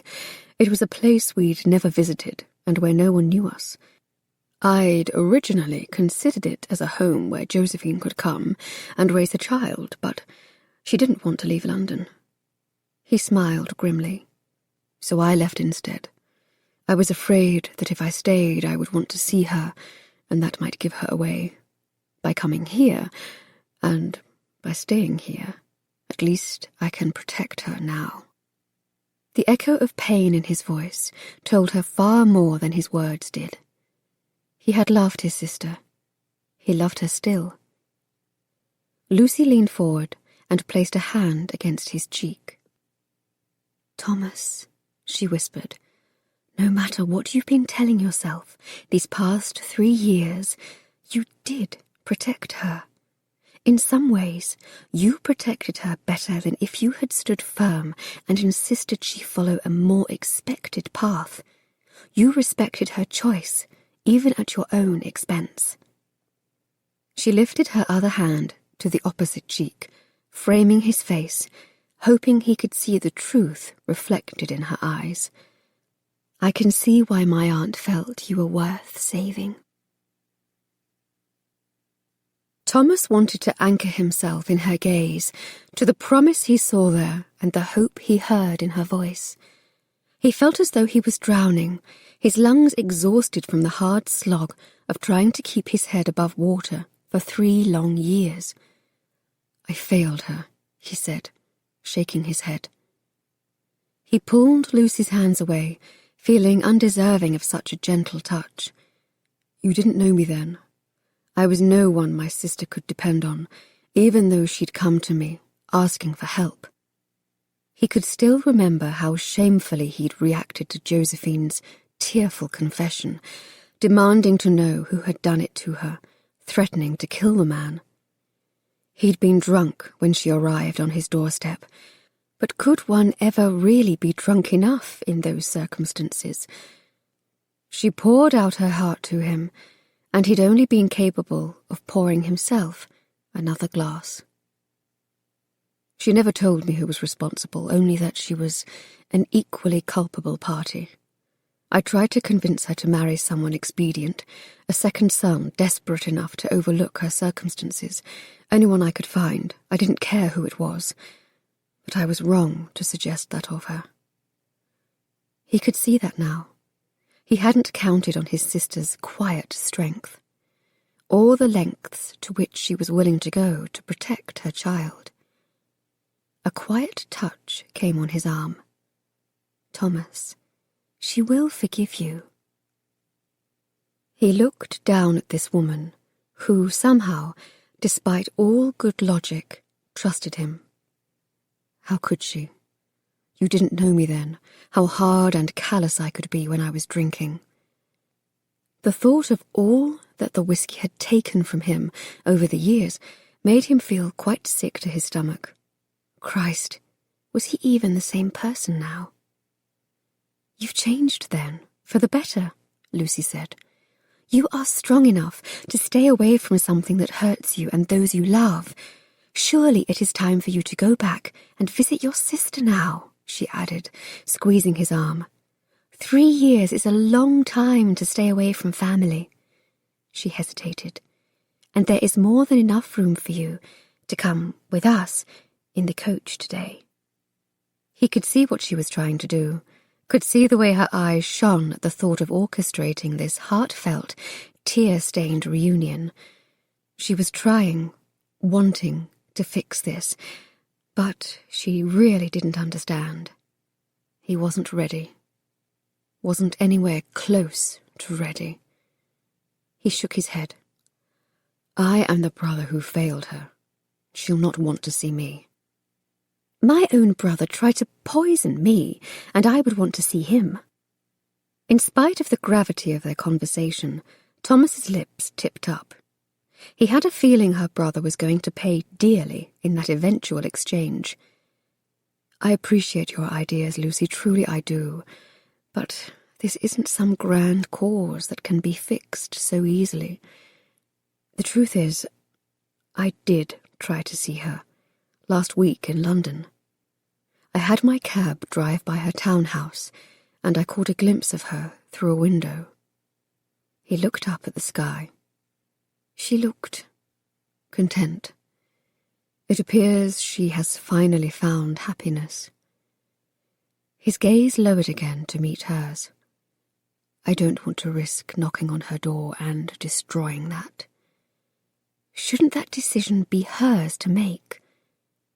He exhaled slowly. I can't see a way to do it safely. What if someone recognized me? What if, by association, someone recognized her? Well, I don't recommend you charge in waving a flag or holding a sign. You could wear a disguise, or pretend to be a family friend. She smiled, but he could see it was strained, not the full, open smile he was used to. Perhaps you could try to buy her house. You have some practice in that, after all. He pondered it.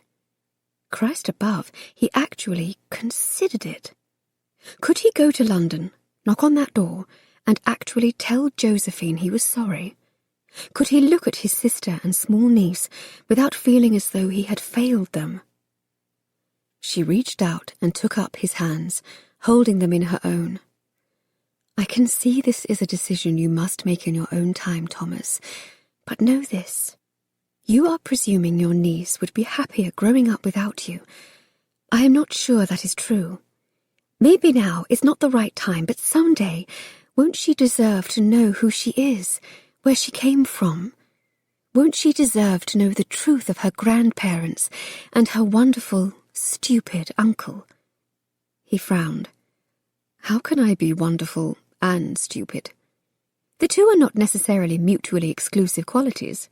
She sighed.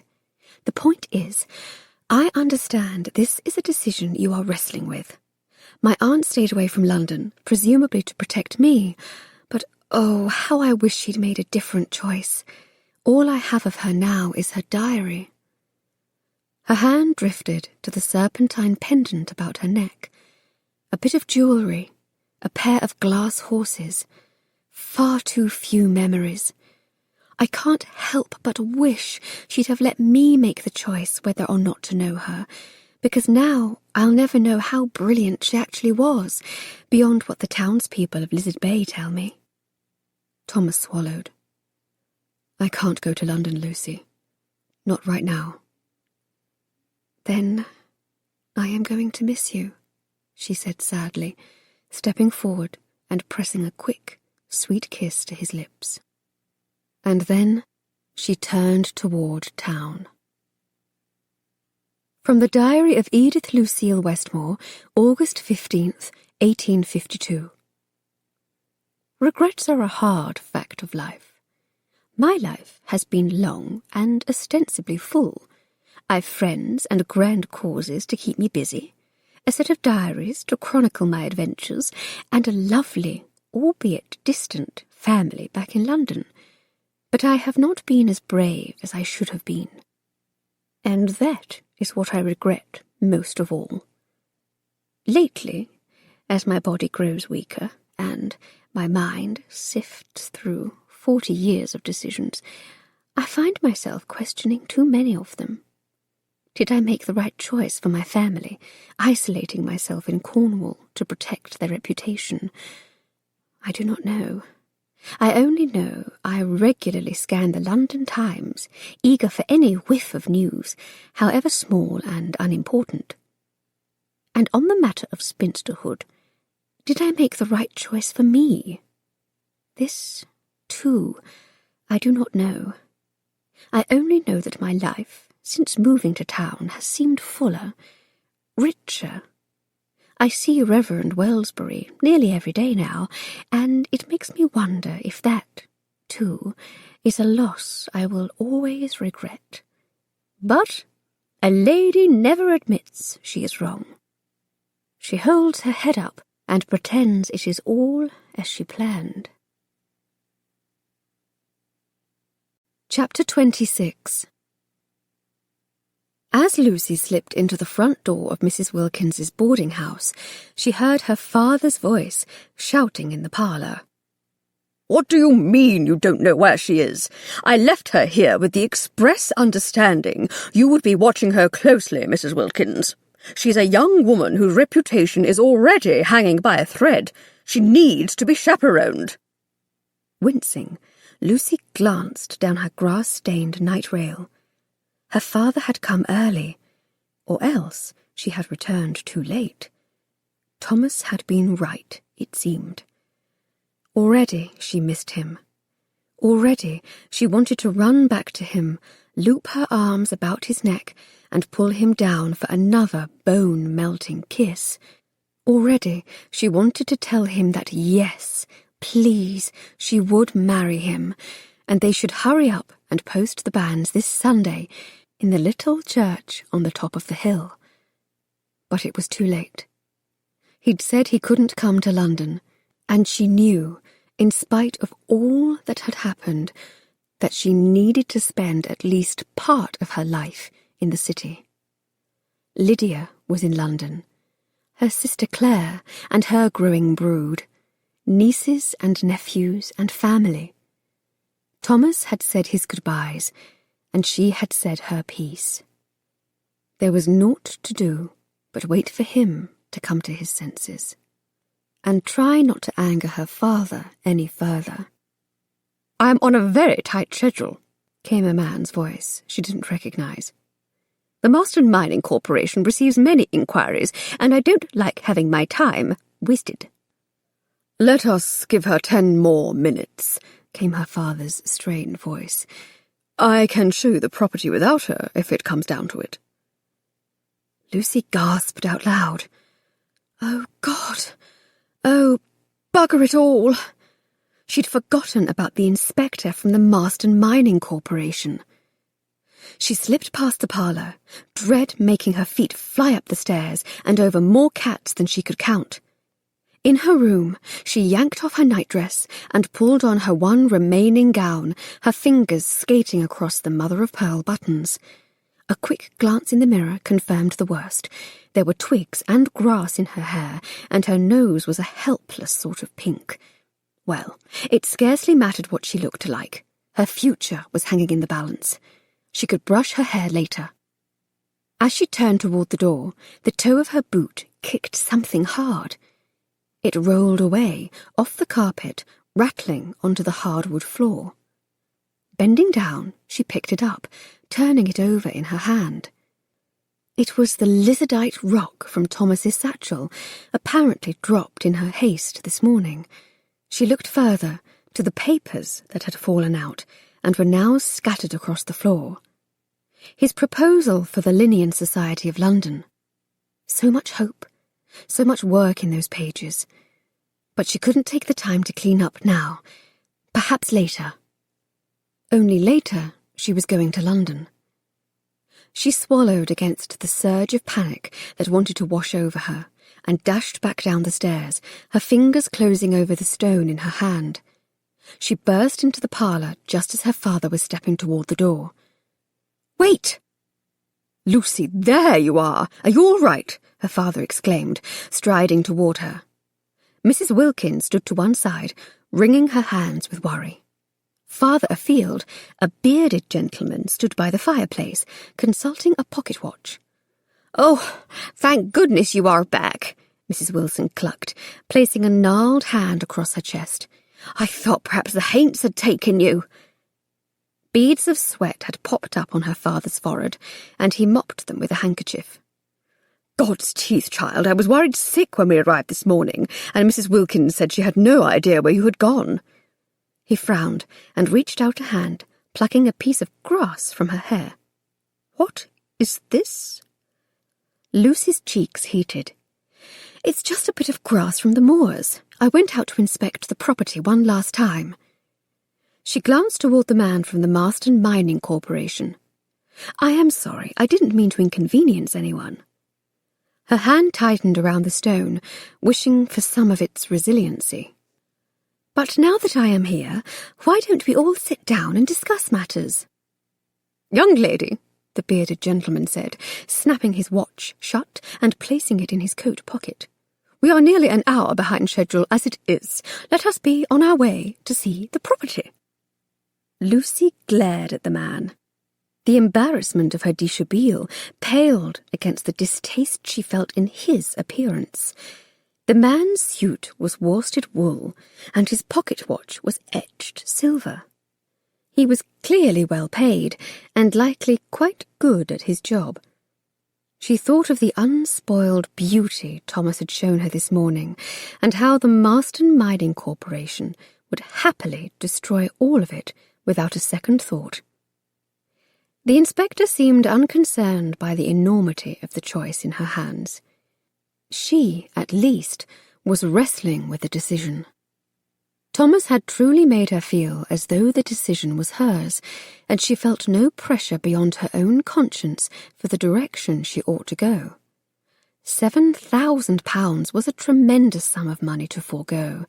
It was far more than she needed to ensure her independence, more than she needed to secure a future on her own terms.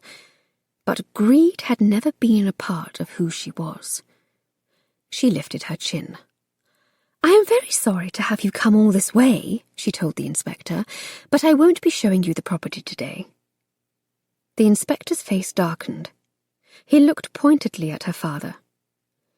"I am afraid I don't understand, Lord Cardwell. You said I might see a sample of the rock." "Now, Lucy," her father coaxed, "there is no harm in at least letting him inspect it. We'll need to know the property's value if we are going to make an educated decision." Lucy exhaled slowly. "Not we, father. Me. It is my opinion, my decision, my property." Her father blinked.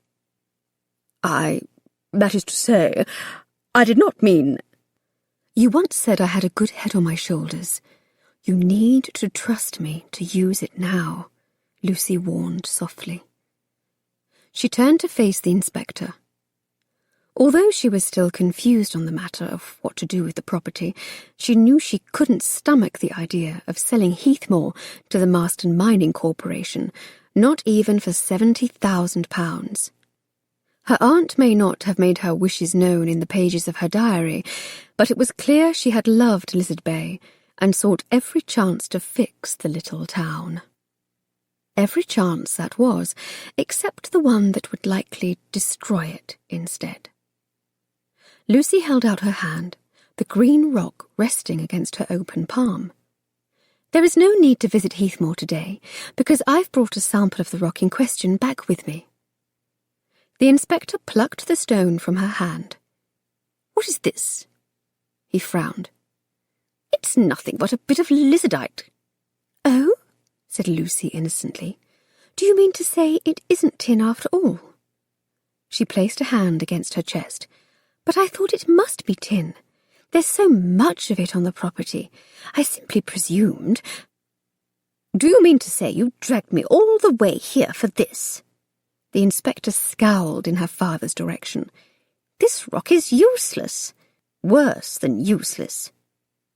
Her father frowned, but miraculously held his tongue. Lucy retrieved the rock from the inspector's hand, her fingers curling protectively around its rough edges. It wasn't useless. Not to her. And keeping Heathmore's secrets out of the hands of the Marston Mining Corporation was a cause that came closer to priceless in her estimation. "Oh dear," she sighed dramatically. "I feel so silly to have wasted your time." "As well you should," the inspector snapped, already heading for the door. Lucy waited until the man's mutterings about wasted time and feather-brained chits faded away, until, even, she heard the front door slam. Then, unable to face the questions she saw in her father's eyes, she gave a curt nod. "I will just go upstairs and pack, then." She climbed the stairs, fighting back tears as she stepped into her rented room. She shoved her grass-stained nightdress into her bag, then laid the small rock and her aunt's diaries carefully on top. Then, sinking to her knees, she started to shuffle the papers that had fallen out of Thomas's satchel into a neat pile. Touching them reminded her too much of touching him. The tears that had begun on the stairs fell harder then, threatening to soak the pages. She wiped a sleeve across her eyes, not wanting to damage the delicate paper. They were painstakingly written, his neat handwriting outlining his findings, the language stilted and formal. She thought of his hopes for the area, of his plans to use Heathmore Cottage as a naturalist's retreat. It was a fine idea, but she couldn't imagine it would be enough to save an entire dying town, because Lizard Bay was dying. It was in every bit as much danger as the Cornish chough. And while she may have just saved Heathmore's natural beauty from an unscrupulous mining operation, she hadn't exactly come up with a way to save the town yet. It needed something more tenable, sustainable. After all, nature was fickle. It was not something to hang an entire town's future upon. A knock came at the door. Lucy? She wiped her eyes more thoroughly. "Come in, father." The door opened and her father stepped in, his hat in his hands. She studied him from where she was kneeling on the floor. He looked nervous, though she couldn't sort out why. She was the one who didn't know how to explain herself here. How did one justify giving up such a fortune? The thought that her father might consider her mad for making such a decision gave her pause. She'd come here, after all, because she feared he might be considering such a dire thing. But that fear didn't come close to changing her mind. "I see you are packing." He nodded, as though trying to convince himself of her sanity. "The coach I hired in Marston is waiting just outside. No sense delaying our return to London now that the inspector has gone." He reached out and picked up her valise, holding it in front of him like a shield. "Your mother and Lydia miss you terribly." Lucy stood up, clutching the papers in front of her as though they might provide a bit of defence. Why did she always feel as though she was at odds with her father? She'd once wanted nothing more than his approval, but as the years rolled on, that approval had become so much harder to win. Or perhaps it was that she had become more fiercely determined to be herself rather than what he expected. She pondered that a moment. It had taken Thomas's unquestioning acceptance of who she was, grand causes and all, to understand that she was not some misfit needing to change. Thomas liked her, loved her, just the way she was. And, oh God, she could see it then, what this terrible, gaping hole in her chest was, why it hurt so much to consider getting on that coach without him. She loved him too. But was love enough, given all he needed to overcome to make a proper life with her? "I am ready," she whispered, grasping the papers in one hand. If only Thomas was as well. Her father stepped to one side as she brushed past him. "Lucy," she heard him sigh, "will you stop for 1 second and talk to me? I don't know why we always seem to be at such odds." She stopped with one hand on the stair rail and looked back over her shoulder.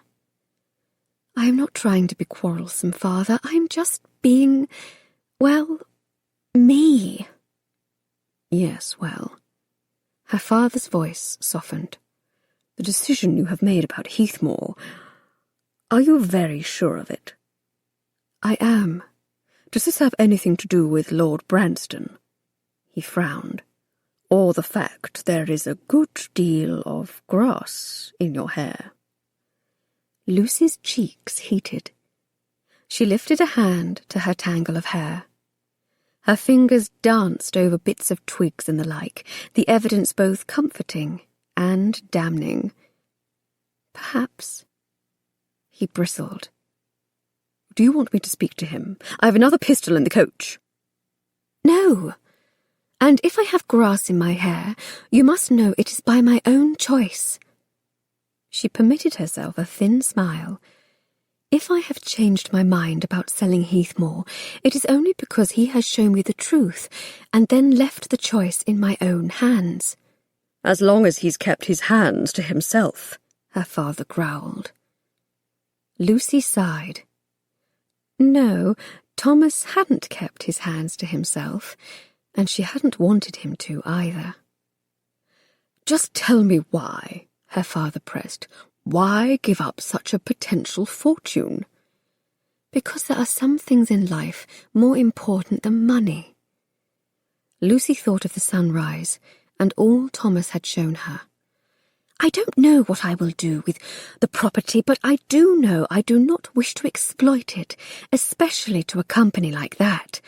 Aunt E considered protecting this town one of her grand causes, and I do as well. There is no harm in letting the cottage and the property sit untouched for a while, as I sort out what to do about it." "Your aunt was involved in this?" Her father frowned. "I might have known. You are so much like my sister, it frightens me sometimes. I still don't know what she wanted, what made her happy, what made her stay here." His voice broke with emotion. "And, despite it all, you have grown up to be just like her." Lucy swung around to face him more fully, her fingers tightening around the papers she still held. "Is it really such a terrible thing that we are so much alike?" Because if it was far too late to fix. That is," he broke off, seeming unsure of his answer. "Aunt E chose to stay here to protect our family against the gossip she feared stirring." Lucy hesitated. "She loved me, you know. She loved you in her own eccentric way. Family was important to her, though she didn't always show it. She felt she couldn't come to London because of the danger her eccentricity posed to us, but you never came to visit her. Why? What harm would there have been in letting me know her?" Lucy stepped toward her father. "Why not send me to her? And why, when you learned she had left me Heathmore, were you so dead set against me even coming to see the property?" Her father's throat bobbed as he swallowed. "I suppose I feared you might decide to stay here, as she did." His voice broke with emotion. "All these years, with no word from her, not knowing what had happened or if she was even alive, and then to discover she was here, only to then scarcely ever see her again. Lucy, can't you see? I don't want to lose you. It would break my heart to only receive a single card from you at Christmas." Lucy stared at her father. Oh, God. Oh, bugger it all. Was this what their awkward feud was about? He didn't want to lose her. With a small, fierce cry, she moved into her father's arms. "But you would never lose me," she protested, her throat thick with emotion. "I am returning to London," even though the thought of it made her want to cry. His arms tightened around her until she was breathing in the familiar scent of tobacco and peppermint, the scents of her childhood. Above her head, he gave a shuddering sigh. "I love you, Lucy. I only want your happiness. And if keeping Heathmore Cottage makes you happy, I shall have to find a way to accept that. Just don't disappear. Not without a word, as my sister did." "I won't," she promised, pulling back with a tremulous smile. "I'm not exactly like Auntie, you know. I am not at all sure I want to live in a falling-down cottage in Cornwall. I've come to appreciate a few things in life that I had previously taken for granted on this trip. Things like laundry and warm fires that didn't go out and kindly aging servants who looked out for her, even when she forgot to look out for herself. And kisses. She had definitely come to appreciate kisses. Her mind tripped to Thomas's proposal and how tempted she was to accept it. No, she wasn't like her aunt. Aunt E would rather tie up someone or light a fuse than even consider the possibility of marriage. But in spite of the pages and pages of guidance warning against it in her aunt's diaries, marriage had shifted to something more possible in Lucy's mind. "But you should know," she told her father, through her slow-blooming smile, "I may want to come back to Lizard Bay and visit on occasion." He smiled back. "Well, you are of an age to make your own decisions." "Oh, there you two are," came Mrs. Wilkins' voice. She appeared at the bottom of the stairs, motioning them down. "Come on, then. I've stirred up Mr. Jameson and Mr. Bentley to see you properly off to London." Lucy looped her arm through her father's, as much to find an anchor as to show her affection. But as she stepped out onto the front porch into the bright sunshine, her knees threatened to buckle to see the small crowd that had gathered to see them off. She wanted to go back to London, and yet she didn't. Lizard Bay had become very dear these past few days, and she was going to miss each and every face in this crowd. And if he was here, watching her with that crooked, compelling grin, she knew there was no way in hell her feet were going to carry her into that coach. Not unless he was there to help her up into it and climb in behind her. She craned her neck, searching, but there was no sign of him. And the realization, then, settled over her like a wet, heavy blanket. Thomas wasn't coming to stop her. He wasn't coming to join her. Tears welled up in her eyes. "Don't cry, Miss L," Mrs. Wilkins said, patting her back. "We'll miss you too, child." Lucy sniffed as Jameson slipped a handful of licorice into her hand. "To hold you over until you return," he said, whiskers twitching. She moved on to the postmaster, who looked a little lost. "Goodbye, Mr. Bentley," she said, wiping her eyes. "They said you were aggrieved," he said, looking confused. Behind her, Mrs. Wilkins raised her voice. "No, I said she must leave Bentley." Lucy smiled through her tears, realizing, suddenly, how much she was going to miss this place. How was she to properly manage a life when her heart lay in two very disparate places? She held out the sheath of papers that had spilled from Thomas's satchel, her fingers trembling against the edges. "May I beg a favour, Mr. Bentley? Would you please give these to Lord Branston? They do not belong to me." "Eh?" He cupped a hand behind his ear. "You want a song?" She shook her head. "No, belong." She pressed the pages into the postmaster's hands. "Remember, give them to Lord Branston. He needs them most." And hopefully, with this gesture, he would see she was delivering the decision back into his hands. Thomas returned to his lonely house and tossed his lonely satchel onto his lonely table. It fell awkwardly, the contents spilling.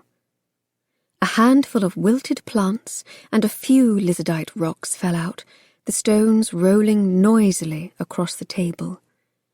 He stared at the mess, his brain slowly registering the obvious. His proposal was missing. Not that it mattered anyway. It wasn't his decision. It never had been. His gaze landed on the clock that sat on his mantel. It was noon. Had it really only been a few hours since he'd held her in his arms, kissed that wide, laughing mouth and other secret places, the very act of loving her so right, so heartfelt, he felt as though it had been his future spread out before him. And now she was on a coach to Salisbury, bound with all due haste for London. Christ! But what had he done? Or rather, what hadn't he done? Lucy had invited him to come with her, and he'd hesitated. No, that wasn't quite the truth. He'd refused. It had been an automatic response, born of 3 years of practice. But had he done so to protect his sister, or because he was afraid of how Lucy might see him there? After all, he had gone to London, just last week.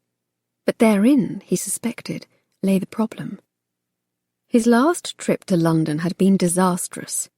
He'd succumbed to the temptation of the bottle far too easily, and the glimpse he caught of his sister had left him more haunted than relieved. But it wasn't the thought of his sister that had him tied up in knots now. It was the thought of Lucy. What if she saw him, as he used to be, out of control and angry with the world? There was so much more at stake, now that he knew he loved her. A knock on the front door startled him from his thoughts. Surely he'd heard wrong. He hadn't heard a knock on his front door in, well, forever. Everyone in town understood his need for solitude and respected those boundaries. Everyone, that was, except Lucy. She was not a woman who respected boundaries. And God, how he loved her for it. He charged to the front foyer and pulled open the door, only to choke back a snarl of disappointment as he realised it was only the vicar standing on his doorstep. "Good afternoon, Lord Branston." "Reverend Wellsbury, I am afraid now is not a good time." "No, I can see it is not, and that is why I really must speak with you about a matter of grave importance." Thomas swiped a weary hand across his face, knowing he was being rude, not sure if he cared enough to correct it. Finally, he offered a grudging nod. "All right, come in then." He stepped aside, motioning the vicar in. "What brings you here?" And why couldn't it have been her instead? "A mistake, I hope," the vicar informed him, stepping into the foyer. He looked around. "Good heavens, boy, where is your bag? Do you want to throw it all away?" Thomas gaped at him. "I beg your pardon." The vicar drew himself taller. "You let Miss L. return to London without you." Understanding dawned. She wanted to go. "Bollocks, boy." Thomas stared at the man. Had the Reverend just said, "I'll say it again. Bollocks." Reverend Wellsbury began to pace. "Bollocks to your pride, to hers, to all of it. Pride is a terrible sin, particularly when it suffocates love. I don't care what she's done or where she's gone. The only thing that matters now is what you will do. Do you think love is so plentiful, so easy, that you might ever expect to love another the way you love her?" "But how did you know?" "That you loved her? I have eyes in my head, don't I? I can see the way you look at her and the way she looks at you. I recognise the signs because I can look back and see them in myself. You love her, and yet you are letting her go?" He shook his head, disgusted. "I let my pride get in the way of 40 years of potential happiness, a life I might have shared if only I'd seen fit to bend a little at the start. And I see it all happening again. Well, bollocks to that." Should you be saying that word?" Thomas asked uneasily. "Because I am a man of God?" The Reverend rolled his eyes. "Well, I am a man first, and I'm saying it for her. It's what Miss E. would have said. And she'd also want me to say this as well. Don't waste too long to make this decision. Not as we did." Thomas blinked, beginning finally to understand. He'd long suspected an attraction between the pair, however much they seemed to deny it. There was too much anticipation in their exchanges. Miss E. had actually seemed to look forward to church on Sundays, an odd reaction, considering how she all too predictably heckled the sermons. "Reverend Wellsbury," he sighed, "I appreciate you coming, and you should know I want to go, to follow her, and yes, I love her, so much it hurts to breathe around her, but if I go to London, I may prove myself unworthy of her, and then I shall have even less than a chance of changing her mind." Bollocks to that as well. Miss E. had faith in you, you know. Not only that you would stay sober, but that you were a good man. But if you stay here, you will prove her wrong. The vicar's mouth, finally, began to stretch into a smile. And you and I both know Miss E. was never wrong. Diary of Edith Lucille Westmore, April 2nd, 1853. Stubbornness, I'll allow, is one of my most significant flaws. Even now I am stubbornly resisting my body's weakness. Some say your life should flash before your eyes as your last breath draws near, but in truth I see only the life I hadn't the courage to live. I would like to say I have no regrets, but a lady shouldn't lie, even to herself. When he heard I was ill, Reverend Wellsbury came to hear my confession, and, oh, what a confession it was! His confession, not mine. He held my hand and told me he has loved me for nigh on 40 years. Moreover, he asked me to marry him, and gave me the most beautiful serpentine necklace as a token of his love. I declare, if I'd known a little infirmity was the key to unlocking this truce, I might have pretended to be dying decades ago. But I am not pretending now. Whether we have days or hours left, I will make them count. I accepted his proposal, and gladly. And if I could reach out to my younger self and offer a bit of advice, I would encourage myself to listen to my heart a little more and my pride a little less. A life well loved is a life well lived, even if that realization comes nearly too late. Chapter 27. Lucy closed the cracked leather cover of Auntie's final journal and leaned back against the seat of the Cardwell coach as it carried them away from the train station. Tears blurred her eyes, and her hand crept up to tangle with the serpentine pendant she still wore about her neck, a token of love nearly lost. At least she understood its significance now. No matter how she might wish it, there were no more pages to read. The date of the final entry in the last of her aunt's diaries was the date of her aunt's death. Outside, the chaotic streets of London were giving way to the order of Mayfair, which meant Cardwell House would soon be looming into view. But she was too distracted by her aunt's final words to focus on her homecoming. To read her aunt's dying revelation felt like the cruelest of jokes. Was this why Aunt E. had asked Reverend Wellsbury to send her the diaries? Her aunt had not, after all, actually been able to reach back in time and give her younger self the advice she'd longed to.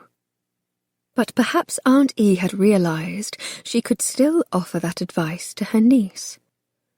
And the advice imparted in that final page, it changed everything. Lucy had imagined she was following her aunt's guidance, holding herself apart from love, a determined spinster to the end. But the truth was, she had missed Thomas from the moment the wheels of the coach began to roll away from Lizard Bay. She should have tried again to convince him to come to London, should have accepted his proposal and lived wherever fate dictated, should have told him she loved him in return. Should have. Aunt E's life was made entirely of that regretful refrain, it seemed. But what refrain would best describe her own life? And was it too late to change? "I know your mother will be pleased to have you back," her father said beside her, by way of making conversation. "She's been frantic with worry, trying to sort out how to keep the London gossips from catching wind of your little adventure." Lucy wiped a quick hand across her eyes and sighed. Her mother was worried. Over her safety, or over the embarrassment of a missing daughter. After all, the season had already started, and she had gone missing for the first crucial week, when impressions were best made and flirtations established. In all likelihood, her mother was livid beneath that purported worry. Finally, the cab was slowing, a footman helping her down. The polished marble steps of Cardwell House seemed to go on for miles. But before she could climb them, the front door burst open and Lydia came tearing down the steps. "Oh, you beast!" her sister cried, wrapping her arms around Lucy and shaking with emotion. "I can't believe you left without saying a word. But I am so glad you are back. I've missed you terribly." She pulled back, her blue eyes shining. "I want to hear everything about your adventure. Did you really go to a town called Lizard Bay? It sounds quite odd." Lucy shook her head, smiling. "It isn't odd, it is lovely." And in truth, she was already missing it. But she could scarcely explain before apologies were made. "Can you forgive me for not telling you I was leaving?" She looked beyond Lydia's shoulder to see her mother step out onto the front steps as well. She winced to see her mother's rigid posture, her fixed smile. "Can you both forgive me?" she asked, louder now. I'm sorry I destroyed the season you worked so hard to plan, Mother." "There is nothing to forgive." Lydia's voice rang firmly, and she glanced over her shoulder at Lucy's mother. "And nothing has been lost. We conspired a way to cover for you."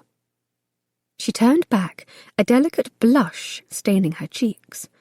I may have gone to 2 balls and a musicale this week, pretending to be you." "What?" Lucy gasped. She looked between Lydia and her mother in astonishment. She could imagine why Lydia had agreed to do it. Her sister had long dreamed of a grand come-out, but to have her mother concoct such a charade... Wasn't a lady always supposed to tell the truth?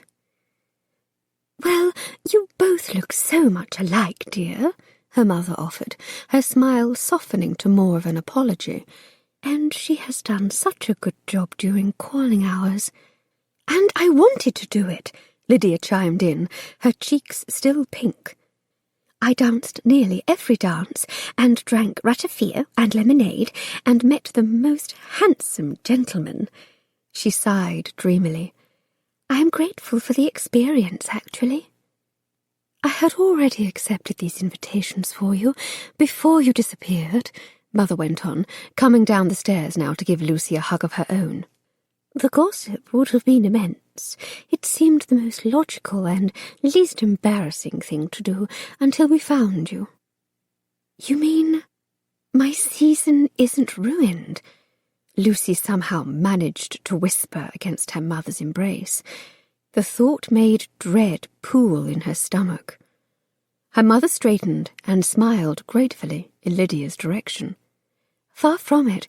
Your sister did brilliantly. She even attracted the attention of a nice viscount who might do well for you. I think you will be well set up to go on with the rest of the season. The Duchess of Pembroke's ball is tomorrow, where we can make the switch. Best do it now, before people catch on." Her hand crept up to touch Lucy's hair. "Provided, of course, we can do something about this." Lucy frowned.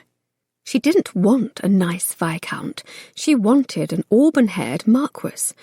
Thomas had made her feel beautiful, as though she was the only woman in a room, in the world.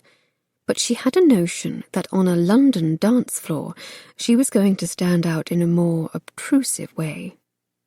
Her mother's hand fell away. "You are frowning. Do you mind so terribly?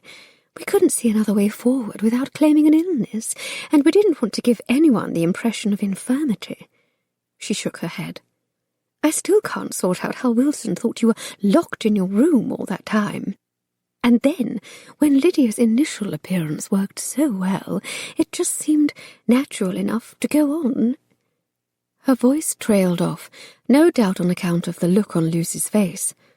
Her mother cleared her throat. A wholly unladylike sound.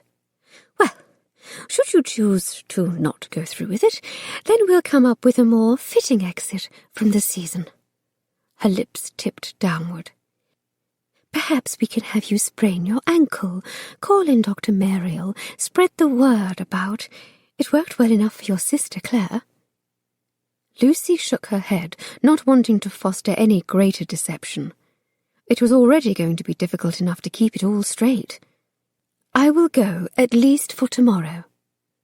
She didn't know how long she could stay in London, given that her heart was already urging her back to Lizard Bay. But for now, what harm would there be in paying this penance? Surely she could suffer through an awkward waltz or two, play the dutiful daughter for a few days, provided, that was, anyone wanted to dance with her. Suddenly, a sprained ankle seemed like a smashing good idea. Her mother's gaze fell lower, to Lucy's neck. "What a lovely necklace you are wearing," she exclaimed, tilting her head. "I've never seen it before." Her mother reached out to touch the pendant, turning it over thoughtfully. "Beautiful, really, especially against your blonde hair." Lucy's hand crept up to covetously cover the stone. "It belonged to Aunt E." Her mother's hand fell away. "Well, she may have been an eccentric, but your auntie clearly had excellent taste in jewellery." Lucy remembered then her mother's opinion of the woman. It was an opinion Lucy had once wrongly harboured herself, but Aunt E wasn't mad or thoughtless or uncaring either. She was simply who she was, and Lucy would always treasure the bits and pieces she'd learned of her aunt's life. "I would like to wear my necklace tomorrow night," she said impulsively, lifting her chin. "For good luck." The unspoken warning hung in the air. She would go to the ball, but she would do so on her own terms. Her mother considered it a moment.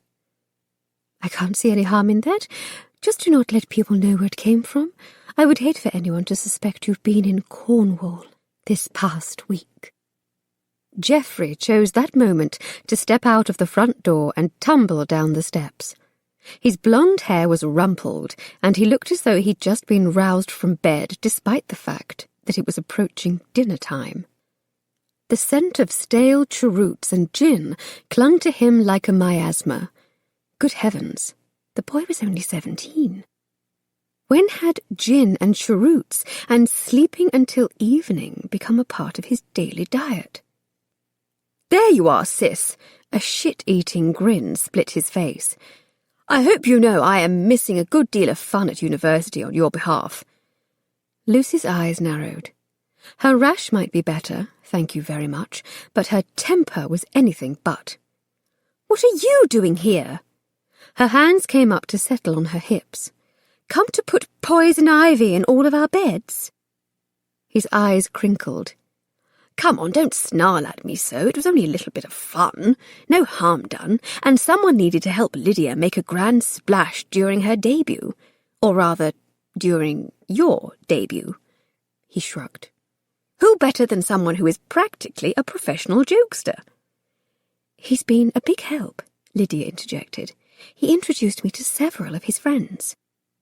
"Mother summoned me to make sure it was as believable as possible, and we've done a ripping good job of it, if I do say so myself." Geoffrey's grin widened as his gaze swept over her rumpled appearance. good God! You look a little rough around the edges, sis. Then again, I suppose you have been staying in a rat-infested cottage. Bring any back for us?" Lucy huffed out a breath. Leave it to Geoffrey to say she looked rough around the edges when his own appearance practically screamed he'd been frequenting a gin house. As a matter of fact, she put her hand in the pocket of her skirt. "I've brought you something from Cornwall." The cocky smile slid off his face. She pretended to hurl something at him. Damned if he didn't shriek like a girl, slapping at his chest, his face gone white. "Idiot!" she laughed. "I'm not afraid of rats, and I'm a bloody lady." "I am glad to have you safely back, Miss Lucy." Lucy glanced up from her self-appointed role, pacing the drawing-room carpet, to see Wilson's broad, familiar face. He was standing at attention, his gleaming silver tray balanced precisely in his gloved hand. In spite of her worry, the sight of him warmed her heart. "It is good to be back," she lied. "Thank you for keeping my secret for so long. Your loan was much appreciated." She hesitated, trying to sort through her debts. She owed Wilson more than she could ever properly repay. Those extra days he had given her were just enough time to reach Heathmore Cottage and fall madly, deeply in love. "I promise I will pay you back when Father resumes my pin money." "It was a gift, Miss Lucy, not a loan." He shook his head gently. "I was pleased to do it." She swallowed, gratitude thickening her voice. "I understand Mother didn't realize I was gone for several days at least." "There was much shrieking when Lady Cardwell finally discovered you were missing." A smile twitched at the corners of Wilson's mouth. Loud, unladylike shrieking. You would have enjoyed hearing her screams, I suspect. But if I may ask, I understand you've a ball to attend in only a few hours. One would imagine you will need to preserve your strength for dancing. Why are you pacing a hole in the carpet instead?" She looked down. "I am not looking forward to tonight's ball," she admitted. "Or the one after that. Or the one thereafter." Something about tonight's ball and all the expectations it carried made her want to toss up her luncheon into the nearest potted plant. She had promised her mother she would attend tonight's at least, to smile and dance and pretend all was well. Lydia had worked hard to give her this opportunity, and she didn't want to let her sister down. But it felt wrong to be forced to go through the motions of pretending to be carefree and available when her heart was so clearly tied up in Thomas. "Ah," the butler frowned. "Am I to presume, then, that you are not open to receiving a visitor either?" Lucy winced. "If it is Lydia's Viscount, I think not." In fact, the thought of facing the man tonight made her stomach churn a vigorous protest.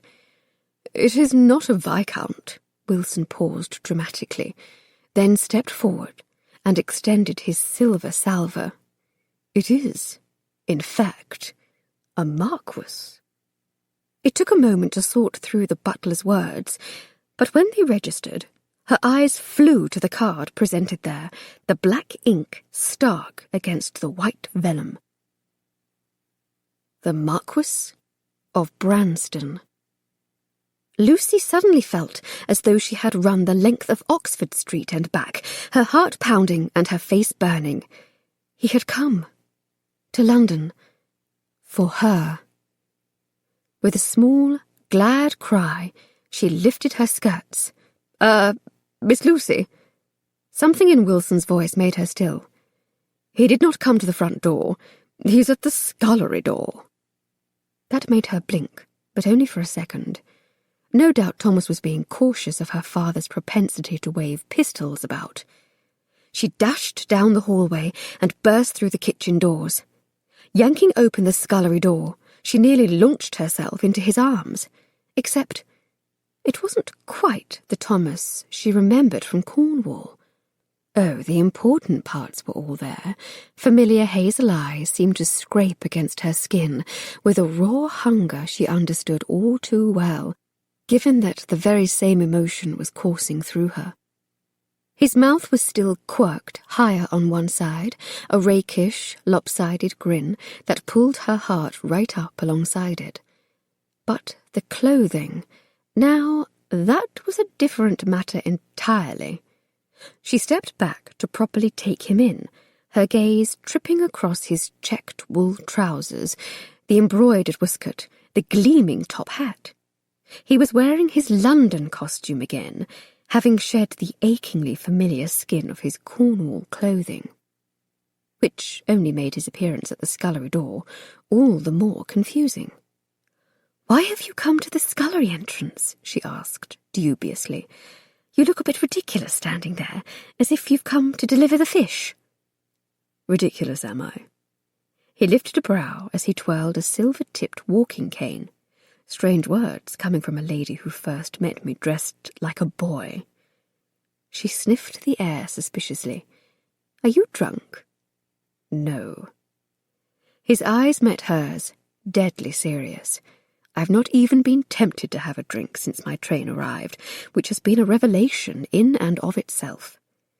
He looked down at his clothing, and finally a sheepish smile broke through. "Although I am beginning to suspect a man would have to be either a fool or desperate to dress this way sober, I've come straight from the train. And I've come to the scullery entrance because I wanted to keep news of my arrival quiet." He hesitated, just enough. "I've come to see my sister, you see." Lucy knew she ought to be glad, but instead of giving a little leap of gladness, her heart stubbornly insisted on feeling a little hurt instead. He'd come to London to see his sister, not to see her. Still, he was here, wasn't he? At her scullery door. There was something in that, even if it wasn't the dramatic, sweeping declaration of love she had hoped for. "Will you come with me?" he asked. She caught her breath. I'm afraid I can't tonight." Oh, she wanted to, but his timing was to rot. "I'm to attend the Duchess of Pembroke's annual ball in just a few hours. I promised my mother I would go, and I've a good deal of disappointment to make up for, apparently." And she needed to do a proper job of it too, or else all their reputations would be ruined. "This will only take an hour or two. You will be back in plenty of time." Lucy bit her lip. She wanted to say yes. She wanted to say yes to an entire host of things. But was she to serve as a crutch for this mad adventure, or had he issued the invitation for more honourable reasons? "Why?" she whispered. "Why do you want me to come with you?" "I want you to meet her. In truth, I've wanted you to meet her from the start." Lucy could feel herself wavering. She suspected she might go anywhere with this man. "Thomas, I am glad you want me to see your sister, truly I am. But if I may ask, why are you dressed like this?" He glanced down. "I was trying to be subtle. I thought my usual clothing from Cornwall might cause more attention on the streets of London." "Subtle?" Lucy snorted. "I am quite sure the pattern on that waistcoat has never been called anything of the sort. Are those really embroidered cherubs?" His smile seemed to stretch across his face. "Yes, trappings of my previous time in London, I'm afraid. A gentleman ought not to visit the tailor when he is drunk." He hesitated, his smile hanging on the edge of falling away. "I suppose I do look a bit ridiculous. What do you suggest, then? I want to see Josephine, but I am worried my appearance may attract undue attention. I don't want people to see me knocking on her door and guess the ruse." "Well, then, you need a proper disguise, not a waistcoat with cherubs."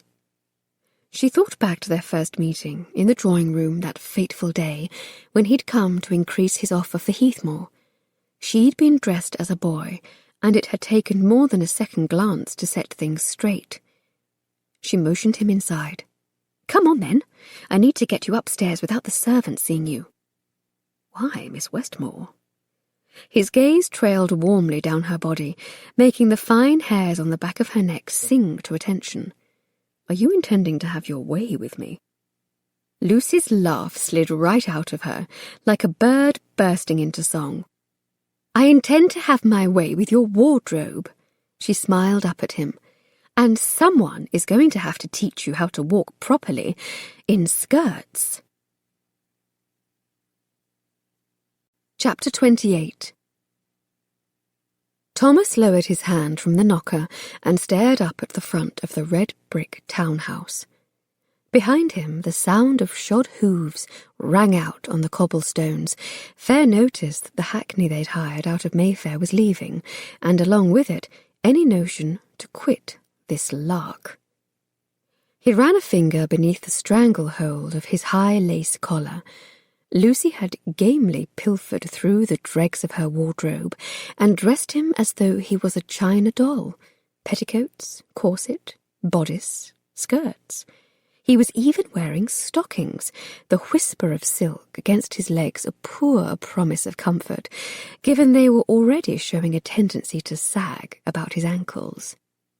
Christ above, how did women do this? Lucy stood beside him, loose-limbed and easy, far more comfortable in her boy's clothing than he felt in his dress. She'd laughingly insisted he needed a chaperone, and then proceeded to step into a bloody pair of trousers. Not that he blamed her. It turned out that wearing skirts was not for the faint of heart. A hand burrowed into his. He looked down to see Lucy's fingers twine with his, and his chest tightened. God, he loved this woman. She was brave and courageous and daring and mad, and all those things combined in him as a rush of affection and lust. And what a pair they made, she in her trousers and he in...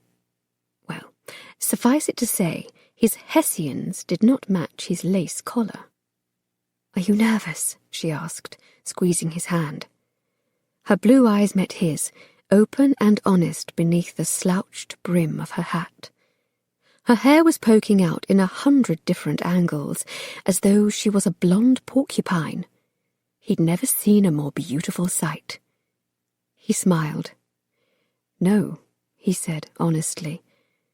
Perhaps it was because his head felt almost violently clear, focused on the task at hand instead of the bottle, or perhaps it was the anticipation of introducing his sister to the woman standing beside him. He was heading into this with a clear head and a hopeful heart, and no matter the outcome, he was at least going to try. The door opened and a mob-capped maid peeked out. "May I help you?" Behind the servant, a pleasant foyer loomed, and from deeper in the house he could hear the awkward notes of a pianoforte, seemingly plunked at random. It sounded a bit as though someone were trying to murder a piano, and instead only succeeded in maiming it. Thomas pulled out his card. "Please tell your mistress Lord Branston is here. We would like to see Mrs. Smythe." The maid's eyes trailed down his clothing. "Did you say Lord?" Bloody hell! He'd forgotten he was wearing skirts, and pretending to be someone else. Lucy, thank God, sprang to action. "I am Lord Branston," she corrected, her voice artificially gruff, "and Mrs. Smythe will want to see us." The maid looked doubtful, but she motioned them in. The sound of mismatched piano notes grew louder as they were led down a hallway, and then they emerged into an airy drawing room. In one corner, a pianoforte was in use, explaining the racket he'd heard in the hallway. A small child, little more than a toddler really, was seated on a piano bench that was far too big for her, her legs kicking industriously in the air as she pounded on the keys. A woman sat to one side, her chin in her hand, eyes closed shut in a well-defined wince. The maid left him standing by the doorway and went to whisper something in her mistress's ear.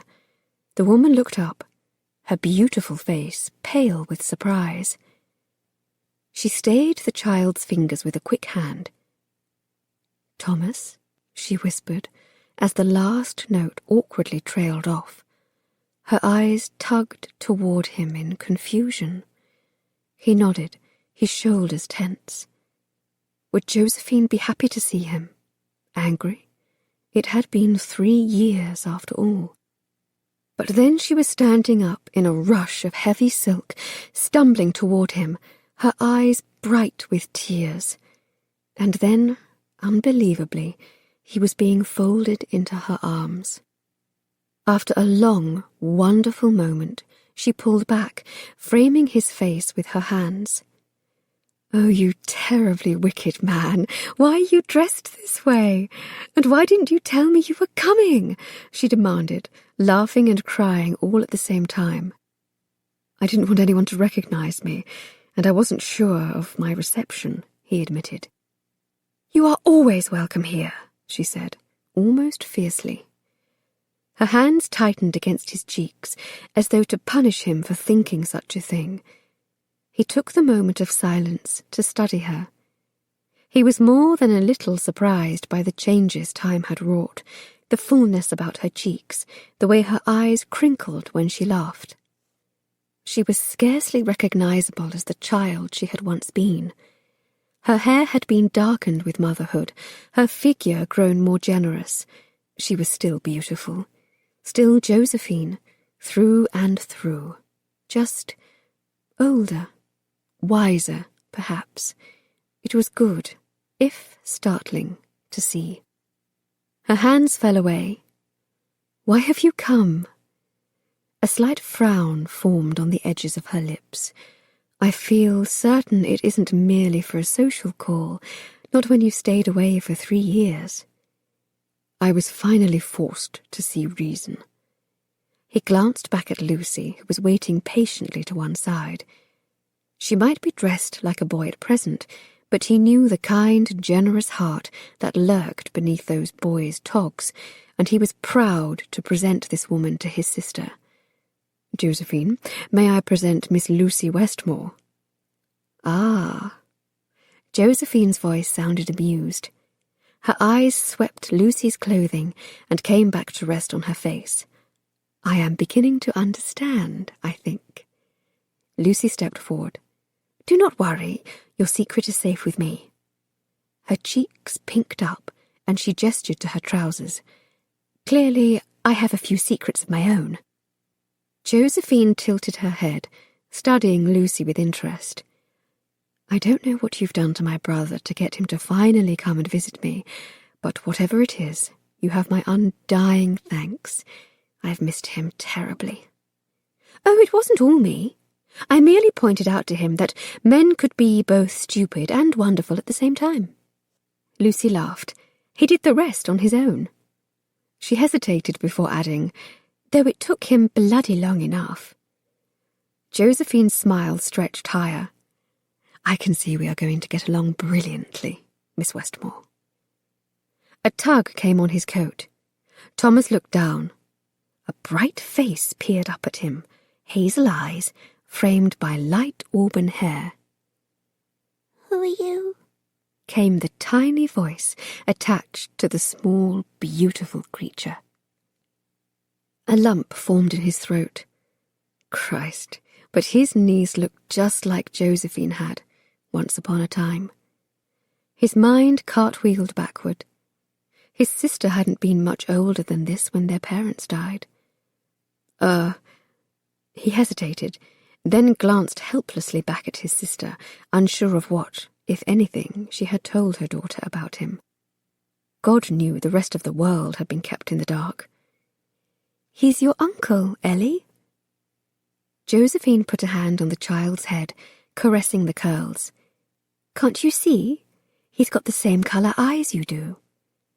The girl scrunched her nose. "He's not very pretty." Thomas laughed out loud at that. "No, I don't suppose I am." Despite the child's pronouncement, her eyes were bright and curious. She looked up at him as though it was the most natural thing to have one's long-lost uncle show up wearing skirts. Then again, she likely still lived in a world of make-believe. He probably could have shown up on a winged horse and been met with the same acceptance. His niece cocked her head. "Eddie next door has an uncle who takes him to sail boats on the water at Hyde Park. You've never taken me to sail a boat," she accused. Josephine laughed softly. "He lives in Cornwall, duck. You haven't seen him since shortly after you were born, so you don't remember him." The lump in Thomas's throat grew larger, and he had no chance of swallowing it away. No, the girl didn't remember him, and he ought to be ashamed of that fact. "But I remember you," he told her solemnly, lowering himself to one knee so he could look her more firmly in the eye. "I think of you nearly every day." How could he not? He was responsible for this child, whether she or the rest of the world realized it. And not only because of the money he sent each month through his solicitor, or the fact that he had purchased this townhouse once upon a time. The lump swelled until it felt the approximate size of the London Tower. He wanted to be a part of this child's life. He wanted to be a part of both of their lives. And that meant he needed to spend far more time in London. The child's eyes grew wide. "You do?" He nodded. "And I would be happy to take you to the park if your mother says it is all right." Provided, of course, he could come up with a less damning disguise. He wasn't going to attempt navigating Hyde Park in skirts. But it's our secret. He held a finger to his lips. "Promise?" The child looked up at her mother, hopeful. Josephine nodded her agreement. "Yes, duck, it's a secret, just between us. He is your uncle, but you mustn't tell anyone." "All right," Ellie smiled, "but only if he promises to take me to sail a boat." Lucy slipped away, her smile lingering long after she boarded the omnibus back to Oxford Street. She would have liked to stay at Golden Square. She was fascinated by the beautiful and mysterious Mrs. Smythe, by the young girl who played the pianoforte so terribly, by the stunned smile she'd seen on Thomas's face. There had been a subtle easing of tension about his eyes, as though the worry of 3 years was stripped away and replaced with wonder. She'd wanted to linger, to watch, but it wasn't really her place. She was an outsider. Thomas and his sister had 3 years to catch up on, and she didn't want the promises she had made to her mother and Lydia to interrupt such a pretty reunion. The shadows were stretching out in front of Cardwell House by the time she made it back, so she snuck in through the scullery door entrance, keeping her head down and cap pulled low over her eyes. She crept down the hallway, feeling relieved to have made it back unnoticed, and already dreading the predictable pinch of corset that had awaited her above stairs.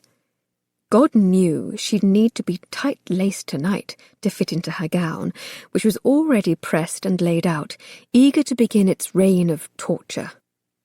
Suddenly, without warning, a hand snaked out of the drawing-room door, and she was jerked unceremoniously inside. "Lucy Westmore," Lydia hissed, "just where do you think you are going dressed like this?" One of Lydia's hands flapped about like a bird, and the other stayed tucked behind her back. "Are you trying to escape tonight's ball?" Lucy stared at her sister, shocked to a stammer.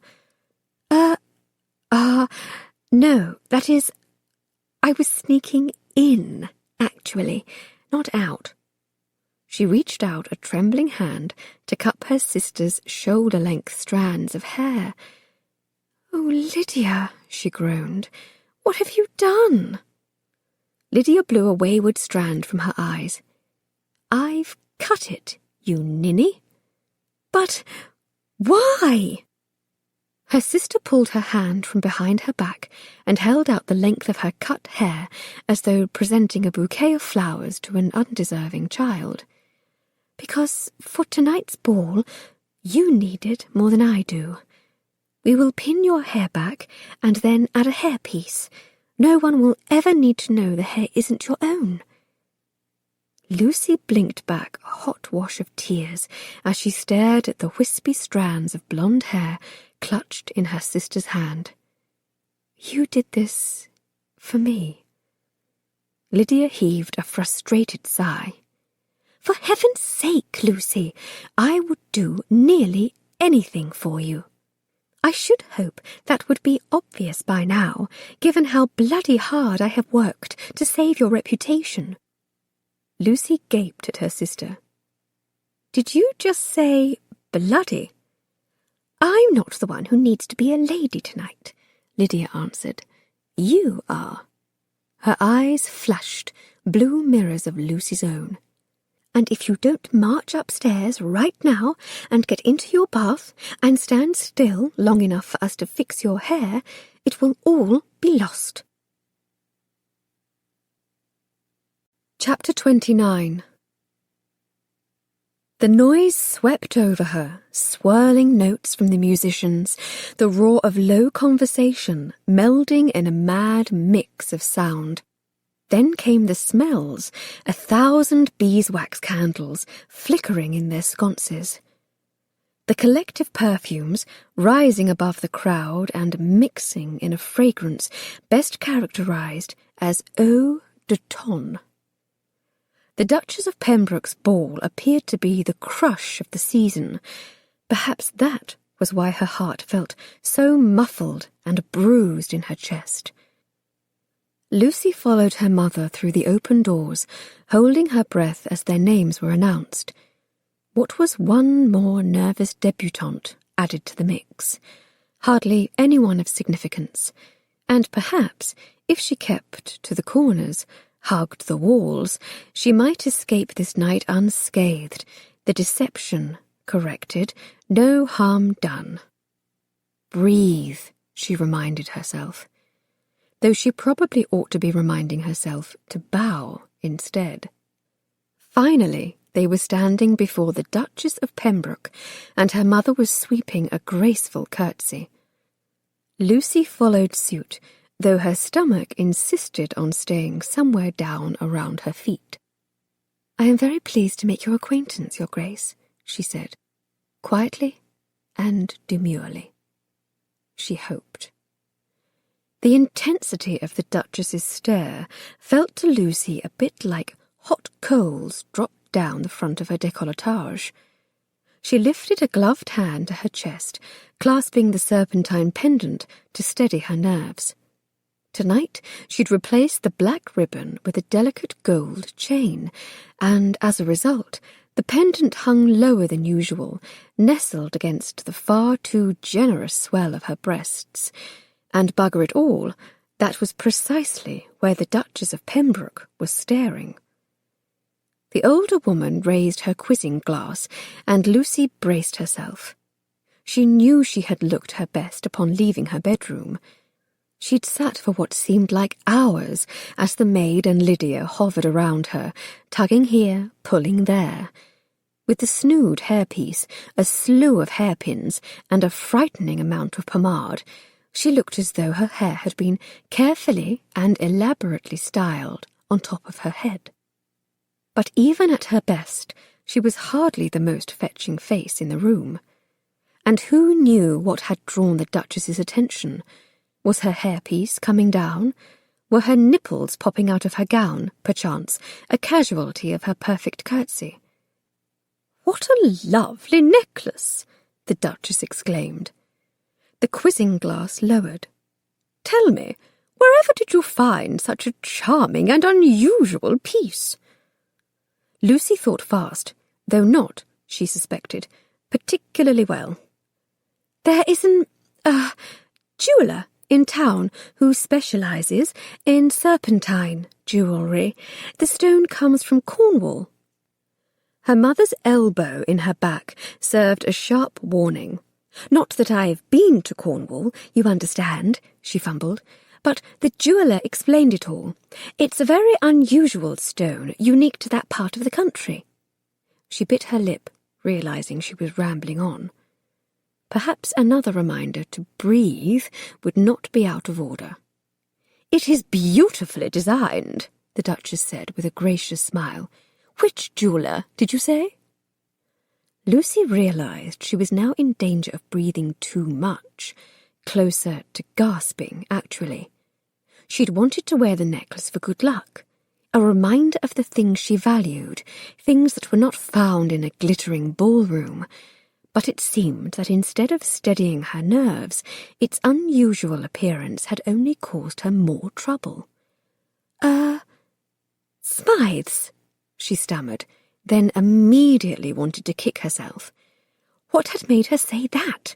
Thomas and his sister were clearly still stuck in her head.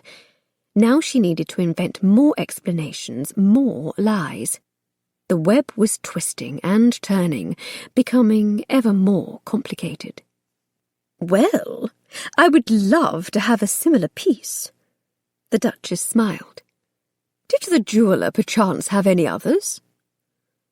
Through Lucy's racing thoughts and heated cheeks, inspiration somehow struck like a thunderbolt. She nodded numbly. Several, in fact. Oh, bugger it all. Why hadn't she seen it before? It was so obvious as to almost be laughable. Lizard Bay needed an industry that would save its residents from ruin. The town had a nearly unlimited supply of lizardite stones. And if the Duchess of Pembroke was fascinated by a serpentine charm, wouldn't others in London surely be as well? Thomas stepped into the ballroom, the lurching strains of the music feeling wholly unfamiliar, despite the fact he'd once been an active participant in the swirl of London's grand season. Then again, when he'd last stepped into a ballroom, he was focused on the location of the nearest source of liquor. Tonight felt different, because it was different. He was not here because of the obligation or expectations of his position. He felt no urge to seek out the refreshment table and determine if the punch had been properly laced with spirits. He was here because he wanted to be, and because he wanted her. When he first realized that Lucy had slipped away from his sister's house, he'd wanted to chase after her. There were things he needed to say, revelations to share. He realized, now, that he could be in London without fear of betraying his sister or succumbing to the temptation of a bottle. If London was where Lucy's family was, he would gladly live here for her. But even as he'd begun to offer his apologies to Josephine, promising to come back soon, he realized what Lucy must have intended. She'd left to give him this moment with his sister, to let their time stretch longer, even as she faced her own penance tonight. He knew what this evening would cost her in terms of dignity. He well remembered how she'd claimed the expectations of her parents were like a shoe that refused to fit. But her obligations to her family apparently ran deep. She had risked a good deal by coming to Golden Square for him, and now he would gladly do the same for her.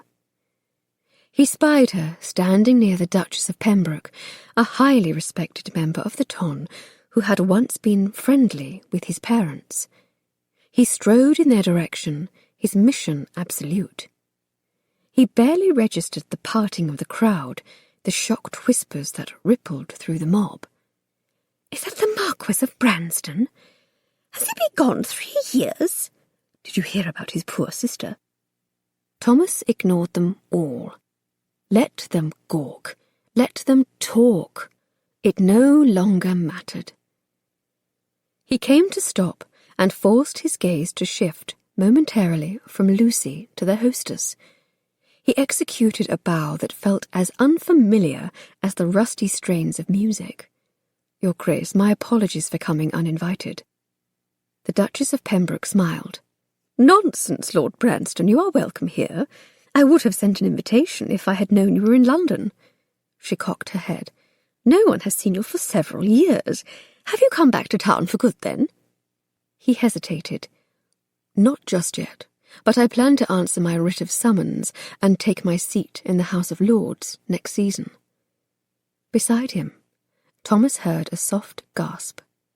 Now, finally, his attention could shift to where it wanted, where it demanded. And once it landed on Lucy, it never wanted to leave. No longer the wild spirit of his dreams, tonight she was an absolute vision in pale yellow silk, pink rosebuds swirling about the hem of her gown. Her fingers were nervously clutching the serpentine necklace about her neck, and her hair, holy God, where had that come from? He wanted to pull her away from the crowd and tumble her out onto a darkened terrace. He wanted to press his mouth against the swell of her breast to see if her skin tasted as sweet as he remembered. He wanted to— "Lord Branston," the Duchess said, severing that train of thought as cleanly as if she'd brought an axe down across his skull. "May I present Lady Cardwell and her daughter, Miss Lucille Westmore? Miss Westmore has just been presented this season." "A pleasure to meet you," he somehow found the composure to murmur. His wayward thoughts were momentarily tamed with the reminder he was not supposed to know this woman. His body, however, was humming with the unspoken awareness that came from knowing her very intimately indeed. He knew the sound she made in the back of her throat when a kiss caught her by surprise, and he knew the way she tasted in her most secret places. But to give that away would be to take away her choice in the matter, and so he bent over her gloved hand. "Miss Westmore," he murmured, bowing low, "it is a pleasure to meet you. Would you do me the honour of being my partner for the next dance?" Lucy's smile was oddly hesitant. She blinked at the woman standing next to her. Mother, may I dance with the Marquess of Branston?" Her mother's eyes widened in surprise. "Did you say Marquess?" Her gaze turned appraising, and she nearly shoved Lucy in Thomas's direction. "By all means, dear." Hiding a smile, Thomas led her onto the dance floor. A new set was beginning, the swirling notes solidifying into a particular 3-beat rhythm. His hand settled where it had longed to go since the moment he spied her across the room, settling possessively against the sweet curve of her waist. He led them into a sweeping waltz, remembering the moves well enough, but not remembering this sort of acute anticipation. He must have danced over 100 waltzes, but never, it seemed, with a scandalous spinster. He smiled down at her, remembering how she had looked in the soft morning light of Cornwall, her skin flushed with pleasure. Her cheeks held something of that glow now, but her hand felt like a trapped bird in his. That was when he realized she was trembling. "Are you nervous?" "Aren't you?" she retorted. "Everyone in the bloody room is watching." She sounded so much like the Lucy he knew and loved that he was tempted to laugh, there in the middle of the floor, the eyes of the entire ton upon them. "I probably ought to be nervous," he admitted, "but you see, the only opinion in this room that matters to me is yours." Her lips lifted just enough. "I must beg you to keep your false flirtations to yourself, sir." Her words deepened to a whisper. "You see, I am not supposed to know you. It wouldn't be proper." He cleared his throat. "There once was a spinster by chance." "This one better not be about my breasts," she warned, but her voice was low and delicious. In an instant his eyes were just there, on the creamy swell of skin that rose up from the yellow silk and appeared to be begging for his kiss. He swallowed hard, willing his feet to keep to the prescribed rhythm. "Who consented to just one dance?" She ducked her head. "But she'd tread on his toes?" He nodded, though in truth she'd not stepped on his toes once. and ought to box his nose. He paused dramatically, letting a few steps go by, then leaned in, his words the merest whisper in her ear. Because he wanted to remove her pants. She began to shake with laughter. "I am wearing a gown tonight, my lord, not trousers." He bent in to whisper again. "But I know what you were wearing earlier this afternoon, don't I?" Chapter 30. Lucy hadn't been sure she could do it. Those first stumbling moments into the crowded ballroom and the nearly disastrous conversation with the Duchess of Pembroke had flayed her nerves. But somehow, on Thomas's arm, she began to think she could do nearly anything. Flirt, if she must. Smile, if he encouraged it. Fly, if he but told her she could. The waltz ended too soon. Would she be permitted another with him tonight? It probably wouldn't be appropriate, but somehow a reel or a quadrille seemed far too tame. Rules and propriety aside, she only knew she didn't want the moment to end. "I feel a bit breathless," she said, as the last notes drew to a close, not even needing to fabricate the excuse. "A bit of fresh air might be in order." His eyes darkened promisingly. A turn in Lady Pembroke's gardens, perhaps. She pulled him toward the open French doors, wanting only to escape the notice of her mother and whoever else might be watching. Or waiting. Somewhere, Lydia's Viscount was no doubt looking for her, waiting for his chance to pounce. She didn't particularly feel like playing the part of prey at the moment, not unless it was to snare a marquess.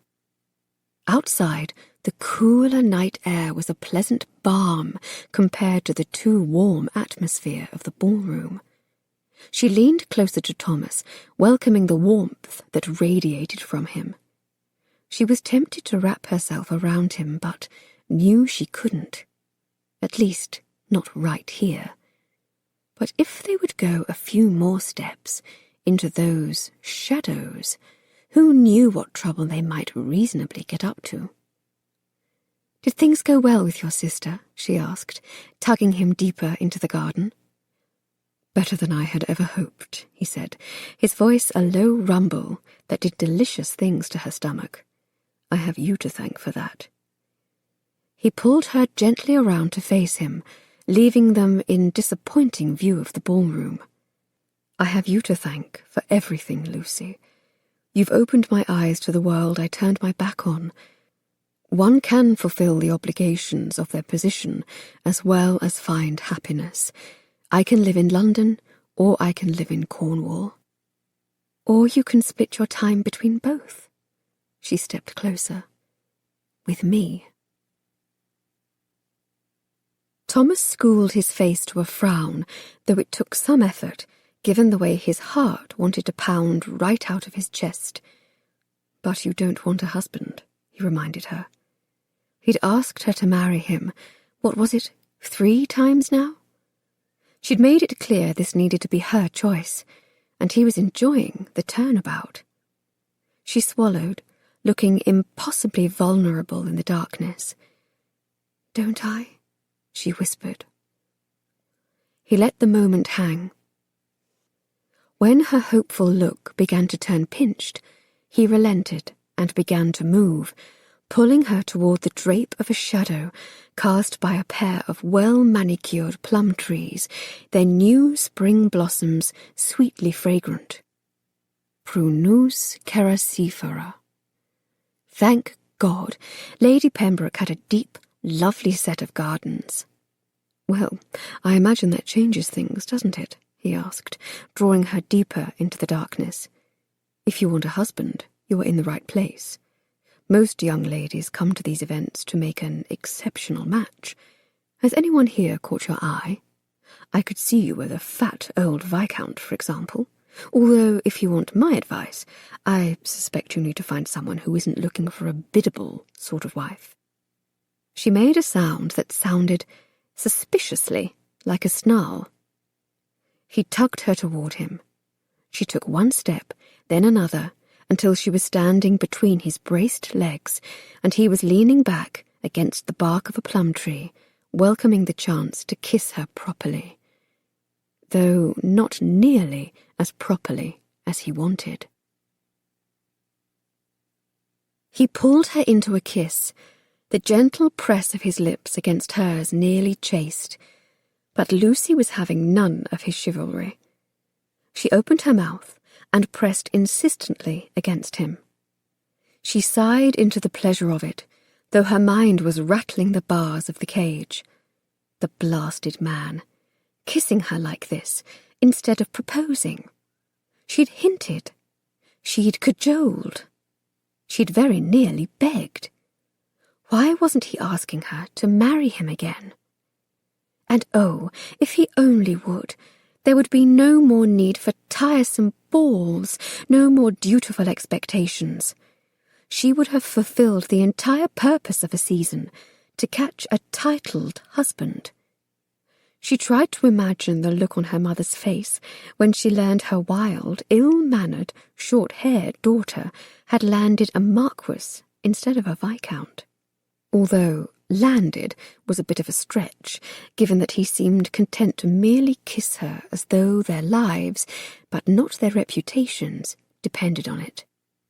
It had not escaped her notice that he'd made quite sure to wait for the shadows, after all. Through the drugging power of his kiss, it suddenly hit her. Why he'd pulled her into the shadows rather than risk her reputation with this kiss in full view of the ballroom.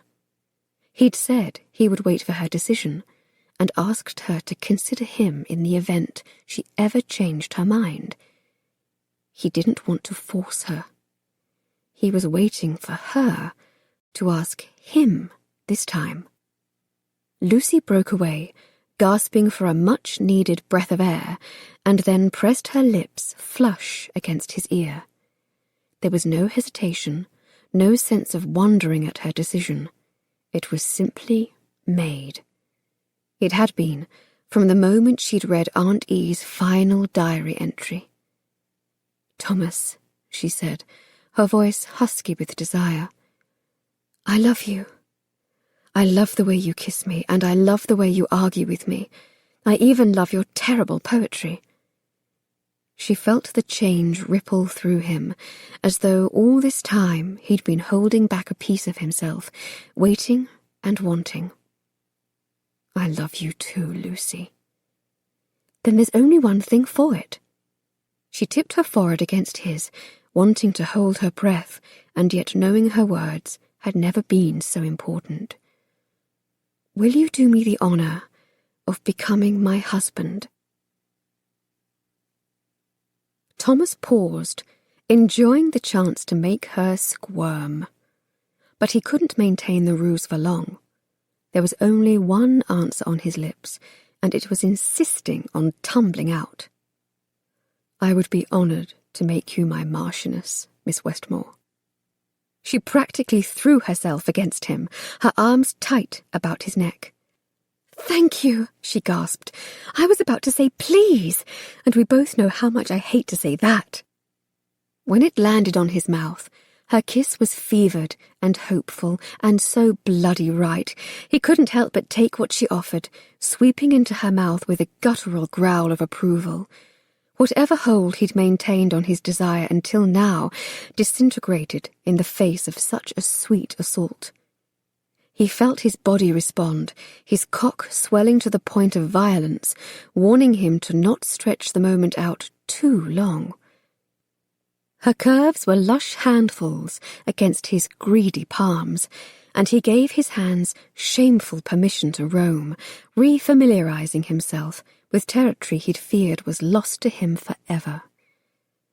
As if deciding he needed a map, she pulled at the edge of her bodice, and he nearly groaned out loud as her rounded breasts spilled out, taunting him with their pert coral tips.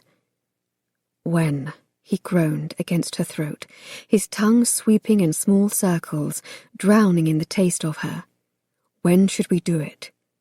Because, God above, If she made him wait, he was going to lose his mind.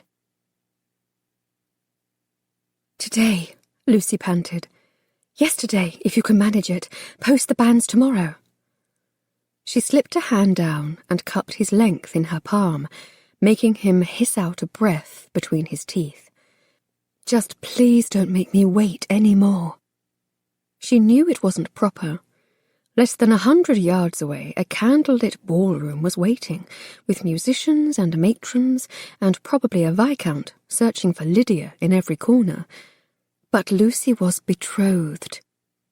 She loved this man. They were out of sight, and he had said yes, and she was not leaving there tonight with her maidenhead intact. She'd pay him £1,000, if it came down to it.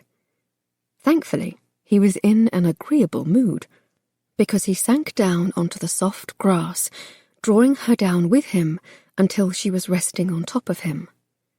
She kissed him long and hard, struggling to pull her skirts free where they were pinned beneath his legs, not even caring if the expensive silk was collecting grass stains and bits of plum blossoms that would give them away more surely than any bold confession.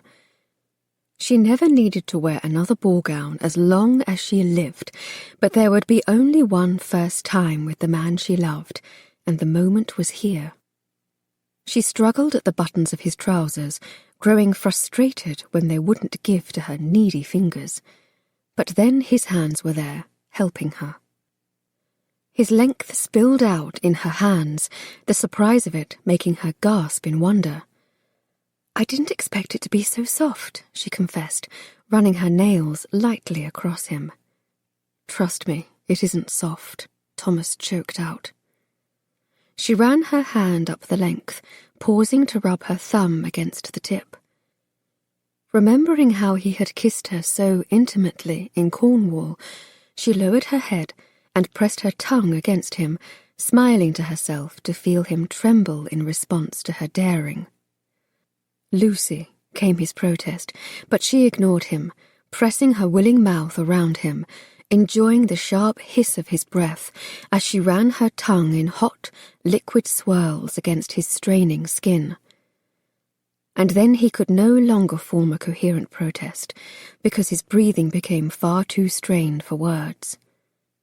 Though she wanted to linger, to punish him even, for making her wait so long, she finally let him pull her roughly up and away. She followed his lead as he urged her to straddle him. Because she wanted this too, more of him, more of the feelings he spun up inside her.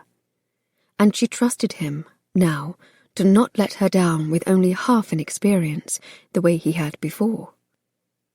She settled over him, and as she lowered herself, slowly, she felt that soft fullness pressing against her in the most perfect place imaginable. She closed her eyes, adjusting to the strange welcome of it all. "You are chewing on your lip," came his voice. "What are you thinking?" Lucy opened her eyes. "Truly," she whispered. When he nodded, she felt her cheeks heat. "I was thinking that perhaps there are some advantages to wearing skirts after all." She shifted, enjoying the way the movement made him groan. "For example, I couldn't do this if we were both wearing trousers." "For God's sake, hold still, Lucy." She did, and found that was very nearly as enjoyable as the pursuit of friction. After a moment his jaw softened, as though preparing himself for a monumental task. "Ready?" he asked, his voice almost a moan. She blinked. "You mean this isn't it?" His smile was slow and wicked. "Not even close." "Then, yes, please," she told him. And that, apparently, was all she needed to say. The delicious, slow glide of his body against hers became a sharp pinch of pain. She drew in a sharp breath, realizing she was now seated on top of him, his body joined with hers. "Are you all right?" he asked, through gritted teeth. She loosened her breath.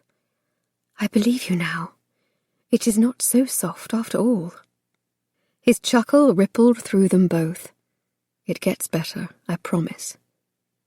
She moved, almost experimentally, to learn that it did, indeed, get better. She felt him move inside her, the sweetest of invasions. He was seated so deeply inside her, she felt as though he might very well touch her heart. And it got better still when he pulled her forward, so her begging breast was flush against his mouth. He drew her nipple in, suckling gently, rolling it against his tongue until she was thrashing in pleasure. Yes, this was much better. She tossed her head, enjoying the sheer torment of his lips. Somehow he guided them into a welcome rhythm, his hands against her hips, showing her how to move. Where their bodies were joined, she felt that building sensation, the one he had shown her that morning in the meadow. But it was different somehow. Perhaps because it was a shared experience this time, instead of a one-way gift. He relinquished his attentions at her breast to both pull her down and rise up to meet her mouth, capturing her soft cries, silencing her with a kiss. "Shh!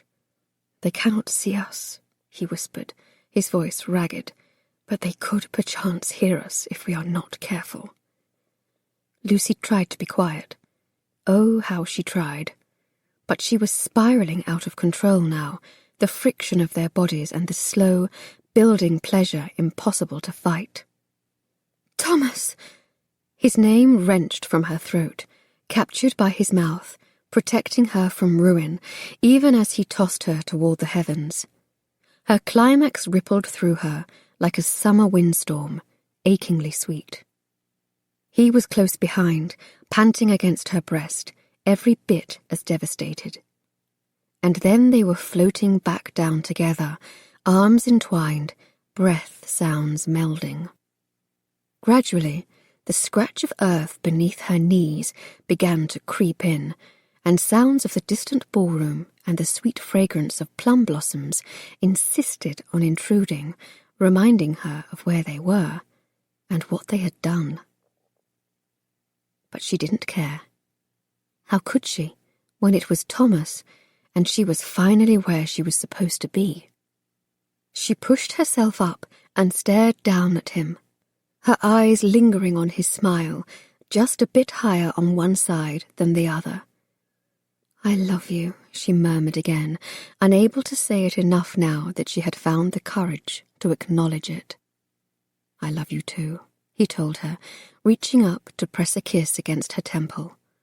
And then his chuckle came, shaking her with its force, given their bodies were still very much joined. "But, after much consideration, I'm thinking a special license may be the way to go." Epilogue. "You're missing the flowers."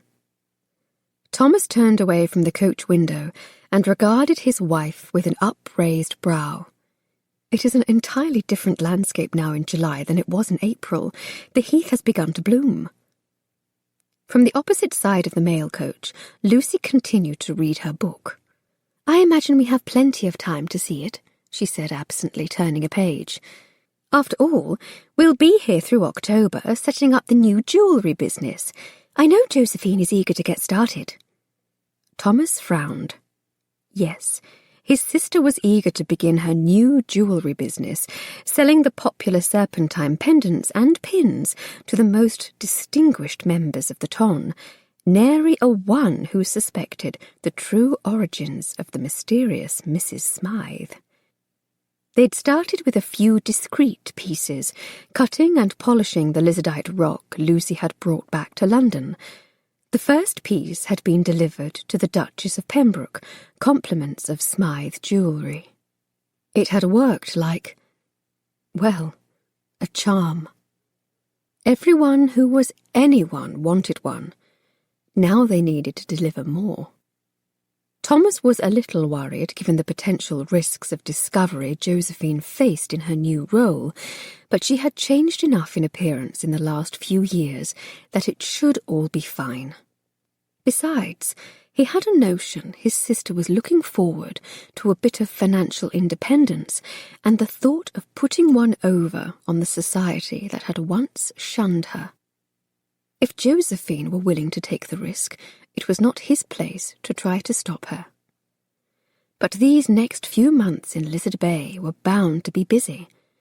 He had a notion the Tanner orphans would be eager enough to collect the lizardite rocks that littered the coast in between their studies, but he still needed to find townspeople to polish the stones, and he needed to sort out who had a talent for metalworking and artistry.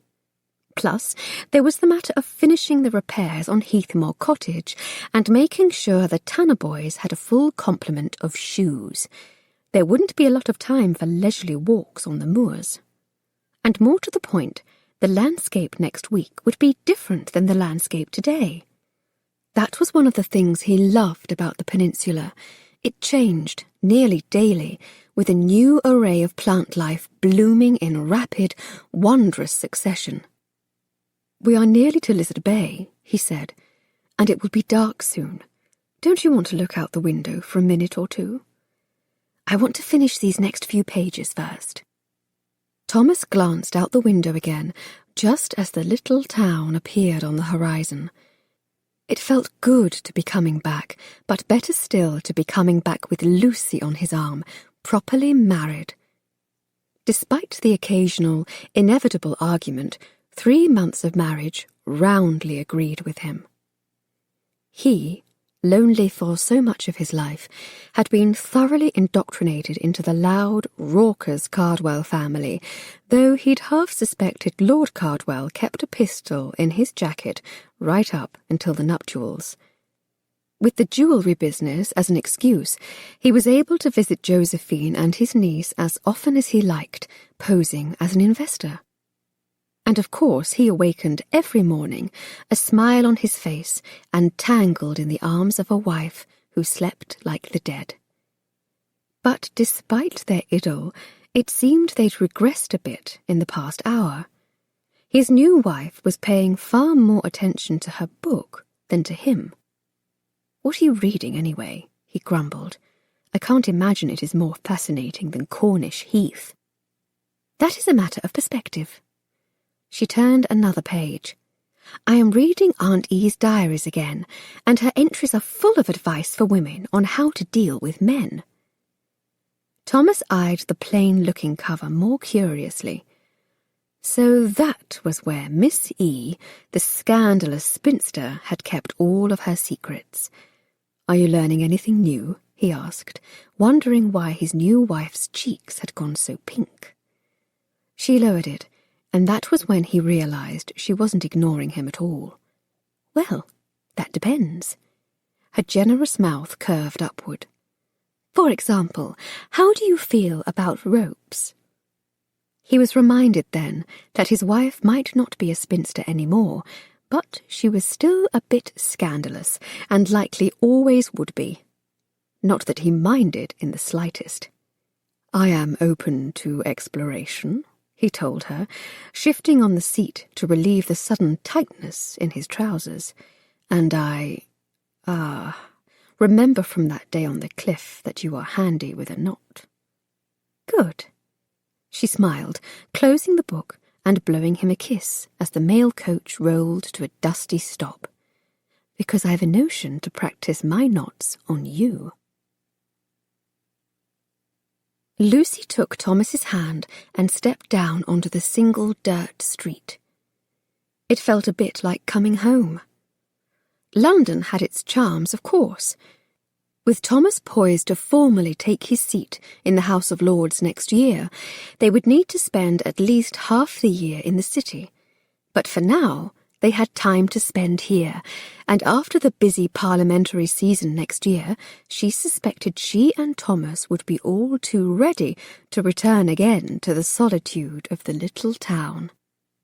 The arrival of the mail coach was already attracting a crowd. She spied Bentley and Jameson, both looking happy to see them.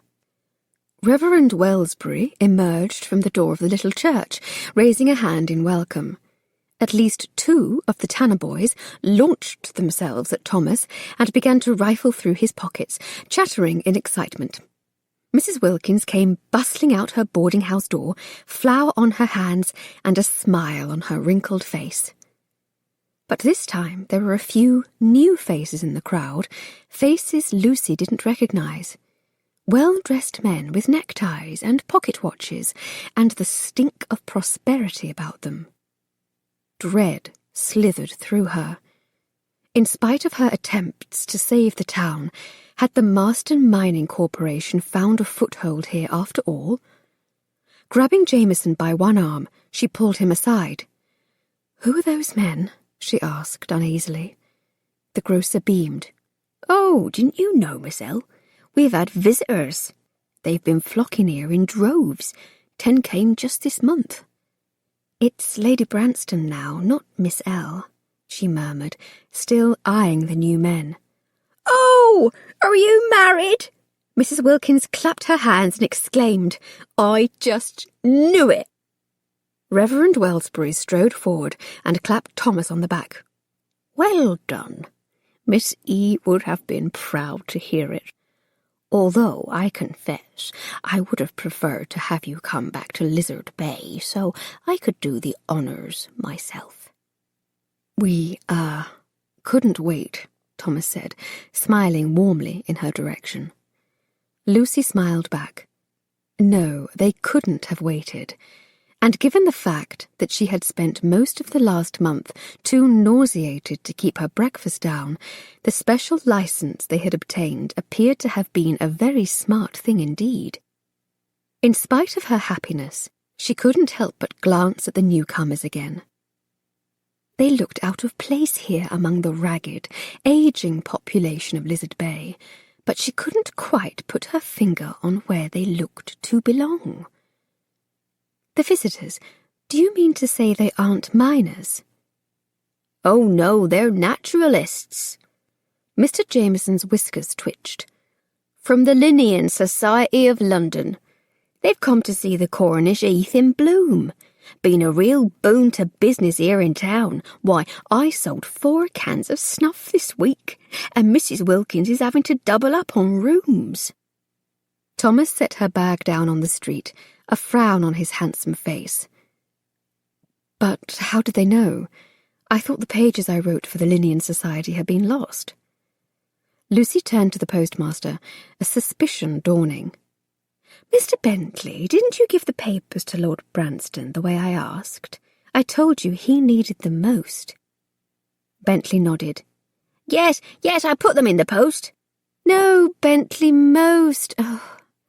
Lucy looked back at Thomas, shaking her head. "I am sorry." Her husband didn't look very upset.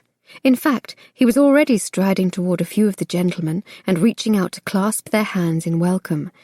She smiled and curled a hand around her belly as she watched the exchange of greetings.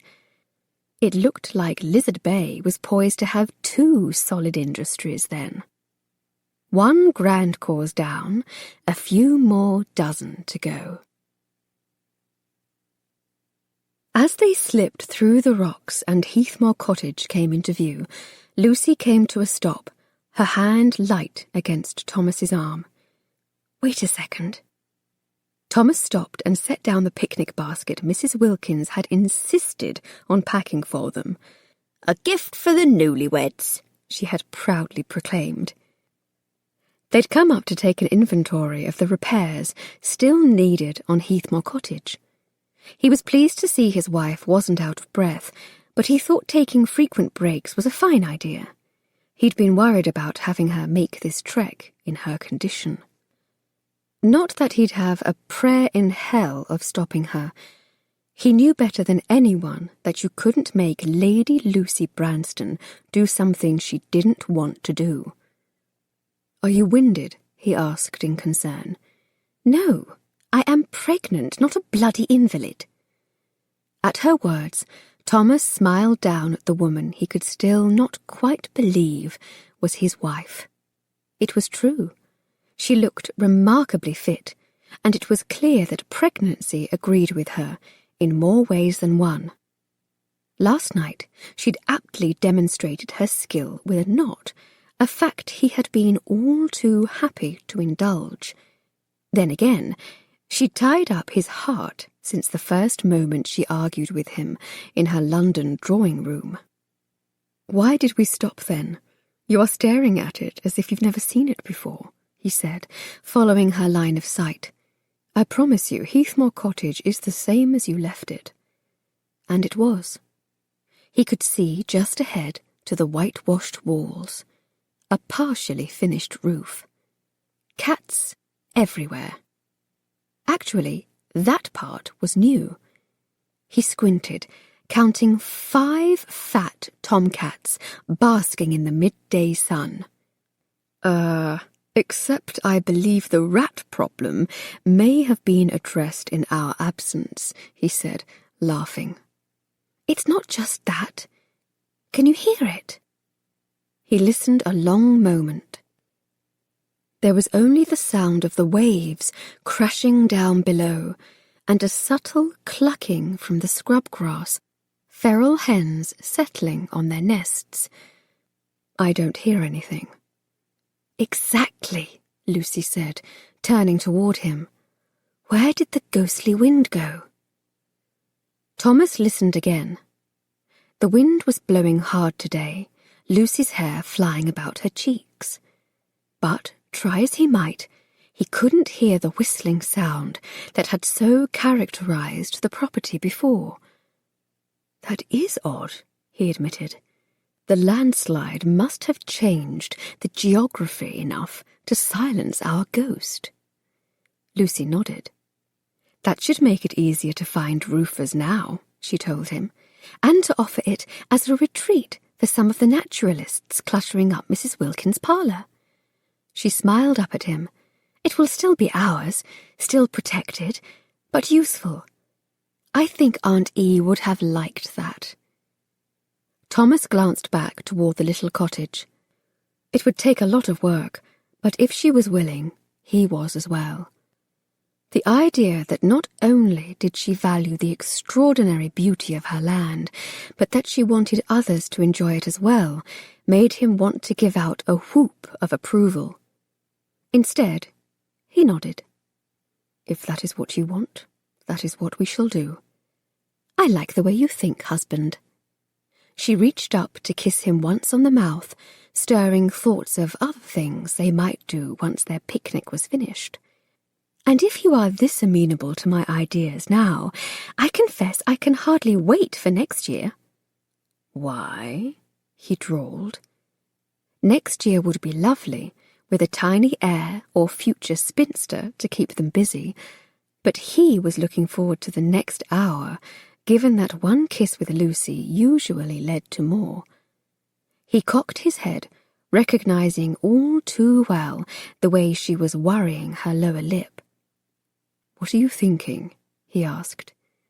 She may have shown him her skill with knots, but he hadn't yet had an opportunity to show her his. And if memory served, there was still a rope around here somewhere. She shrugged, looking the opposite of innocent. "Oh, just the grand bit of trouble I could cause with my very own voting member of the House of Lords in my pocket." "Lucy," he warned, though his own smile had stretched as high as hers, "I am scarcely in your pocket any more than you are in mine. What are you planning to do?" She blinked. "Who, me? I'm just a plain, almost spinster who somehow managed to attach herself to a handsome, influential husband." Plotting to wreak all the havoc you want, I imagine." Her smile turned as brilliant as the overhead Cornwall sun.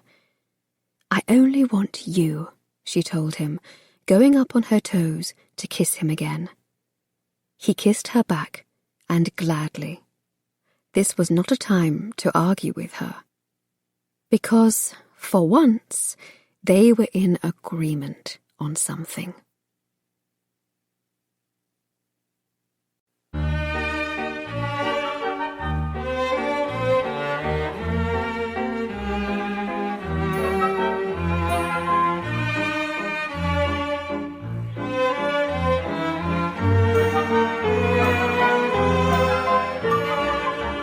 This is Lana J. Weston. We hope you have enjoyed this unabridged